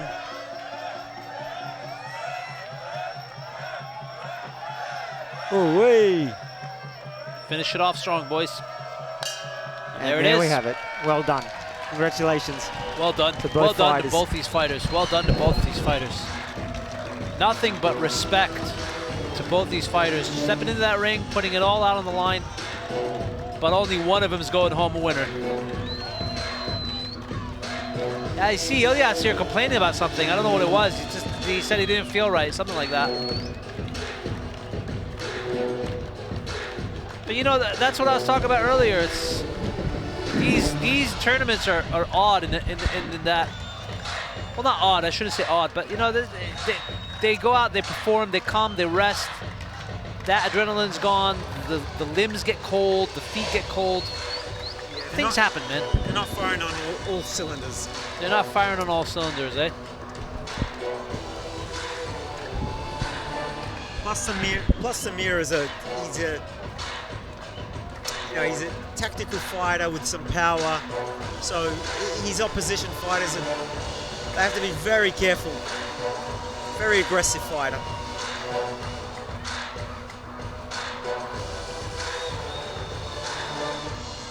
As you can see, he uses his body weight to push forward. He's not stagnant at all whatsoever. He's got his boys in the crowd.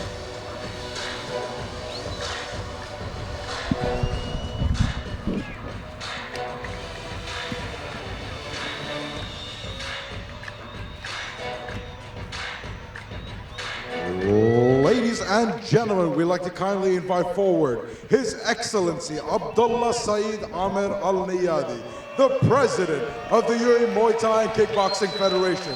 Alongside Mr. Al-Niyadi, we'd like to invite Mr. Stephen Fox, the Vice President of Global Association of International Sports Federation. And finally, we'd like to invite into the ring Mr. Tariq Al-Mahari, the Executive Director of the UAE Muay Thai and Kickboxing Federation.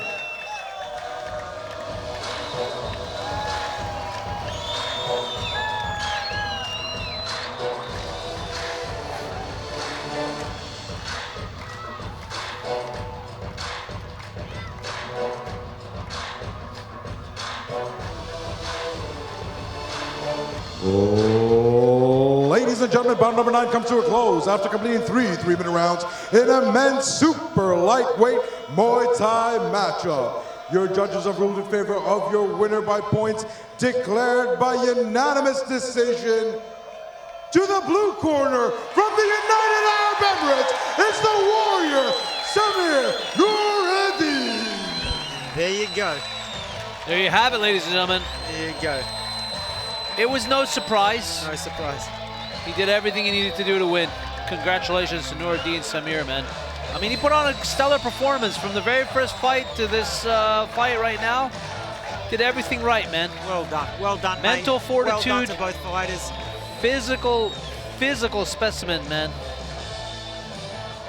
He's just built differently. Yeah, absolutely. Mr. Tariq Al-Mahari will now be giving the runner-up, ELIAS bin ZULFIKAR, his award.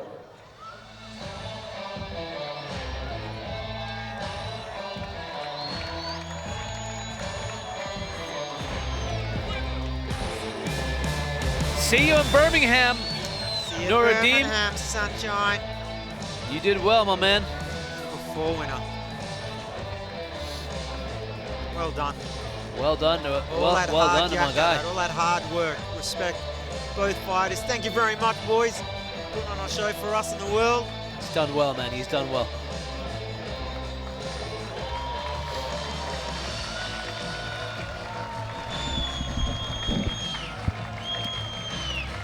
Looks like Elias is limping there.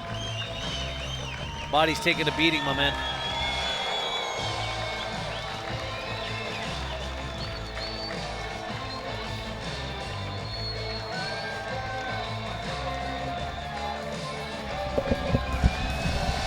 That's what I love about Muay Thai, the respect afterwards. It's one of the reasons why I got into it as a young lad. Ladies and gentlemen, I am stood here with your winner to the road to the World Games, Samir Noureddine, the Warrior. Samir, you're going to be heading on the road to the World Games in Birmingham, Alabama on July 11, 2022. Right here in front of your home crowd in the United Arab Emirates. Samir, we have a lot of fans over here. He's told me he's a little shy, so he's going to talk in Arabic. Samir, what would you like to say to your friends and family watching you? كان حبنا الفوز للعائله ديالي ولكل منتخب الامارات والمدربين كاملين وكنحب نشكر الجمهور كامل كل الشباب اللي كيشجعونا. Ladies and gentlemen, your winner of the Super 4 Super Lightweight matchup, the Warrior, Samir Noureddine.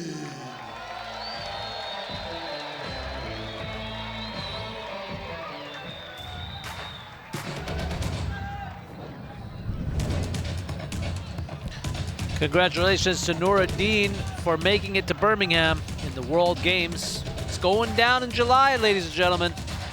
And we'll be there to capture every moment for you. We're moving on to our next super fight, to the road to Birmingham. Who will win this next super fight? Stay tuned. We're going to introduce our fighters soon.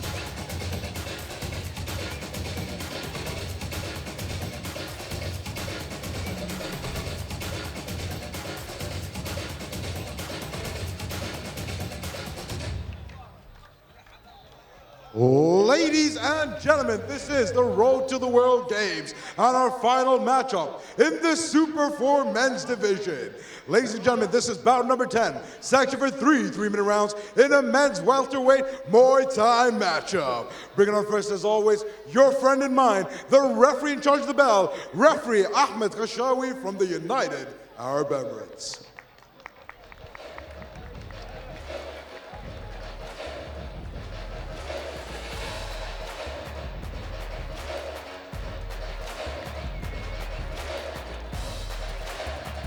Ladies and gentlemen, this is our final matchup here on the road to the World Games. Your final matchup is sanctioned for 3 3-minute rounds in a men's welterweight Muay Thai matchup between MOHAMMED MARDI and NURTAZA JUMAKHANOV.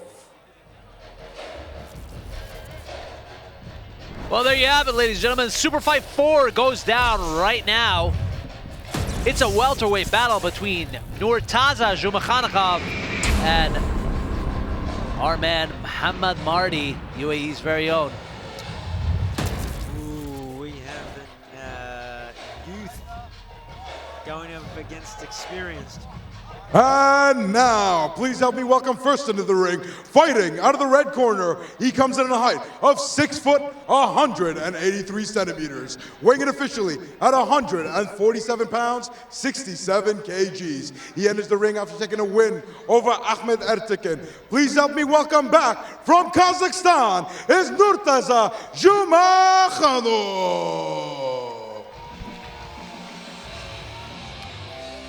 There he is, ladies and gentlemen, the Kazakhstani warrior, NURTAZA JUMAKHANOV, standing high and tall at 183 centimeters, a record of 3-1, and he put on a very dominant performance against AHMET ERTEKIN, the Turkish headhunter, earlier today, as he steps in the ring for the second time today to see if he can make it to the road to the World Games in Birmingham. All I'm going to say is, how's your shins, mate?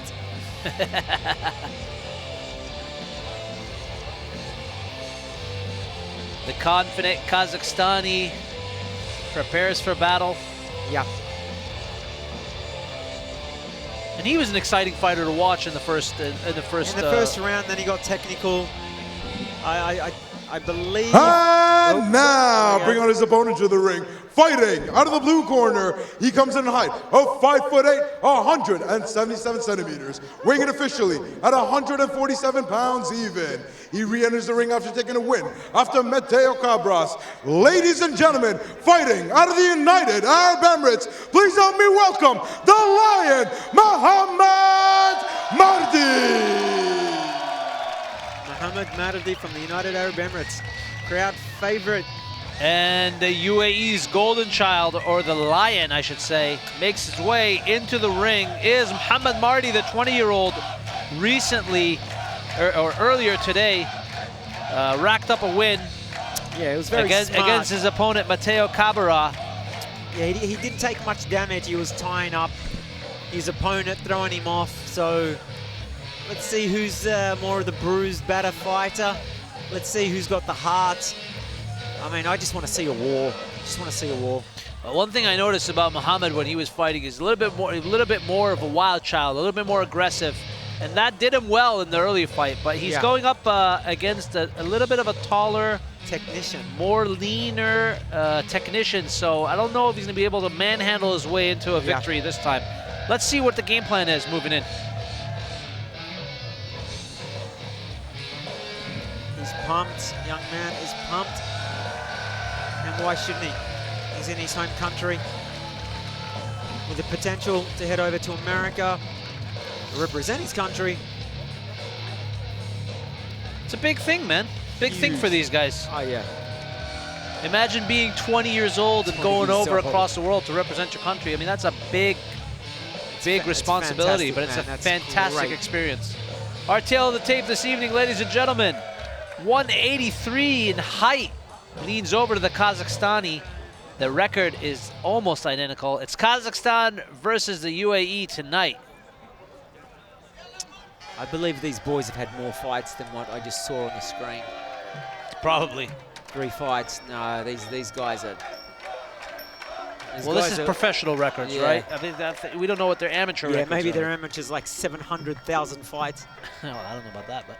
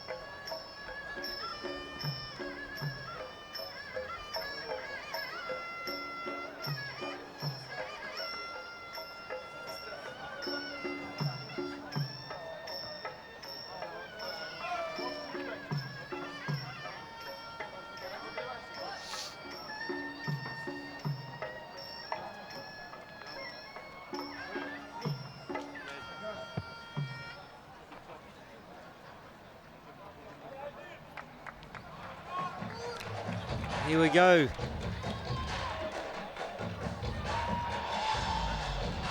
Final instructions from the boys.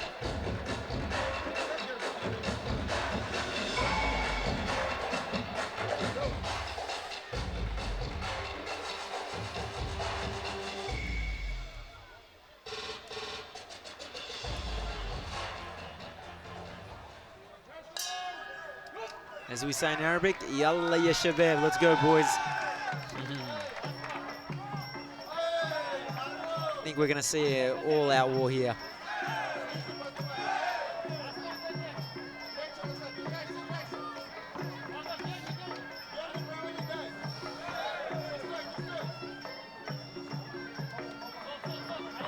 Nice combination. You have that feeling at times someone's going to get knocked out. Right now, I just have that feeling in the first round where there is a potential knockout.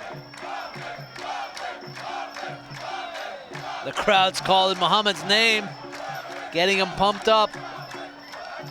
But NURTAZA is not having it. He's putting a lot of pressure on Mohammed. Doesn't want to let him get off. Yeah, he's got loose hands.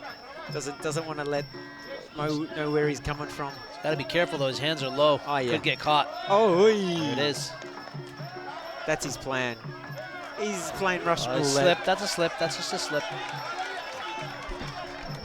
Nice. Very nice leg kicks. Those low leg kicks are going to be very pivotal. I like those low leg kicks that Mohammed was successfully throwing on NURTAZA. He's got some weight behind him, which adds up. Yeah, because those are just gonna soften up the legs and not allow NURTAZA to get off like he wants to later on in the fight. Absolutely, especially with 2 more rounds. You can see the legs getting red. See the inside calf there? It's getting a little bit red, a little bit around the knee as well. Needs to be careful there. I would check those if I was NURTAZA.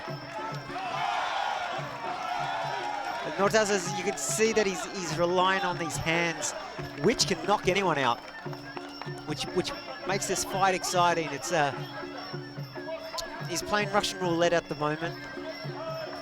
Very nice combination for NURTAZA. I like that little footwork there. He understood that he wasn't in the right situation, just did a little sidestep and adjusted. NURTAZA's going from Muay Thai to kickboxing to freestyle martial arts, as I call it.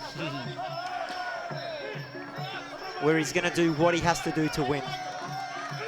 You see how Mohammed there puts that leg on the inside, so he doesn't so he doesn't get sweeped or fall or get taken advantage of. You're right, Mo's working those leg kicks. Very much, very nice. And they're wearing his opponent down. Absolutely. I can't believe that he's manhandling him at the moment. Literally manhandling him.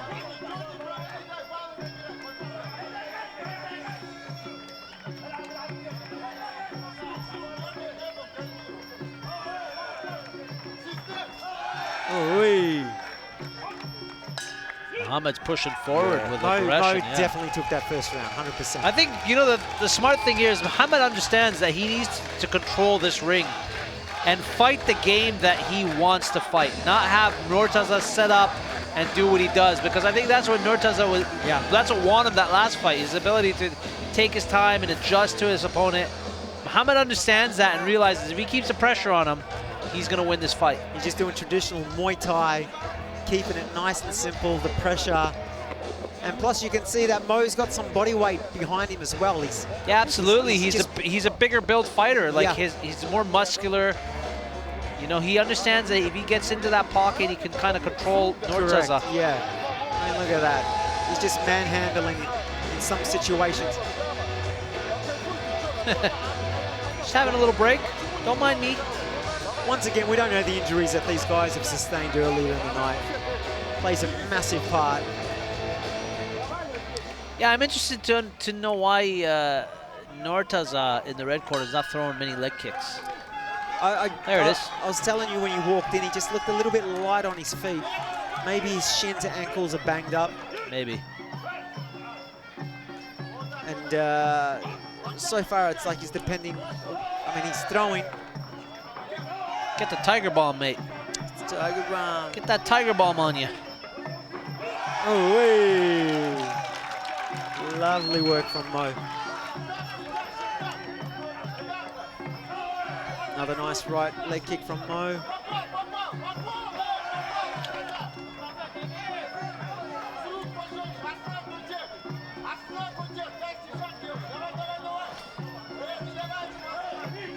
NURTAZA is just, oh my God. He's gone over. He's all right. Yeah. He's okay. I mean, that's got to hurt the ego a little bit. Hopefully not too much.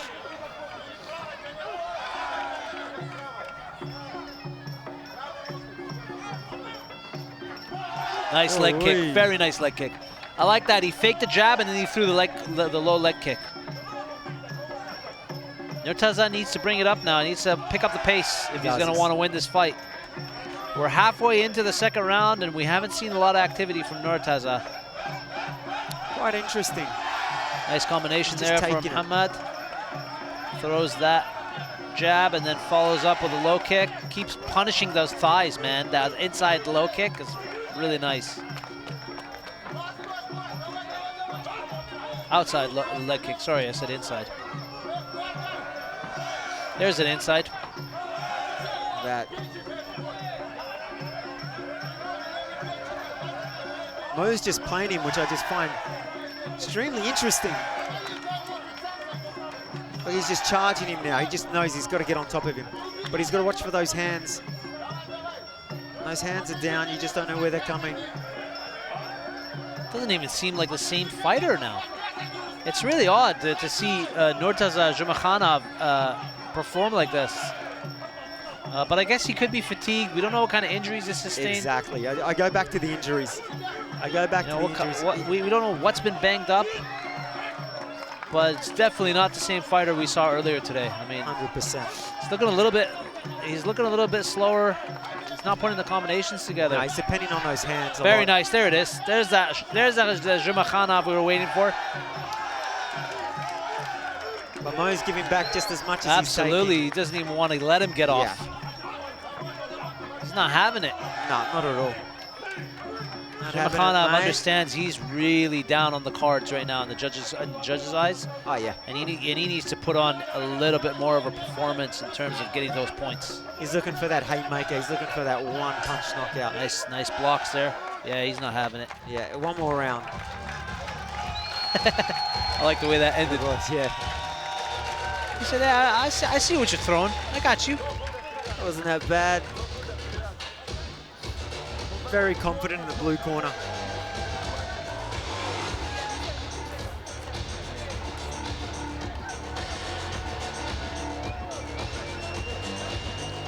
All right, let's have a look at our replay here, ladies and gentlemen.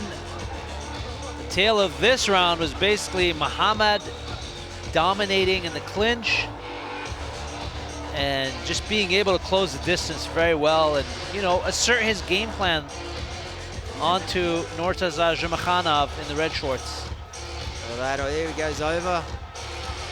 And body slam, bang. This was a nice, I like this combination that Mohammed threw. Look at that. A nice Just elbow. missed him with that elbow. Yeah. Third and final round, lads. It's the third and final round here. It's the road to the World Games. One of these fighters is going to Birmingham to represent their country. Who will it be? Oh, wait, look at the confidence in Mo. Everything there's confidence. Oh, he caught him. He caught him with that jab. Oh, yeah. Lovely.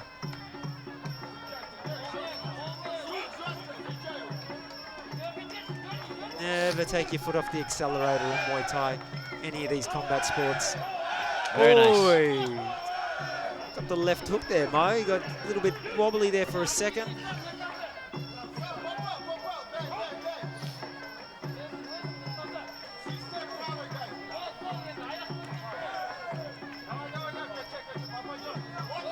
Nice high kick.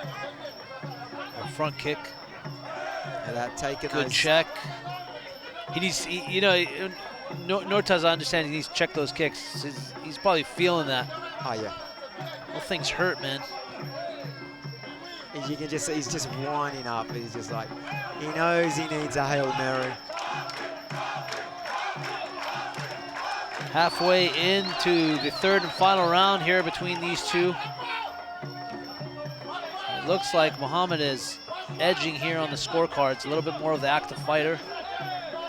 NURTAZA understands he could be down and trying to do everything in his power. Mo's fatiguing a little bit. You can see he's on the back foot a little bit. Yeah. We're edging towards the end of this fight. Yeah. I'm tired watching these guys, man. And Mohammed taking a little bit of a rest on the ropes. He is. I think he knows he's done enough. On the judges, yeah, but you know, anything can happen, man. You still got a minute. Don't get too comfortable. Keep pushing forward. Nice clinch there. He's just sucking up time. He's got 60 seconds. He's got to push through like the champion he is. That shin on shin, that's not fun for anyone. Yeah, that hurts. I can hear it. I mean, look at those fists, still flying. Mo's got to be careful. He's got to keep that chin down. Yeah. Guard up.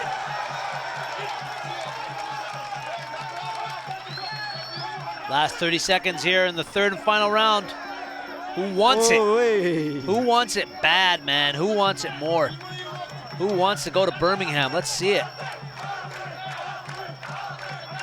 Looks like crowd's going wild for Mohammed. Looks like we've got two Emiratis heading off to the States to represent their country. It's fantastic. Looks like it. I mean, unless JUMAKHANOV can do something drastic right now. Some spinning back kick to elbow. Yeah, all signs lead to Mohammed taking it. And that's it. There it is. That's it, ladies and gentlemen.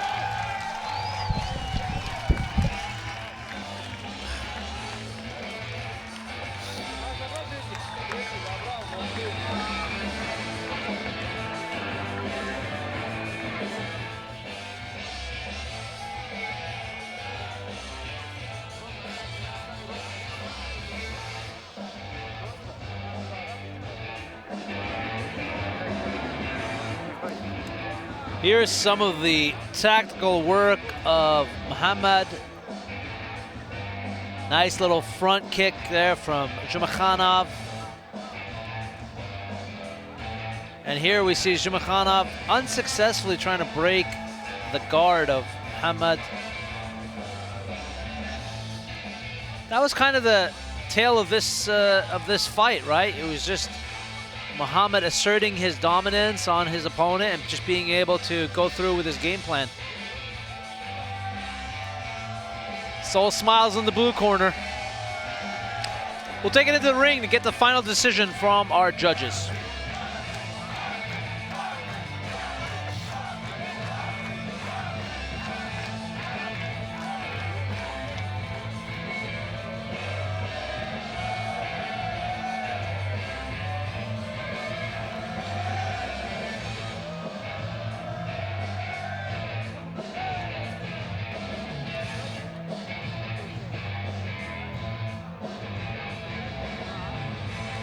Ladies and gentlemen, we'd like to kindly invite our esteemed guest, His Excellency Abdullah Saeed Al Nayadi, the President of the UAE Muay Thai and Kickboxing Federation.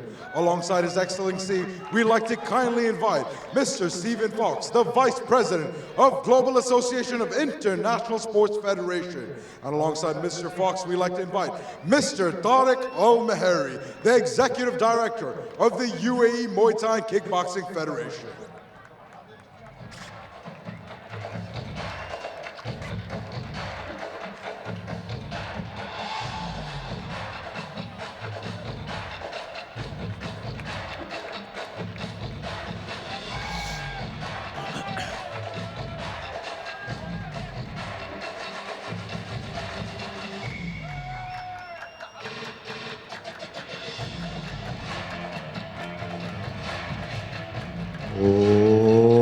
Ladies and gentlemen, bout number 10 comes to a close after completing three 3-minute rounds in a men's welterweight Muay Thai matchup.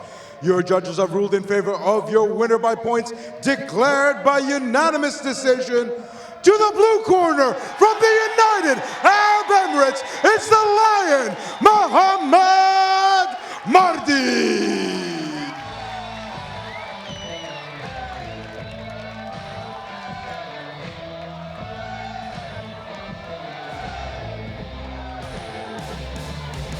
And now Mr. Stephen Fox will be anointing your winner of the men's Super 4 welterweight matchup, Mohammed the Lion Mardi. And please put your hands together for the follow-up challenger from Kazakhstan is NURTAZA JUMAKHANOV.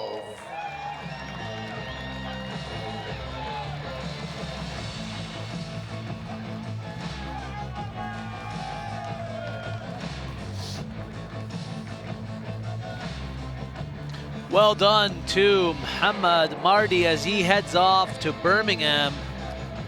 He is your winner this evening after successfully defeating JUMAKHANOV in a very close fight. But I just think that Mohammed ended up doing a little bit more to take the win.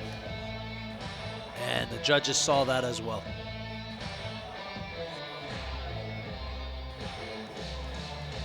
Well done to both these fighters. They put everything out on the line for us tonight.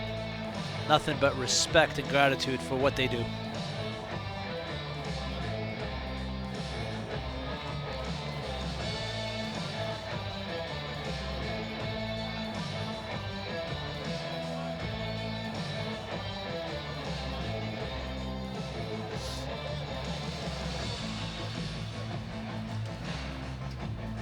Ladies and gentlemen, I'm stood here with the winner of the men's welterweight Muay Thai matchup, Mohammed the Lion Mardi.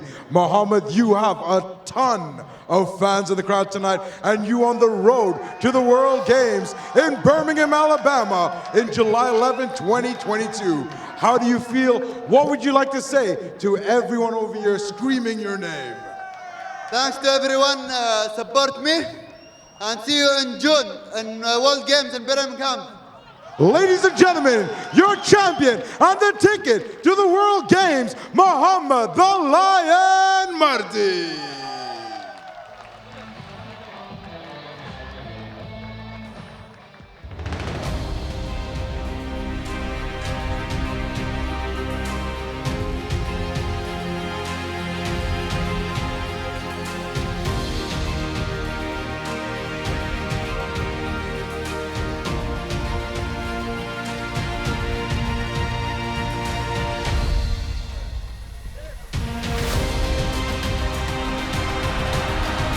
Mohammed, Mardi, and NOUREDDINE SAMIR are two UAE winners this evening who will represent the United Arab Emirates in Birmingham in June. And we are so happy and ecstatic for them.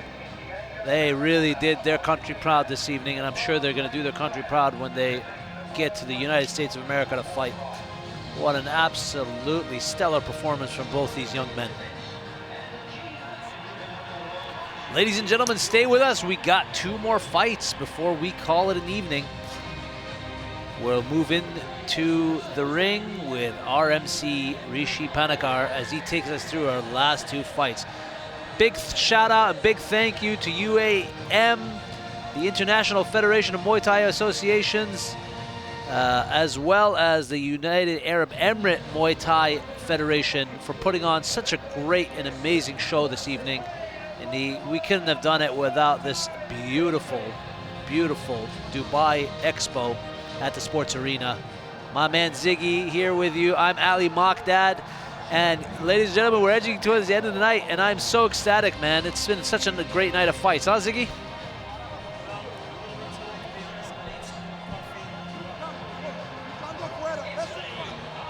A bit more coffee to get me going. And no, it's been a great day. It's been a great day because we've been here since 5 p.m. And last 2 fights, world titles. I'm super excited.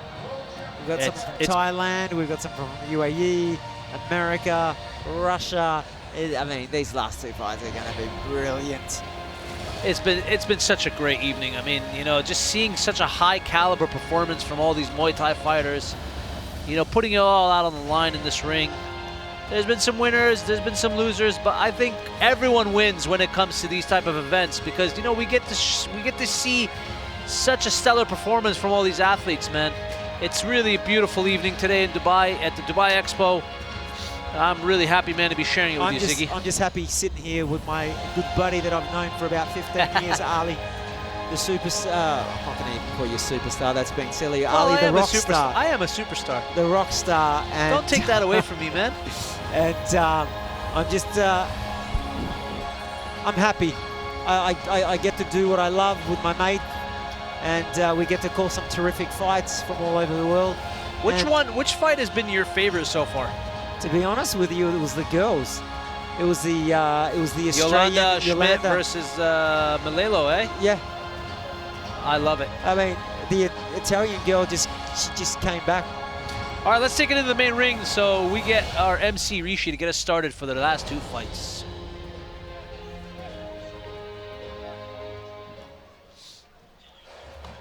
Oh, ladies and gentlemen, we have reached your co-main event of the evening. Your co-main event of the evening is sanctioned by the WMC, the World Muay Thai Council, for 5 3-minute rounds in a men's lightweight Muay Thai championship matchup. This belt will be taking place for the vacant WMC men's lightweight world title. Bringing on first, your referee in charge of the action, the man by the bell, all the way from Austria, it's referee Günther Plank. Günther Plank. Our Austrian referee this evening, Günther Plank, makes his way into the ring. Thank you, Günther, for all that you do this evening. Günther, you're very Günther.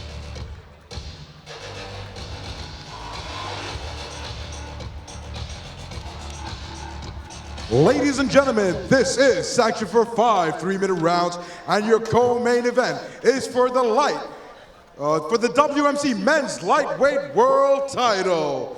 This fight is sanctioned between Gusian Aliyev and Natapon Senkla.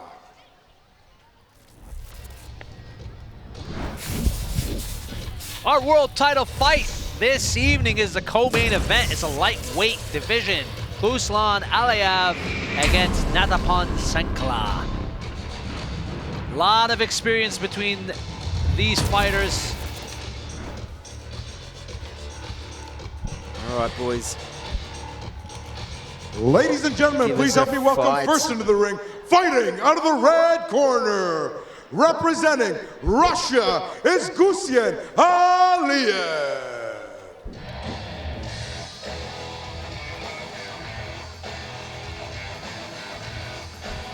There he is, ladies and gentlemen. It's Ruslan Aliyev, the Russian fighter, standing tall at 185 centimeters with a record of 36-6-1. How old is he? How old is he? Good question. Age? He's 18 years old, 19 years old. 19? Yeah, young fighter with a good amount of experience. No, those Ziggy. Russian boys don't mess around when it comes to Muay Thai, MMA.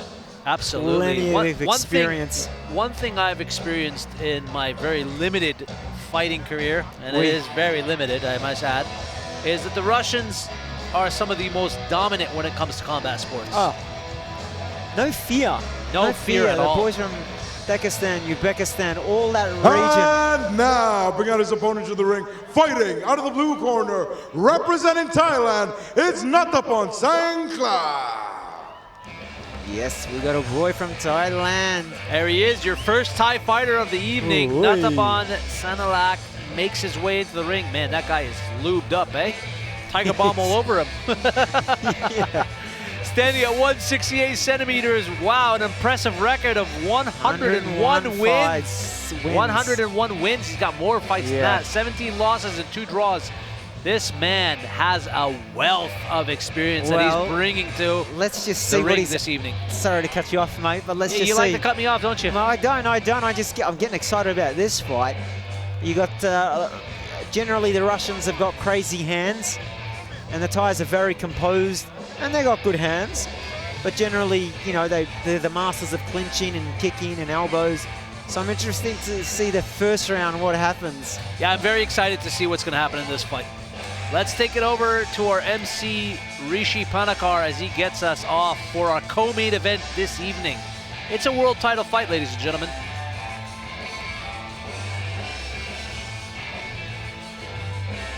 Ladies and gentlemen, this is your co-main event of the evening. Your co-main event of the evening is sanctioned for 5 3-minute rounds in a men's lightweight Muay Thai championship matchup. This will be for the vacant WMC men's lightweight world title. Bit too much Tiger Bomb there for the Thai. I told you he was way too lubed up. But anyway, we'll get to that. The tail of the tape this evening, ladies and gentlemen. The height advantage is with our Russian fighter. And the experience goes to our Thailand fighter. It's Russia versus Thailand in the co-main event. You've almost got a 20-centimeter advantage for the Russian. But hey, the ref immediately noticed that he was lubed up and asked him to get wiped down. Reintroducing first, fighting out of the red corner. He comes in a height of 6'1", weighing in officially at 134 pounds. Tonight he enters the ring wearing the red trunks with a pro record of 36 wins and only 6 losses. He is the current IFMA world champion. Ladies and gentlemen, дамы и господа, поприветствуем из Russia, Ruslan Aliyev.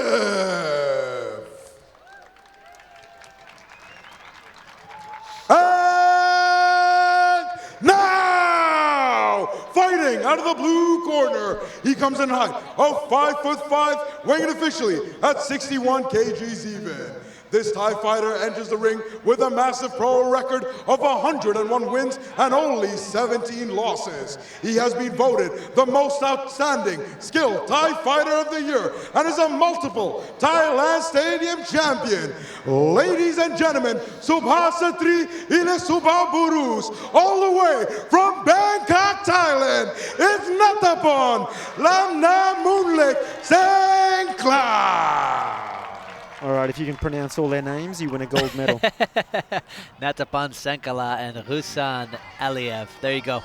Give me a gold medal. I'm just going to call them Bob and Jerry. What I was saying before MC Rishi got us off is that, you know, when Sangkla was walking out from the back, I noticed he was really, like, he had way too much lube on him. And that could give him an advantage in the clinch, right? Of course. He's a little bit more slippier. He's slippier. And, you know, he can get out of really tight situations. So kudos to Ref Guntala to catch that immediately and just put a stop to it. I'm not saying that, you know, there's any foul play there. No, but not at all. That's just it standard in happens. Thailand. to stand it up. It's a very Thai thing, isn't it? Yeah, for sure. Russian not having anything to do with anything. He just wants to fight. Devoid of emotion, is he? No emotion. Mate, no white crew for him. None for him, my friend. He's like Khabib, just smash. I will break you. He's just smash. It'd be interesting to see this. This is an interesting co-main event because you have a Thai fighter who has a wealth of experience, has been in the darkest and deepest corners in this ring and knows how to get out of it. And then you have a Russian with a considerable amount of experience, a younger fighter, you know, who has a lot to prove. So it'll be interesting where this fight goes. Like I said, we've always got to wait for that first round. Always got to wait for the first round. You never know what's going to happen. You know, this Russian boy just might come out with some deadly hands and combinations, right? Yeah, I don't put it past him, man. You know, I mean, he's almost got 20 centimeters advantage with the height, but the Thai might just pick him up and throw him over his shoulder. So we're about to find out within 2 minutes. A bit less. Interesting, interesting.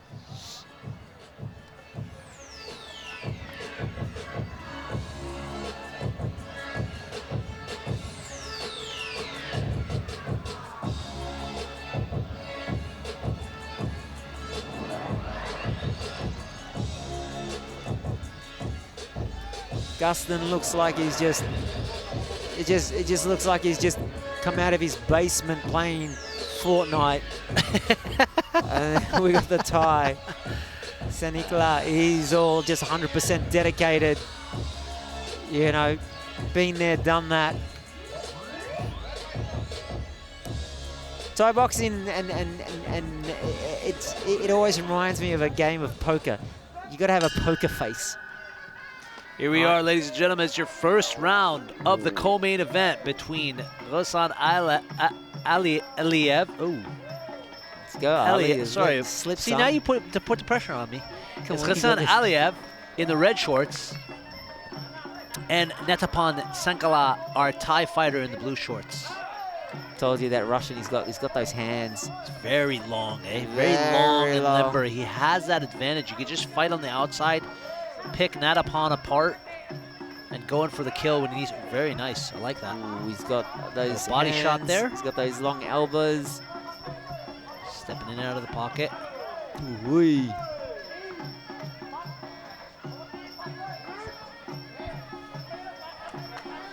Oh, a little bit of a trip. Referee's saying, listen to me. The Thai's like, I'm going to break his face.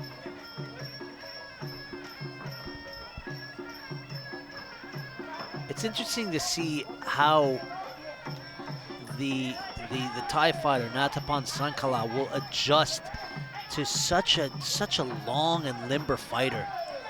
It's very dangerous to be like that close to that fighter. One knee, one elbow, and you're out. But he's got the experience, as you can tell. Absolutely. Like, he's just leaning back, missing, you know, those knees by millimeters, you know, which makes it really interesting to watch.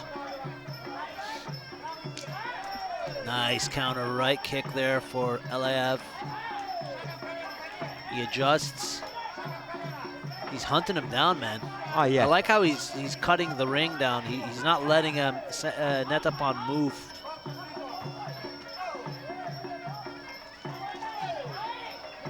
Netapan's doing a beautiful job. He's just evading a lot of weapons coming his way. He's just calculating everything this first round. Getting his distance right, you know, body shot there, checking there. Just having a bit of a feel, see what he can and cannot do.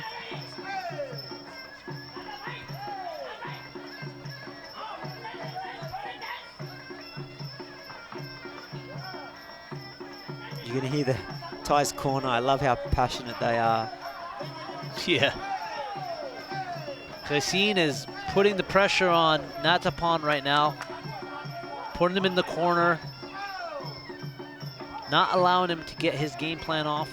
No, not at all.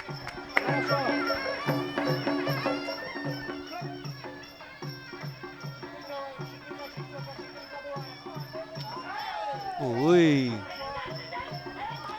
I mean, I think that and there's the bell to the first round. Yeah. Just going off what I just saw. I mean, the Thai can just chop those legs again and again and again. Early days. Let's see what happens.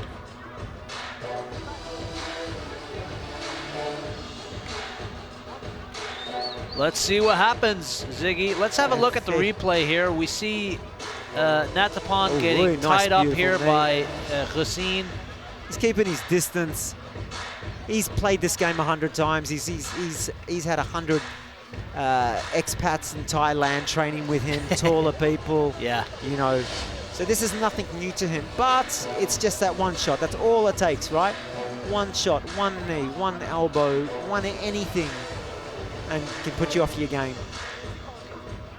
And to remind our folks at home, this is a 5-round fight for the title with 3-minute rounds. So we have a lot of time to see a lot of action. Got a lot of time, and I think this round is going to get heated. Gonna get heated.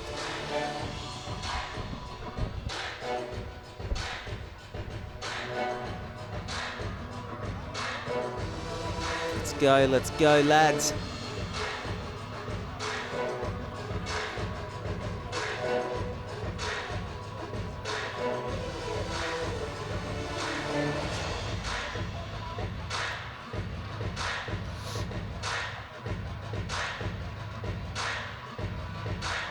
Plenty of recovery time between rounds. It's 2 minutes break, isn't it, between rounds now? Yeah, so they have a little bit more time to recover. Yeah, referee's like, okay, that's enough. Enough with the yoga, ladies and gentlemen. Let's get back into the fight. Oh, here we go, getting wiped down again. Wipe that man down.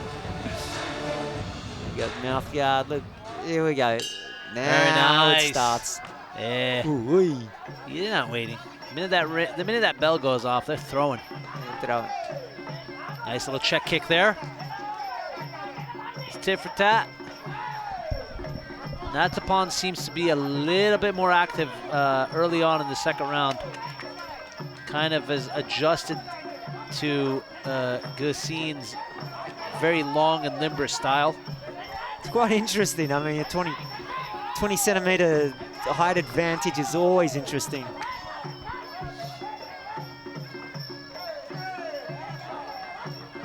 There we go. Ooh, nice catch. There we go. Keeping inside leg kicks, nice outside leg kicks. Chop those legs down is the key at the moment. Yeah, if you're a tall fighter like that, you know, you have that ability to close distance much quicker. So it's natural of Natapon to just start chopping away at those legs. Oh, yeah, you just take away that movement. You just keep chopping away.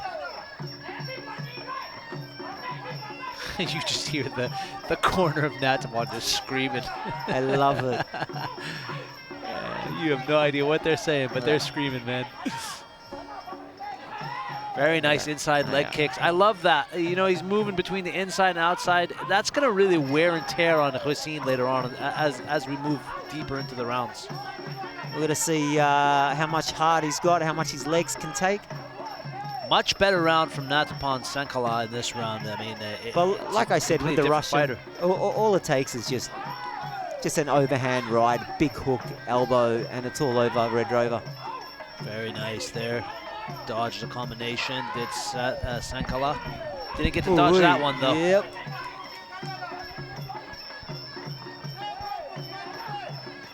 There we go. Hussein putting Sankala on the ropes and just putting a lot of pressure on him. Sankala, with the experienced fighter, just able to scoot out of there and reset. Nice dodge. Very nice. Oh, very nice. Like that. Off the ropes, no problem. See how fit Gusim is. Very nice combination. Look at that. He's putting the pressure on. He's putting a lot of pressure on him. Ooh, nice jumping High knee. knee, eh? Just grabbing the Ref. rope there. Ref saw that, identified that, just breaks him up. Not allowed to grab the ropes if you're in a clinch. He's just been warned. Ooh, I mean, Hussein right now is just putting so much pressure on Natapon. Natapon's not able to adjust. that's correct. Yeah, that and It around is. two. And Well we're done done. with round 2, ladies and gentlemen. Moving into round 3 is great fight. I love the adjustment that Natapon did in that second round, being able to fight off his back foot, adjusting, moving well. But I just think Hussein, being the taller, longer, limber fighter, is just able to control the distance a little bit better. Let's see if he's got the cardio to get him over the line. He's got another 3 rounds. It's yeah, you just can't call it. You just can't call it just yet. Anything's possible. The Thai's got beautiful distance. He just knows what's going on. I mean, look at that Yeah, I mean- roundhouse. That roundhouse just caught the Russian perfectly underneath. You know, he doesn't mind. Look at that. Oh, look at that overhand left. Look at that, just flick back, moving in, boom. Look at that catch. Hussein understanding he has his opponent kind of, you know, in a corner, just unleashing, not allowing him to reset. I like that about his game plan. I mean, just what I've seen the last 2 rounds, I think the tactic from the Thai is to let the Russian gas himself out. Will he gas out, though? That's the question. Possibility, especially if he keeps it up at this pace. And the Thai is just taking it all. He's so conditioned. He's taking it on the gloves. He's taking it on the elbows. He's taking it on the shoulders and what have you. You know, and the judges can see that. They can just see that he's just catching him. There's hasn't been anything flush just yet, and you can just tell from the face of the Thai. There's no swelling. There's nothing. I mean, imagine having more than 100 fights in your career, man. You kind of seen it all at that point. Oh yeah. That was 100 wins. I said more than 100 fights, yeah. Yeah. But yeah, imagine having 100 wins. I mean, 101 jeez, wins. man, that's crazy. John Wayne Parr's going for that. Trying to get his 100th win and retire. Legend of the sport of Muay Thai. John Wayne Parr is one of the greatest Muay Thai Gunslinger. fighters. Yeah, I like him. I like his style. Oh yeah. Go Aussie. Here we go, round 3, ladies and gentlemen. Let's see what our boys bring us.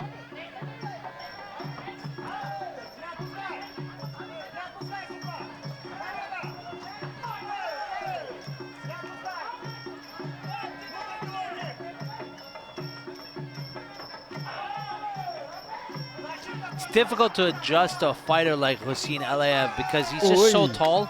So you're always kind of punching upwards, and I think Natapon identifies that, which is why he's going for more like body shots and low inside leg kicks and outside leg kicks. Yeah, he's been very smart. He's got to play to his strengths. He understands, like, punching upwards, you're going to lose your momentum.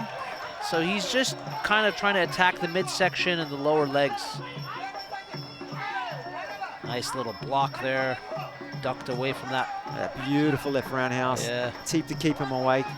Cutting angles. Hussein seems a lot keeping more the fired Russian up. busy. With that, waiting for an elbow there, but he decided to just throw the punch instead. Check kick, Hussein. Ooh, nice left roundhouse. Went up high, went low, went even lower that time.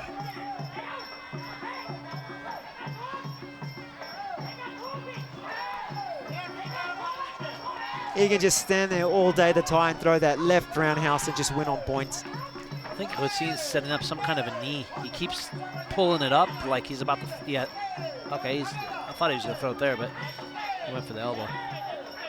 When you go to Thailand and you spar some of these Thais, and you can have all the fancy kicks in the world you want. If they got a good left roundhouse or right roundhouse, they just keep you back all day long.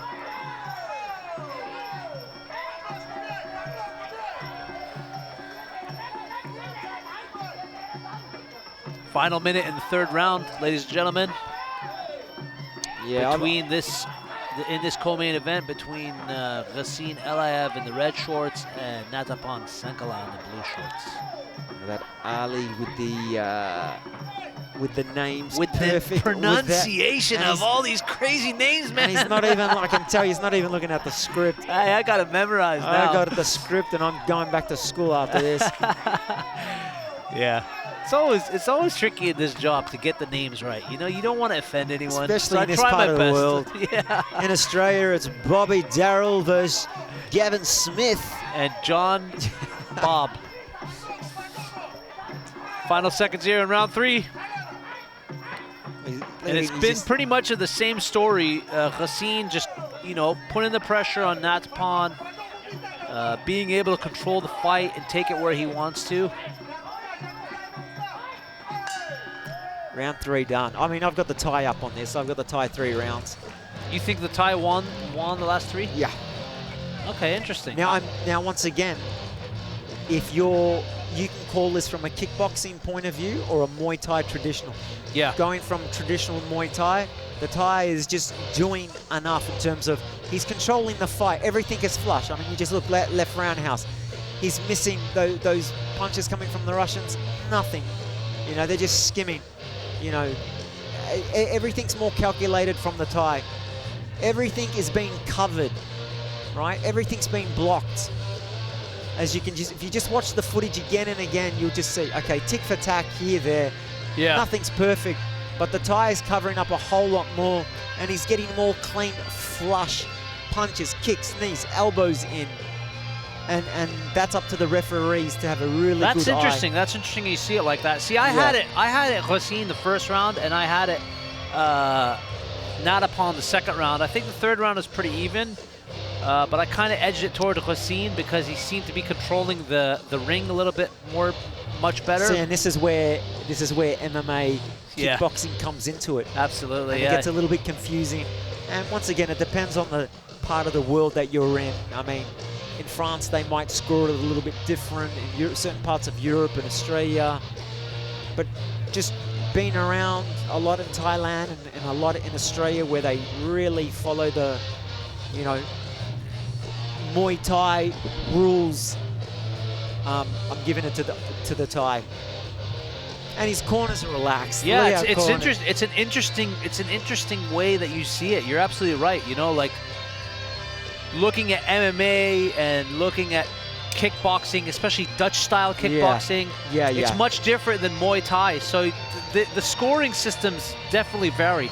Very different. And like I said, depending what part of the world you're from and how they score it, it's completely different.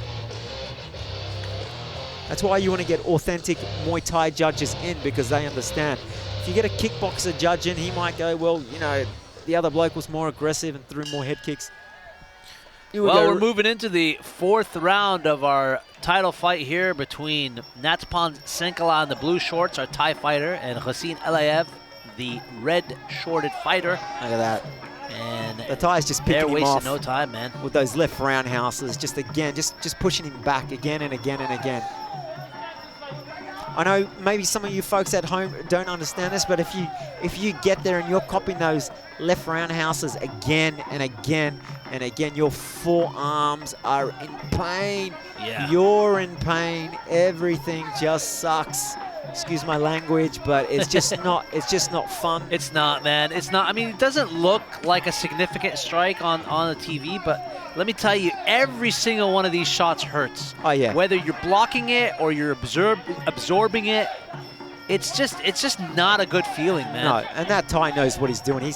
Every time he's throwing that left roundhouse, he knows where it's landing 90% of the time, right across the forearm, across the bottom of the glove. He knows he's wearing down his opponent. I mean, I was just gonna say, like, the worst shots are the ones you don't hear. You know? Oh yeah.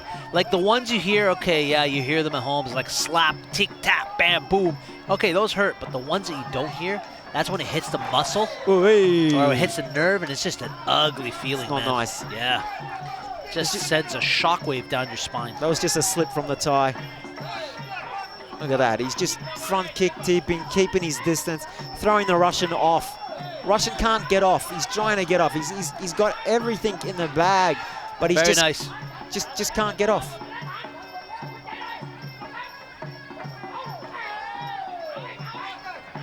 He can't even lock him up. Yeah, Ghassin's looking a little bit frustrated here. Cannot even lock him up. He's trying to get there, but the Thais very sneaky, as they are. Very smart technicians. I mean, he saw that roundhouse coming, that head kick, just flicked it above his head, continued to move on. Do you think the judges may see Natapon Sankala fighting on his back foot and, you know, maybe count that against him? No, I don't think so. Look at that, bang. Very Look at that, just nice. smart, bang. Beautiful. It just goes to show, mate, I just got you. I did that with such ease is nothing. Now the Thai's getting cocky and confident. You can just see with his hands down, playing the game, trying to draw in the Russian. Last 10 seconds here in our fourth round. Was it fourth round or third round? Sorry. Fourth round, Is yeah. it fourth round, yeah. Look at him, even the Thai's yelling at him, telling him, come on, give me some more, mate. So the Thai knows, if we were in Thailand, the Thai knows that he's got 4 rounds in the bank. He's won it, but he's got to push through for the 5th round. You go to Thailand sometimes and you'll just watch him. You know, if the fighter knows that he's won, the 5th round, he'll just walk around with his hands up, doing a little bit of a boogaloo, dancing. Us Westerners are like, go smash him. But, you know, the Thais are like, nah, he's won it. There's no point. That was a nice sneaky leg kick there that hit the side or the kidneys of Ghassin. That was just a slip there. Little slip there. Weight transfer off that front foot. Look, you can look, catch it. Look at this. Yeah, See you later, this was mate. beautiful. Bang. This was a beautiful sweep. Nice, simple dump. Judges saw it. He did it with just such ease. Like, yeah, like whatever, mate. And, hey, there's NOUREDDINE hanging out in the crowds. Well deserved, my friend. Well deserved. Let's see what the 5th and final round has for us between these two fighters. It's been a really technical matchup. Poor Russian young lad, he is frustrated. You can just see he's frustrated. He's good. He is really good. He just can't get off. He's just being played at the moment. Little games, and that's what the Thais are so good at. I mean, you look at someone like Sanchai. You know, he just go watch videos upon videos on Sanchai. He's just the master of just making you look like I love that guy. Idiot. Yeah, he's brilliant. You just look like an idiot in front of him.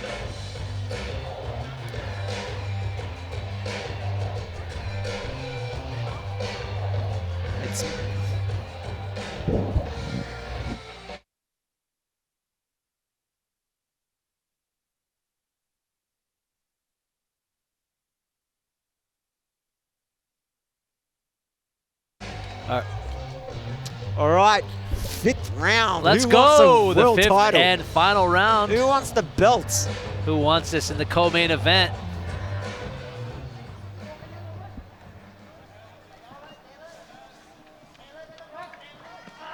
Ooh, Thai starts off strong. 5th and final round, ladies and gentlemen, sanctioned by the World Muay Thai Council, the International Federation of Muay Thai Associations. Here it is. Our fighter is in the ring this evening. Ghassin Aliyev in the red shorts. You can tell that Natapon Sankala in the blue shorts. The Thai's corner has told him, don't get too cheeky, don't get too cocky, put that guard back up. Because towards the end of the last round, he got in there with a like, having fun, right? As you can see right now, he's kind of going back into it. It's a little bit slippery as well, like all that sweat dropping down. You can tell they're losing a little bit of their balance. Natapon went in there and he tried to, very nice. Look at that jumping roundhouse right into the ribs. Beautiful shot. He's looking for something. He's looking for something athletic there to throw. Some kind of he just can't. The Russian cannot stop that left roundhouse. Cannot. I mean, he's going to feel that tonight, tomorrow. He's going to feel that for the rest of the week. Oh, caught that, did he? He got it, but there was nothing there. The Thai controlled it, brought his knee back.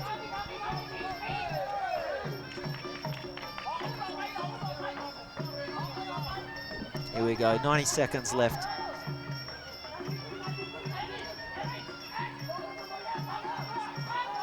Ooh-wee. Nice little check kick there. Racine, catches that and counters with his very own.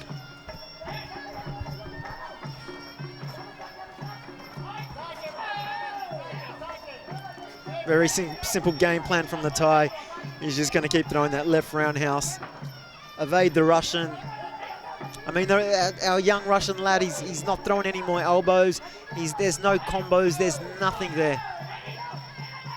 I think Racine is looking a little bit frustrated. Look, he's kind of his game just flattened out a bit from round 3 to round 5. He's looking for something big to throw, and he's just unsuccessful. You can see the welt on his back. Nice little spinning back elbow. Look at that. There you go. The Thai catches it and throws a kick of his own. 30 seconds left. Ooh. Racine catches that. Counters with a kick, and Natapan catches his counter. Crazy, man.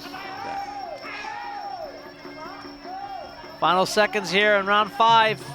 Who wants it more? Is it Senkala or is it Alav? And there's you go. that bell. There you go. It's going to the judges' scorecard, ladies and gentlemen.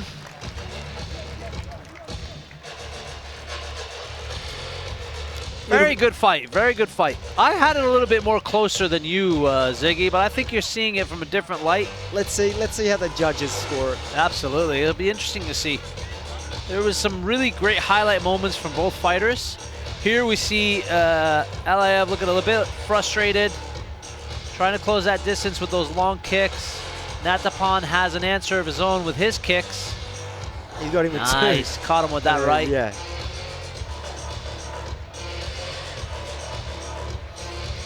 The catches that, throws some combinations of his own. Ooh-wee. That pulls that leg back. Yeah, I like that. And then he throws this and he catches it, right? There's that counter catch and then boom! It was great. That was great.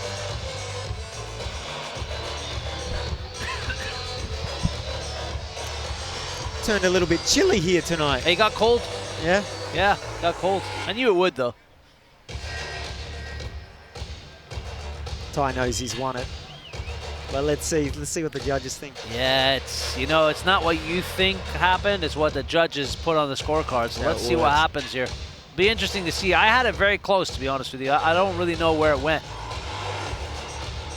They'll give it a split decision, I'd say. And to the blue corner. Ladies and gentlemen, after completing 5 3-minute rounds in a men's lightweight Muay Thai championship matchup for the vacant WMC men's lightweight world title, we go to the scorecards. Your judges have ruled in favor of your winner by points, declared by unanimous decision.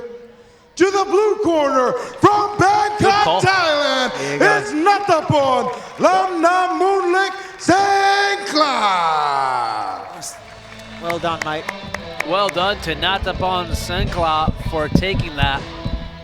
Put on a nice tactical show with his experience. Ladies and experience. gentlemen, we'd like to call forward our esteemed guest, Mr. Stephen Fox, the Vice President of Global Association of International Sports Federations.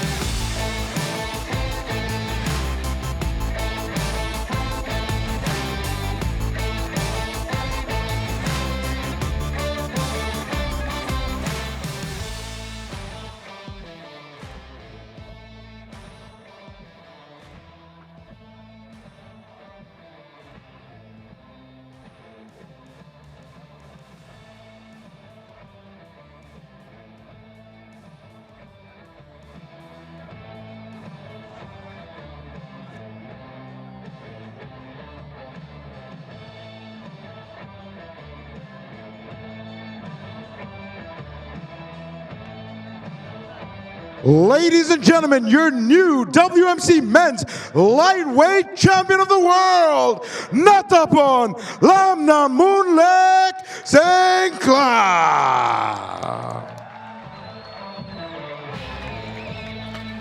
There he is, ladies and gentlemen, your new WMC champion, Natapon Sengkla, as he...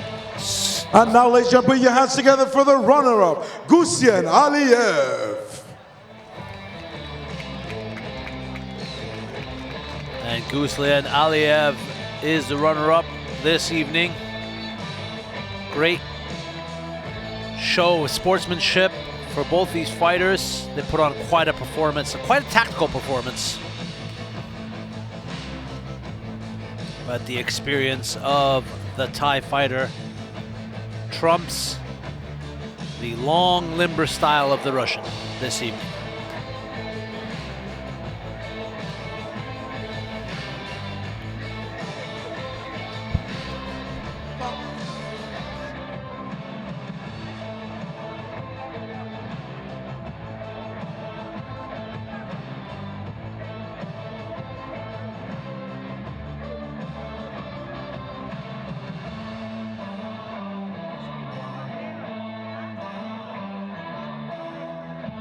Ladies and gentlemen, I'm stood here with the new WMC Men's Lightweight Champion, Natapon Sengkla. How do you feel, sir? You're stood right here in the heart of Expo 2020 Dubai, in front of His Excellency from the Kingdom of Thailand, and you've just took home a massive achievement.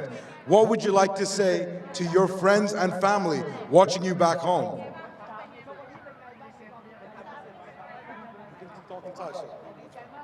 วันนี้ผมก็ได้มาชกรายการนี้ผมก็ภูมิใจมากครับวันนี้ผมก็ได้แชมป์เปี้ยนแล้วครับถ้ามีโอกาสหน้าปีหน้าผมขอมาชกที่นี่อีกครับ Ladies and gentlemen, your new WMC Men's Lightweight Champion of the World, Natapon Lamnamunlek Sengkla.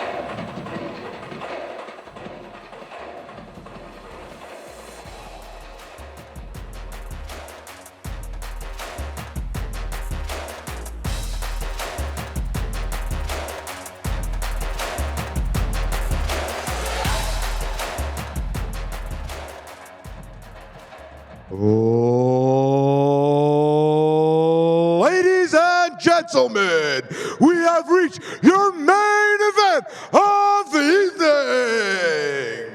Your main event of the evening is sanctioned by the WMC, the World Muay Thai Council, for 5 3-minute rounds in a men's light heavyweight Muay Thai championship matchup. This fight for the main event is for the vacant WMC men's light heavyweight world title.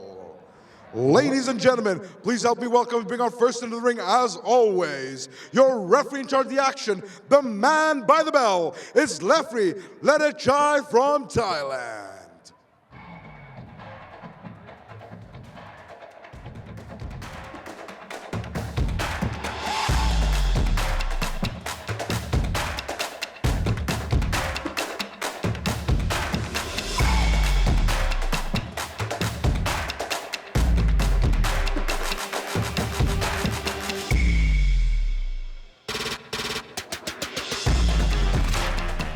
Ladies and gentlemen, this is your main event of the evening. Your main event of the evening is sanctioned by the WMC for 5 3-minute rounds in a men's light heavyweight Muay Thai matchup. This fight is for the vacant WMC men's light heavyweight world title and has been sanctioned between Aaron Ortiz and ELIAS Habib Ali.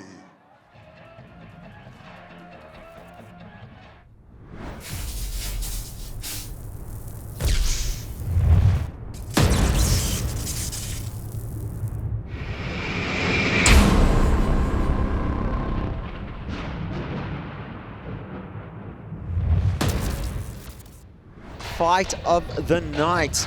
Another world title. Ladies and gentlemen, please help me welcome out first, fighting out of the red corner from the United States of America, it's Aaron Ortiz. Here we are, ladies and gentlemen. It's the main event of the evening between Aaron Ortiz, the American, and ELIAS Habib. And what a night of fights it's been. We've come a long way. Long way. Aaron Ortiz makes his way into the ring. The American is quite the tactician when it comes to Muay Thai. He's 23 years old, towering at 192. Sorry, 192. I read that wrong. 192, quite a tall fellow. 27 wins and 8 losses. They call him the Plague. The Plague? Well, that's not good. Not in this day and age. I'll tell you what, he looks the part. Got a pretty boy here. He's got the hair down. He's got all the tats. Let's see if he can deliver. Mr. Aaron Ortiz from America. And he's going to be fighting a local boy that I've been following for years. He is a very interesting Muay Thai Emirati fighter. Tough boy, strong boy.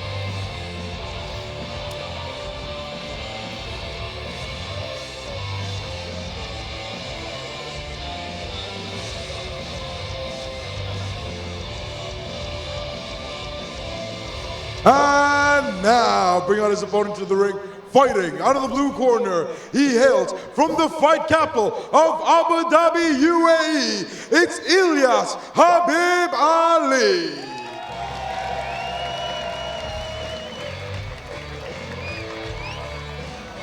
There he is, ladies and gentlemen. ELIAS Habib Ali, the 31-year-old fighter, stands at 183 centimeters. He fights for Team UAE with 13 wins on his record to 2 losses. It's been a good night for Team UAE, hasn't it? Great night for Team UAE. Let's see if they can continue this momentum with ELIAS as he makes his way to the ring to fight USA's very own Aaron Ortiz.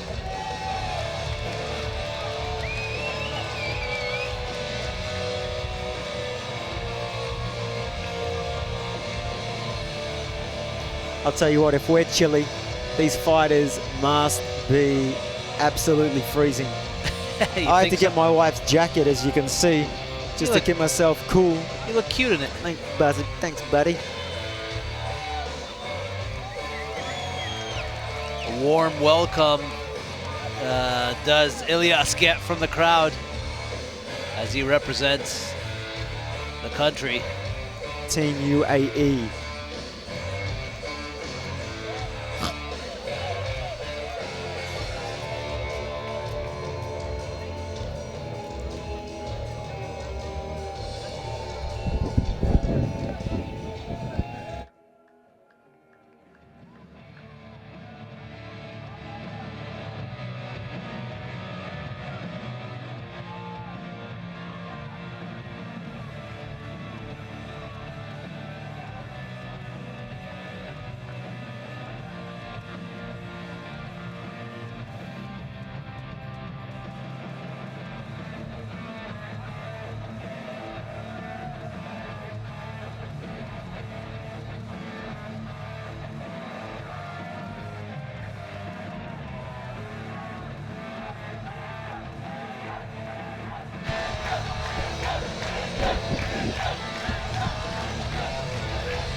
A monumentous fight for both these people, and the crowd is definitely showing their support.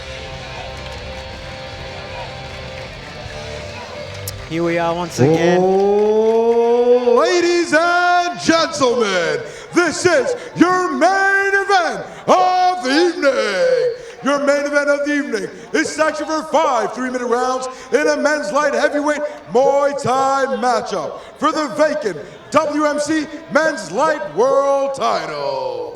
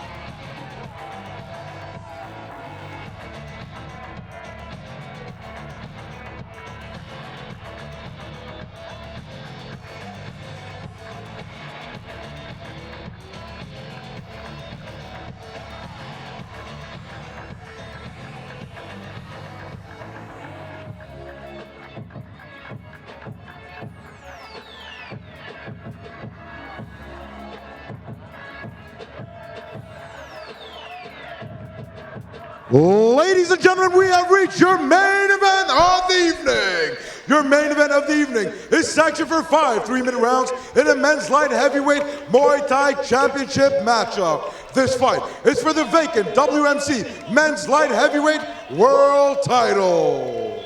Your 3 judges represented ringside are Judge Dion from Malaysia, Judge Konstantin from Russia, and finally Judge Al-Dibli from Iraq. And when the action begins and the bell goes off, the man in charge of the action is referee Litachai from Thailand.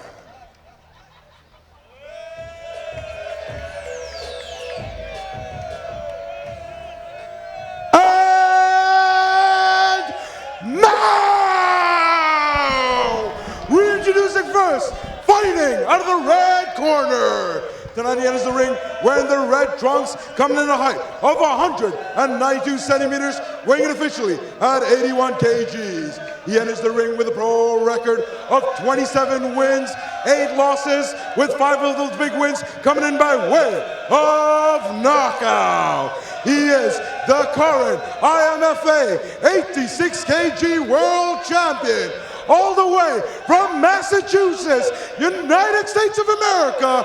It's the Blade, Aaron Ortiz.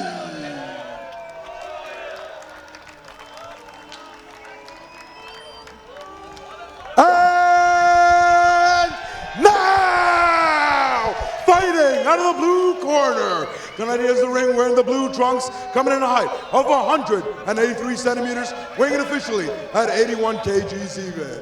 He enters the ring with a pro record of 13 wins, 2 losses, with 7 of those big wins coming in by way of knockout. He is a current Waco Pro K1 champion and a current WMC light heavyweight Intercontinental champion. Ladies and gentlemen, Sayyidati wa Sadati min Abu Dhabi Al Imarat. Please put your hands together for the Tiger, ELIAS Habib Ali.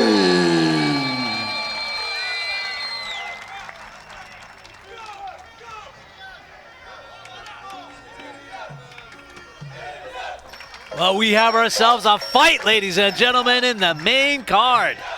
ELIAS Habib Ali, the 31-year-old in the blue corner. Aaron Ortiz, a 23-year-old American in the red corner. It's getting ready to get hot. We have America versus the UAE, ladies and gentlemen, for a world title. Beautiful show of energy in the crowd as they get behind Team UAE. Oh, they are pumped. Everyone is pumped. And you know, I just got to point out, it's 11 o'clock at night here, and their energy is just phenomenal. Yeah, Team UAE are out in force right here. And I know a few of the lads, professional fighters, they are pumped for their boy. They want him to win this world title, and I don't blame them. But we got young Aaron Ortiz from America here. He's a champion. He's been there, done that. He's ready to go to work. So this is going to be an interesting fight. I got a feeling from the first round, these boys are just going to go for it. I have a feeling there's not going to be a filling out process. It's just going to... You think so? Yeah, I think I'm just going to break your face with my shin. This is a 5-round fight, 3 minutes with 2-minute breaks. The experience does edge over to Aaron Ortiz with over 27 wins he has, but he has definitely more than that because he's got a couple losses. But like I said, ELIAS is quite. He's a warrior, mate. He's a warrior, tank. isn't he? Look at him. He's built like a tank. And you've been following his career for a while, haven't you? Yeah. I mean, what can we expect from Habib? He's just going to push forward. He'll take whatever. He'll just push forward and just keep going. He's a tank. He's a machine. So it'd be interesting to see what Mr. Ortiz has got for him.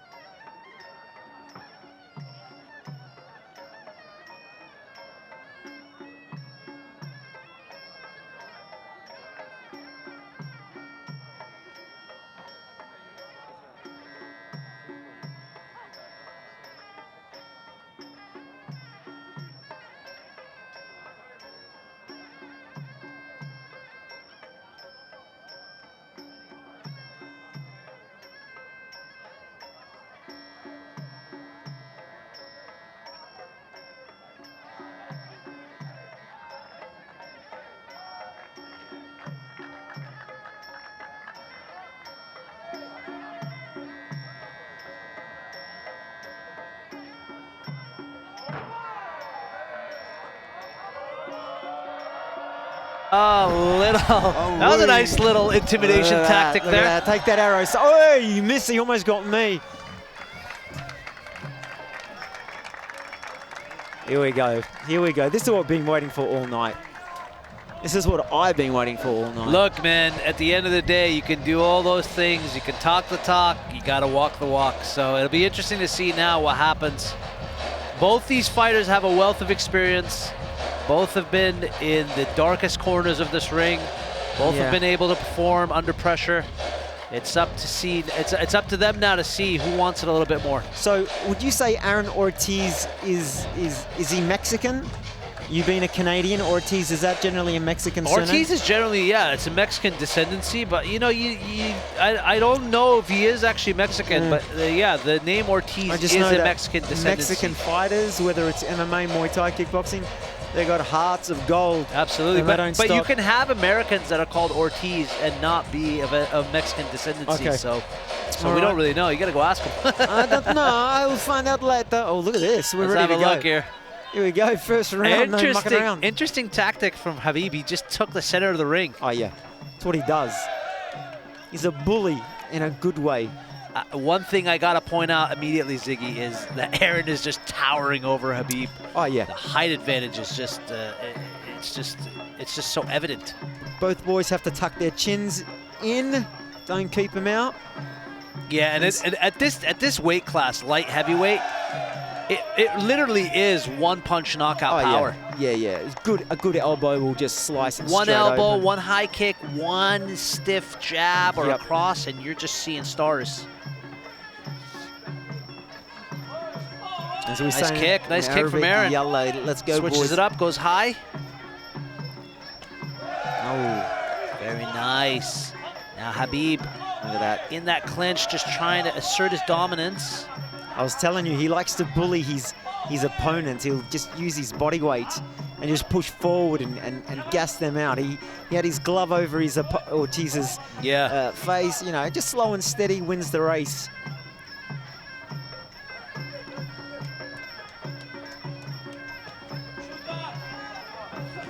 Ooh, nice roundhouse from Ortiz.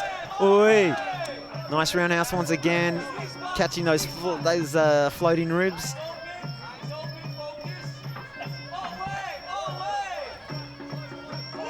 Nice high kick. Ortiz spots that, throws an elbow to counter. Ooh. Leg kick of his own from Ortiz. Nice combination. Nice left right. Yeah, Khabib closing the distance beautifully and then trying to bully his way into that clinch. Aaron's not having it. No, not at all. Yeah, not at all. He's doing really well in controlling that clinch game of Khabib. Referee breaking him up. Aaron's like, what are you doing, mate?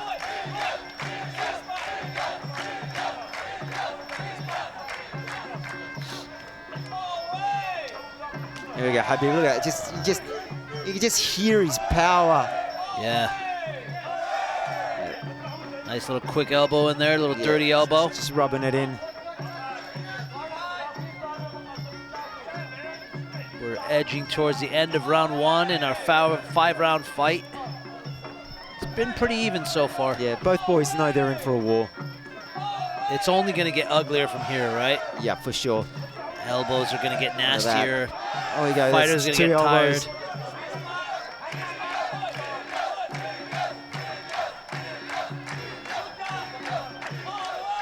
Nice left switch roundhouse. I like the way he throws that kick, Aaron. Oh, nice the way he throws those kicks is really, really nice, man. He's got beautiful technique. Good technique there with the leg kicks. Very smooth. Very seamless, man. Just comes from the hips, just boom. I think this fight, just calling it early, cardio is going to be a massive factor because they're bigger boys. Yeah. And every time they throw, especially Khabib, when he throws with intention. He throws with everything, and we all know that you can't keep that level up. For 5 rounds? Well, you can, but you're going to slowly, you know. Gas the tank, man. Let's have a look here at the replay. See some nice leg kicks from Aaron. Khabib bulling his way in. I like the glove in the face, kind of, you know, restricting the breathing of Aaron. Getting instructions from his UAE corner.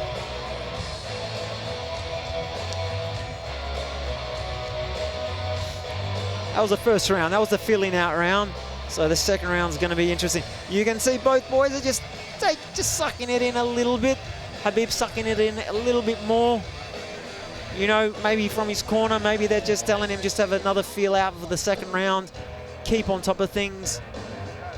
You know, maybe not load things 100%, but hey, that's his style, right?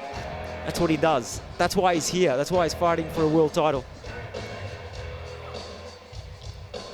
Aaron looks cool, calm, and collective. Yeah, he's been here before. Yeah, even his coach even looks much calmer. It's the same coach from Rebecca Irwin's corner. Yeah. The Zen master, I'm going to call him. He's just chilled. 2-minute break between the rounds. Enough for the boys to get their energy back up. Here we go.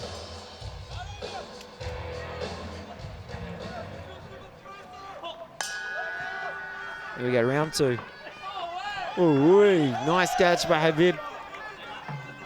Khabib caught that kick and just countered with his own. Look at that, beautiful overhand right. Prior to that, nice low leg kick. Ooh, elbows on top from Aaron. He's using his height advantage. Top of that head. And we saw those elbows work beautifully from Malelo in the female fight against Yolanda. Nice straight down. Look at that. Like that. Like beautiful good, punches. Beautiful from our boy. boxing there. Nice clean boxing from Khabib. Both boys throwing with bad intentions with those elbows. Beautiful combination from Ortiz, left hook, right roundhouse. Standard but good and beautiful.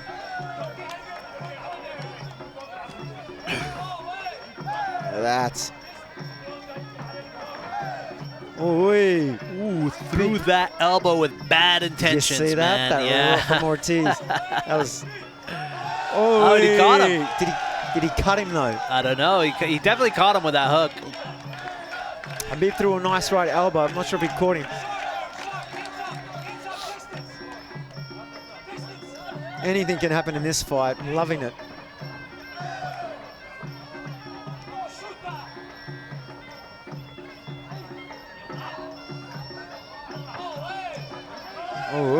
There's that glove in the face from Khabib. And that's got to be annoying, man. Your gloves in your face, you can't breathe. You know, you're just kind of restricting the air, the airway. Nice high kick from Ortiz. Both boys doing really well. Yeah, it's pretty even. For sure. Pretty even.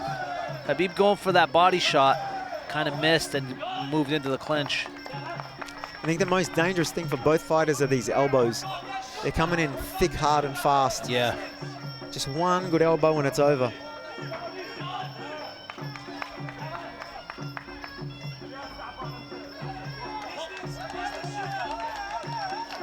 Nice body shot. That's got to hurt. Nice head kick from Ortiz.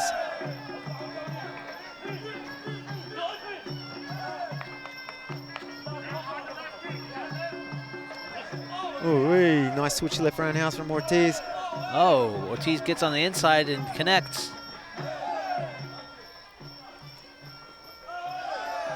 The Khabib throwing those solid punches to solid elbows. We're almost done with round 2 here between Aaron Ortiz in the red corner and ELIAS Habib Ali in the blue corner. Both fighters looking really calm and composed. Time, round 2. And having some successful moments in the early part of the round. I believe that Khabib from the UAE national team, for him to win, if I may, if he just boxes and stays on the outside, throws vicious leg kicks, roundhouses, and just keeps everything from the outside, forget the elbows for now. I think he can wear him down and hit him with a nice punch. Let's have a look at our replay here, Ziggy. We see that catch kick there. He throws a kick of his own. It's another catch kick. Is that, I think that's the same one. The same footage, yeah. There's a beautiful elbow there that connected.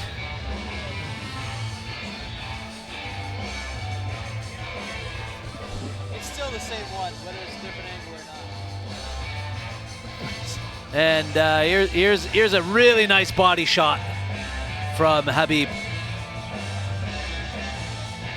Look at the seriousness on Khabib. He knows what's at stake. Both boys do. Aaron getting some final tips from his corner here as we head into round 3.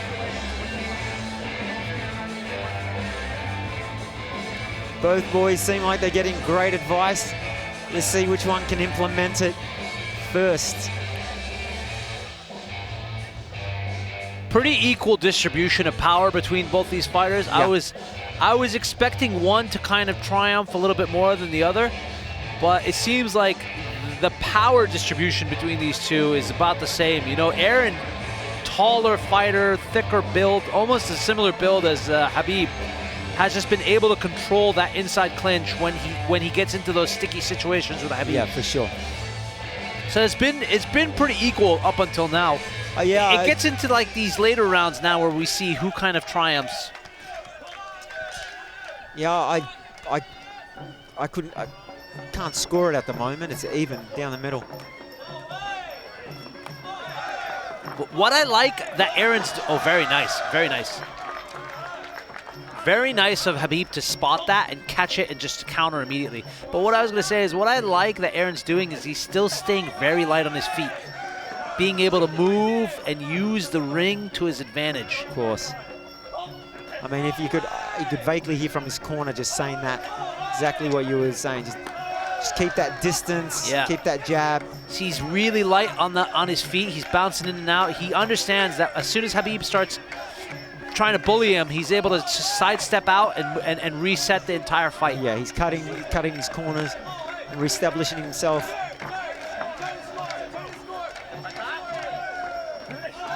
And Khabib is really... Yeah, Khabib's a bully, mate. And he's able to really control that fight when he needs to, right? Once he's got you, he's got you. It's really difficult to get out of those clinches. Oh, hey. Nice, very nice. Nice combination from Khabib there. Beautiful. Landed a couple of shots. Yeah, beautiful combination from both boys.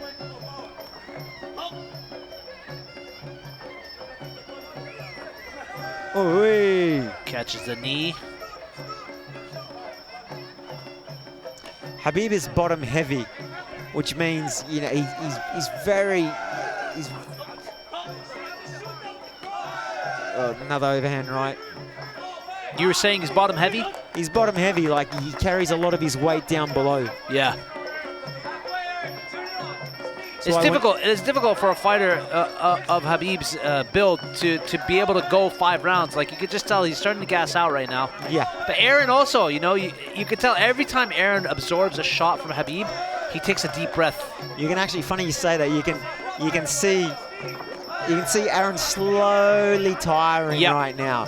You can see him suck it back a little bit. Yeah, he's trying to keep that poker face, but you could tell. And everything he throws, once again, is with bad intentions, and you're exhausting yourself, especially every time that you miss, you know.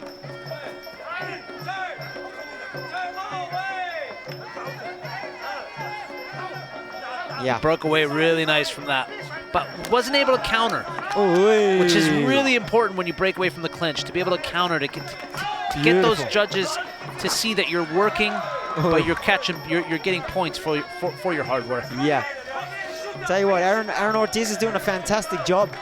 He's got beautiful combinations. Very nice, very nice. That was a beautiful sidestep there. Very nice combinations. Oh, really beautiful body shot there from Khabib.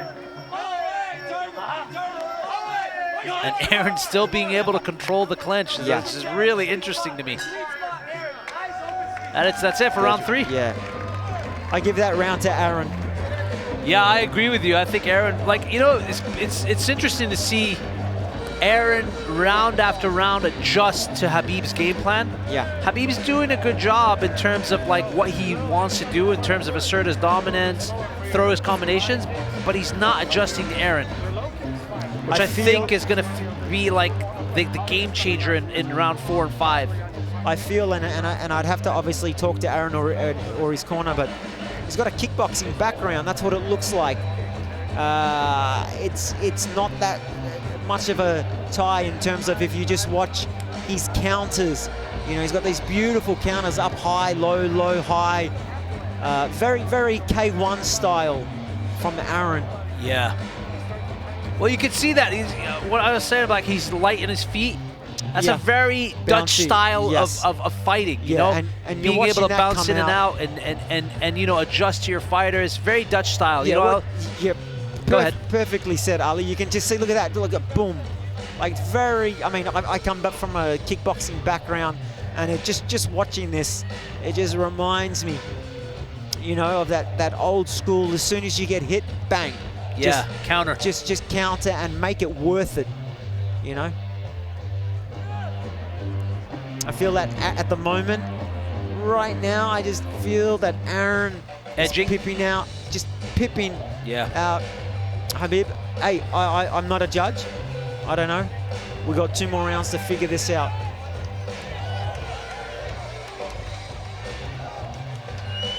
Well, we're going into the championship rounds now, ladies and gentlemen. ELIAS Khabib Ali takes the center of the ring. He's just letting him know he's ready to fight. He's ready to go. Aaron Ortiz in the red corner. There you go. Yeah, his corners told him, Ali's corners told him, you got to go out there, son. You got to get vicious. You got to put the pressure on him. And this is where all that training, all that discipline. Oh, look at those vicious elbows. Everything comes into play now because you're in the championship rounds, baby. It's time to turn it up. Yeah, man. These 2 rounds are so important for both fighters. If they don't put them on, if one of the fighters doesn't put it on, he's losing. And you can see that. I believe both boys have got enough in the tank to push hard for 2 rounds.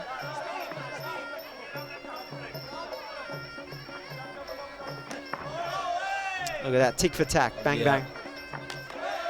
Look at that, bang, straight away.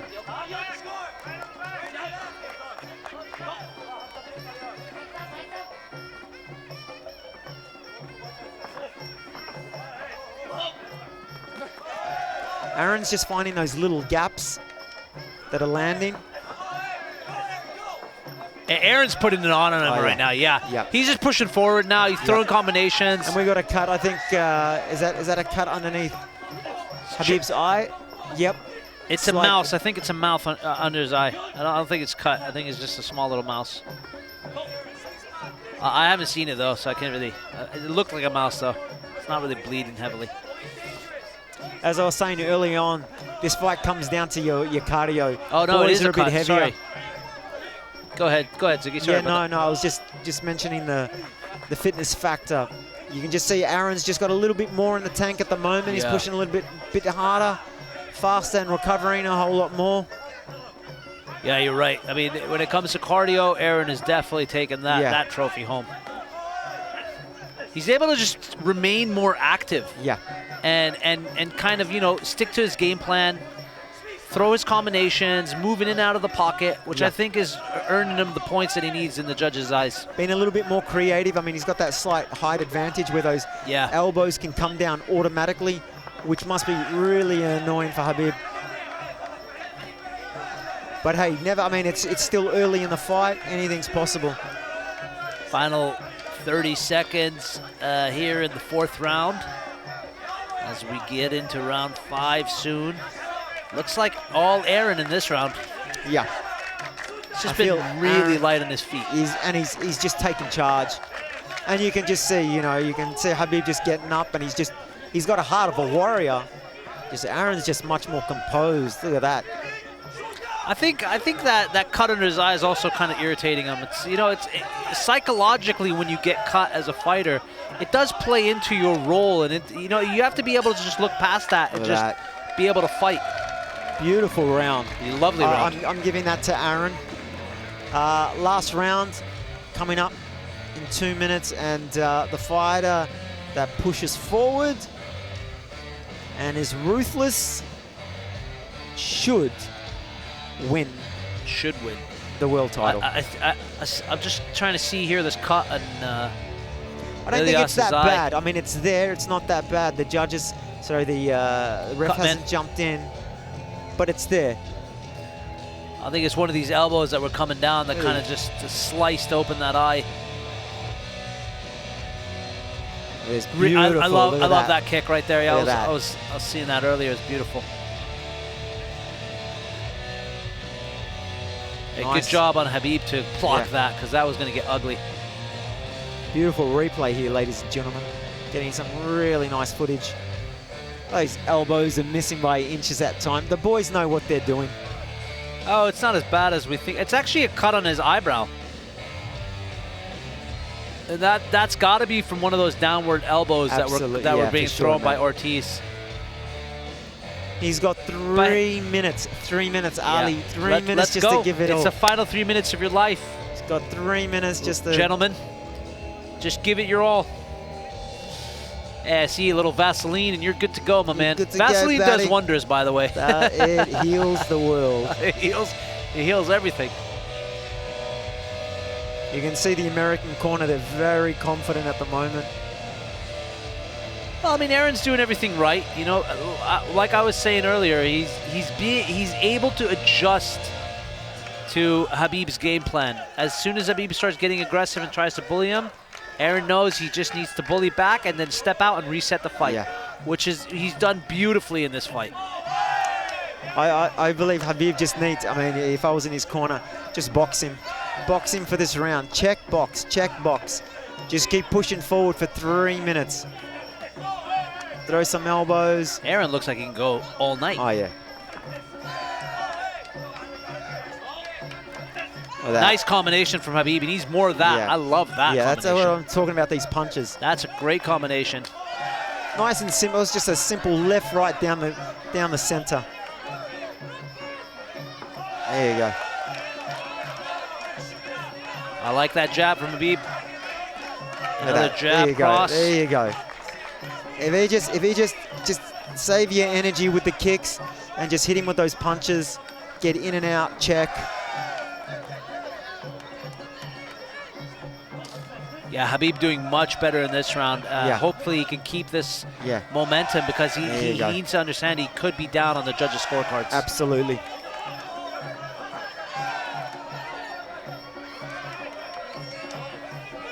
Heart of a warrior, Khabib. He knows he's gassed out, but he's just pushing and he just doesn't give up. That's what I love. Very nice high kick from Aaron. And Khabib with a nice combination of his own. Yep, in and out, in and out.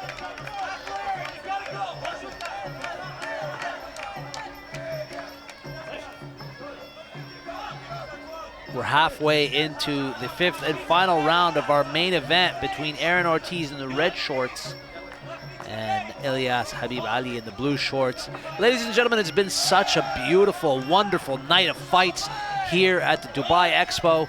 My main man Ziggy and I have had nothing but fun here, calling all these wonderful fights. Great night. A lot of great show of sportsmanship and great athleticism from all these fighters tonight.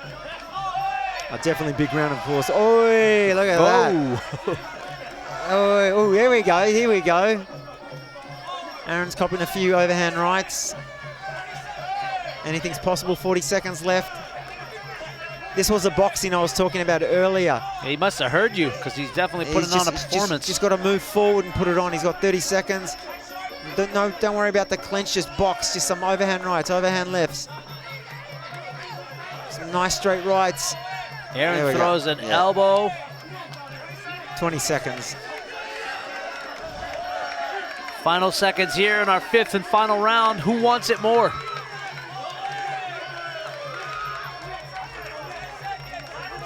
Here we go. 5 seconds left, ladies and gentlemen.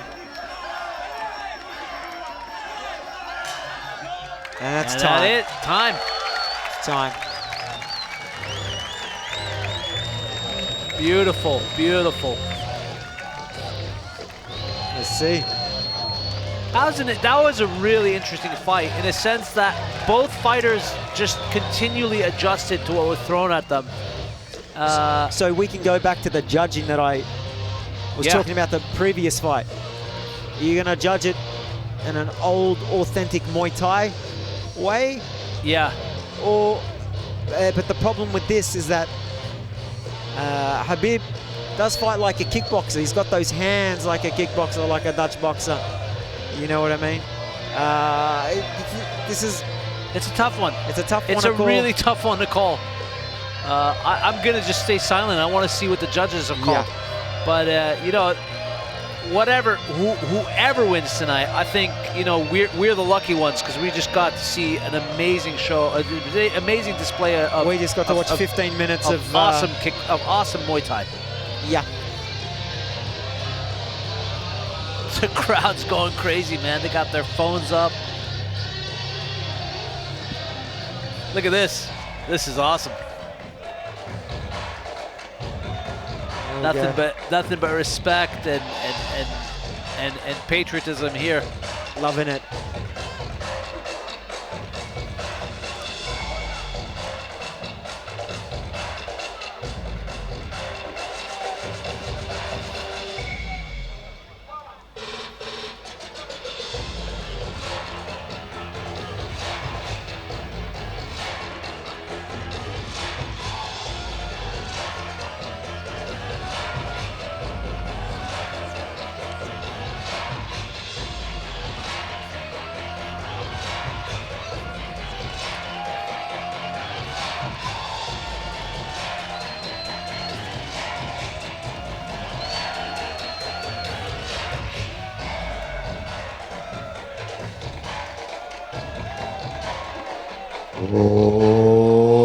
Ladies and gentlemen, we'd like to call forward our esteemed guest, His Excellency Abdullah Al-Layani, the President of the UAE Muay Thai and Kickboxing Federation.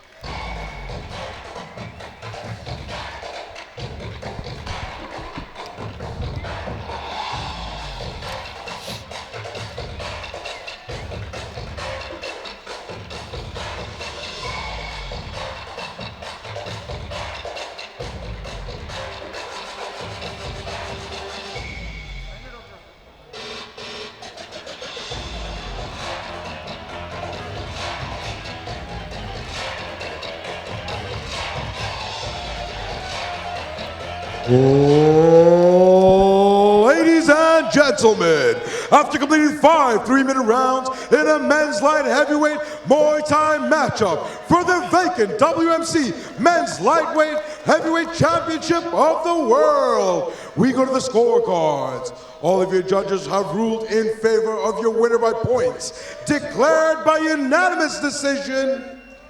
To the blue corner, from Abu Dhabi, it's the Tiger, ELIAS Habib Ali.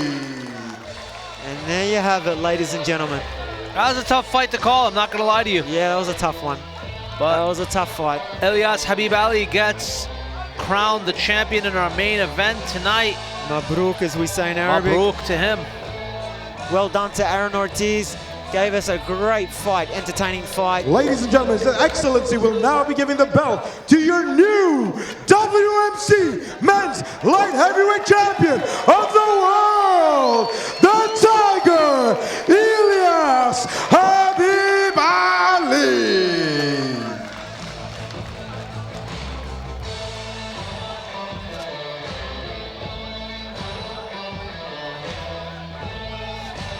Great show of sportsmanship and respect from Aaron Ortiz and ELIAS Habib Ali. I love moments like this. This is why, ladies and gentlemen, please give a round of applause for the contender and runner-up, Aaron the Plague Ortiz. Well done, Aaron. Well done, Aaron. Thank you very much, sir. Put up a great fight. Yeah, Aaron did a great job. I mean, I love his adjustments throughout the round by round. His ability to stay aggressive and just not be bullied by ELIAS. I like that. Back. It was tick for tack. It was a very close fight. Very close fight. Just want to say a big thank you to everyone out there that tuned in, downloaded the app, watched this event. Ali and I love doing what we're doing. We're very passionate about it. We have a bit of a laugh along the way. And guess what? We get paid to call some cool fights, man. Cool fights. Yeah. Doesn't get any better than that. Some great fights tonight. There's some really good fights tonight. Great fights tonight. You can see Aaron walking down in front of us, busted up shins. What a warrior.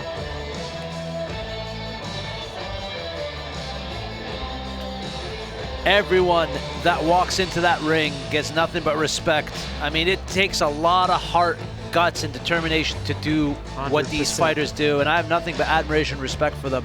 100%. It is a tough sport. It's not for the faint of heart, and you know, I think, like I said, we're the lucky ones. We just get to watch and commentate from the sidelines. These We guys get to have a coffee. put their lives on the line. They put everything out on the line for us to be entertained. Yeah. So nothing but respect for all of them. Great show tonight, eh, Ziggy? Loved it. Can't wait to do it again. We know there's a few other events coming up this year. Ladies and gentlemen, I am stood here with your new WMC Men's Light Heavyweight Champion of the world, the Tiger, ELIAS Habib Ali. ELIAS, you now have 3 belts. You are the current Waco Pro K1 champion, the current WMC Light Heavyweight Intercontinental Champion, and the new WMC Men's Light Heavyweight Champion of the world. What would you like to say to your friends and fans watching you at home? السلام عليكم ورحمة الله. أحب أشكر الجمهور الكريم الكل شكرا سيدي سمو الشيخ منصور بن زايد النهيان على تنظيم الرائع على الدعم لهذه الرياضة. نشكر سعادة عبد الله النيادي، نشكر زكريا طارق، الجميع أشكر مدربيني، أشكر كل حضور. شكرا أشكر جبريل الغالي. Give us a bit of a ELIAS, before translation you get there. out of here, do you have any final thoughts on your opponent? How did you feel going up against the plague, Aaron Ortiz? He is a great fighter. I want to thank him for coming to fight me tonight. He is one of the best fighters I fought. Thank you so much. Ladies and gentlemen, your new WMC Men's Light Heavyweight Champion, the Tiger, ELIAS Habib Ali. And that's us out. Oh, there you go, ladies and gentlemen. 12 amazing fights tonight. A beautiful event at the Dubai Expo at the Sports Arena. A lot of amazing moments. Some champions walked out. Ladies It's and been nothing gentlemen, but great. Dubai has been chosen to host the first ever Royal World Cup. The winners will book their tickets to the Kingdom of Thailand in December. We like to bring forward an award, the Royal World Cup Best Female and Male Fighter of the Evening. We like to kindly call forward His Excellency Abdullah Al Nayadi, the President of the UAE Muay Thai and Kickboxing Federation. Alongside His Excellency Al Nayadi, we'd like to call forward His Excellency Warawud Bu Apinya, the Ambassador to the Kingdom of Thailand to the United Arab Emirates. And alongside both of their excellencies, we'd like to call forward Mr. Stephen Fox, the Vice President of Global Association of International Sports Federation.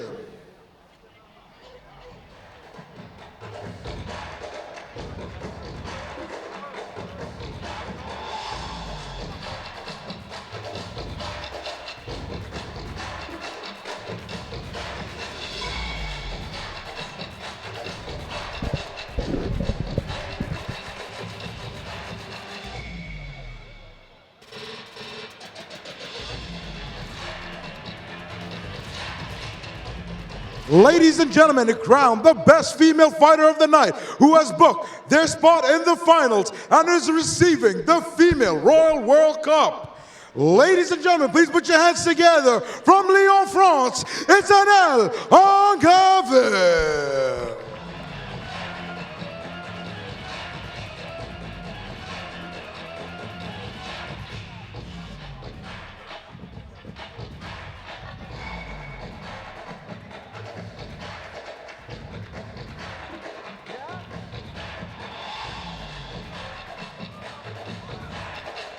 It seems that Anal Angervel gets the And now, fight ladies of and the gentlemen, night. we'd like to bring or fighter forward of the the night, which best is male amazing. fighter of the night, who has booked their spot in the finals and is receiving the male Royal World Cup belt.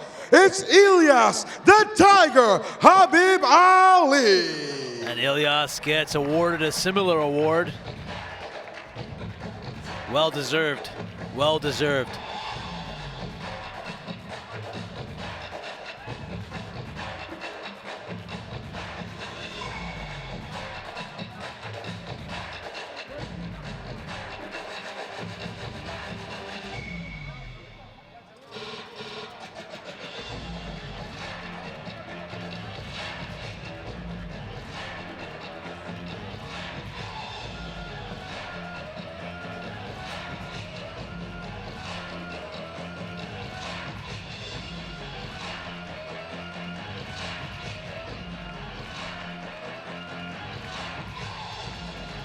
Ladies and gentlemen, may I present to you the best male and female fighter of the night, both of which will be joining themselves in the Kingdom of Thailand for the Royal World Cup in December.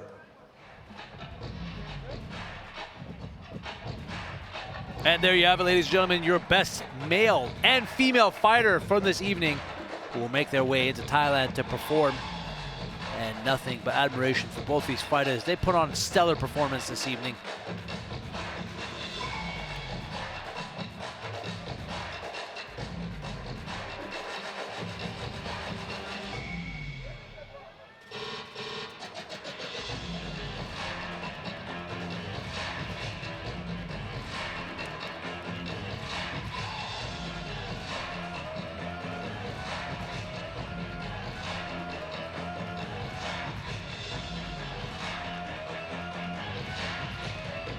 Ladies and gentlemen, thank you so much for joining us on UAM's Muay Thai Night Expo 2020 Dubai. It's been a fantastic evening. Thank you so much for joining us live. You've been a fantastic crowd. My name's been Rishi Paniker. Be safe and have a good night. Well, there you have it, ladies and gentlemen. My name is Ali Makdad and Ziggy Darwish here. We're signing out. It's been an epic night of fights. Have yourselves a good night. We'll see you at the next fight. Bye-bye now.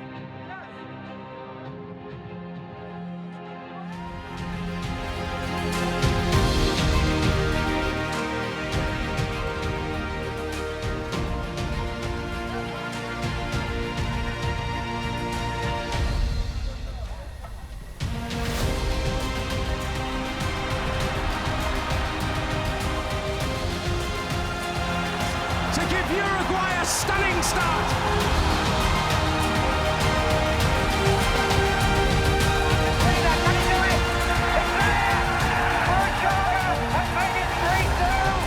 Defeated is Diego Maradona of Argentina, the world's greatest player, receives the world's most important football prize.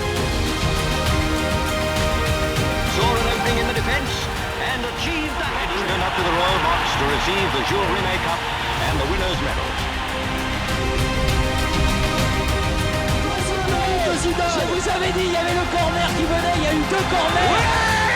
Des Françaises, la Coupe du Monde est française pour 4 ans.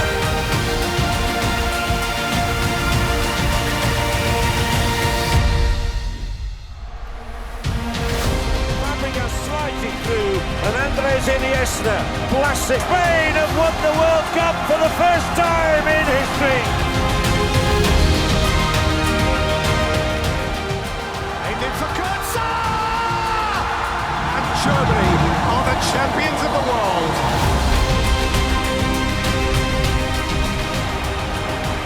It all comes down to this. Italy are champions of the world.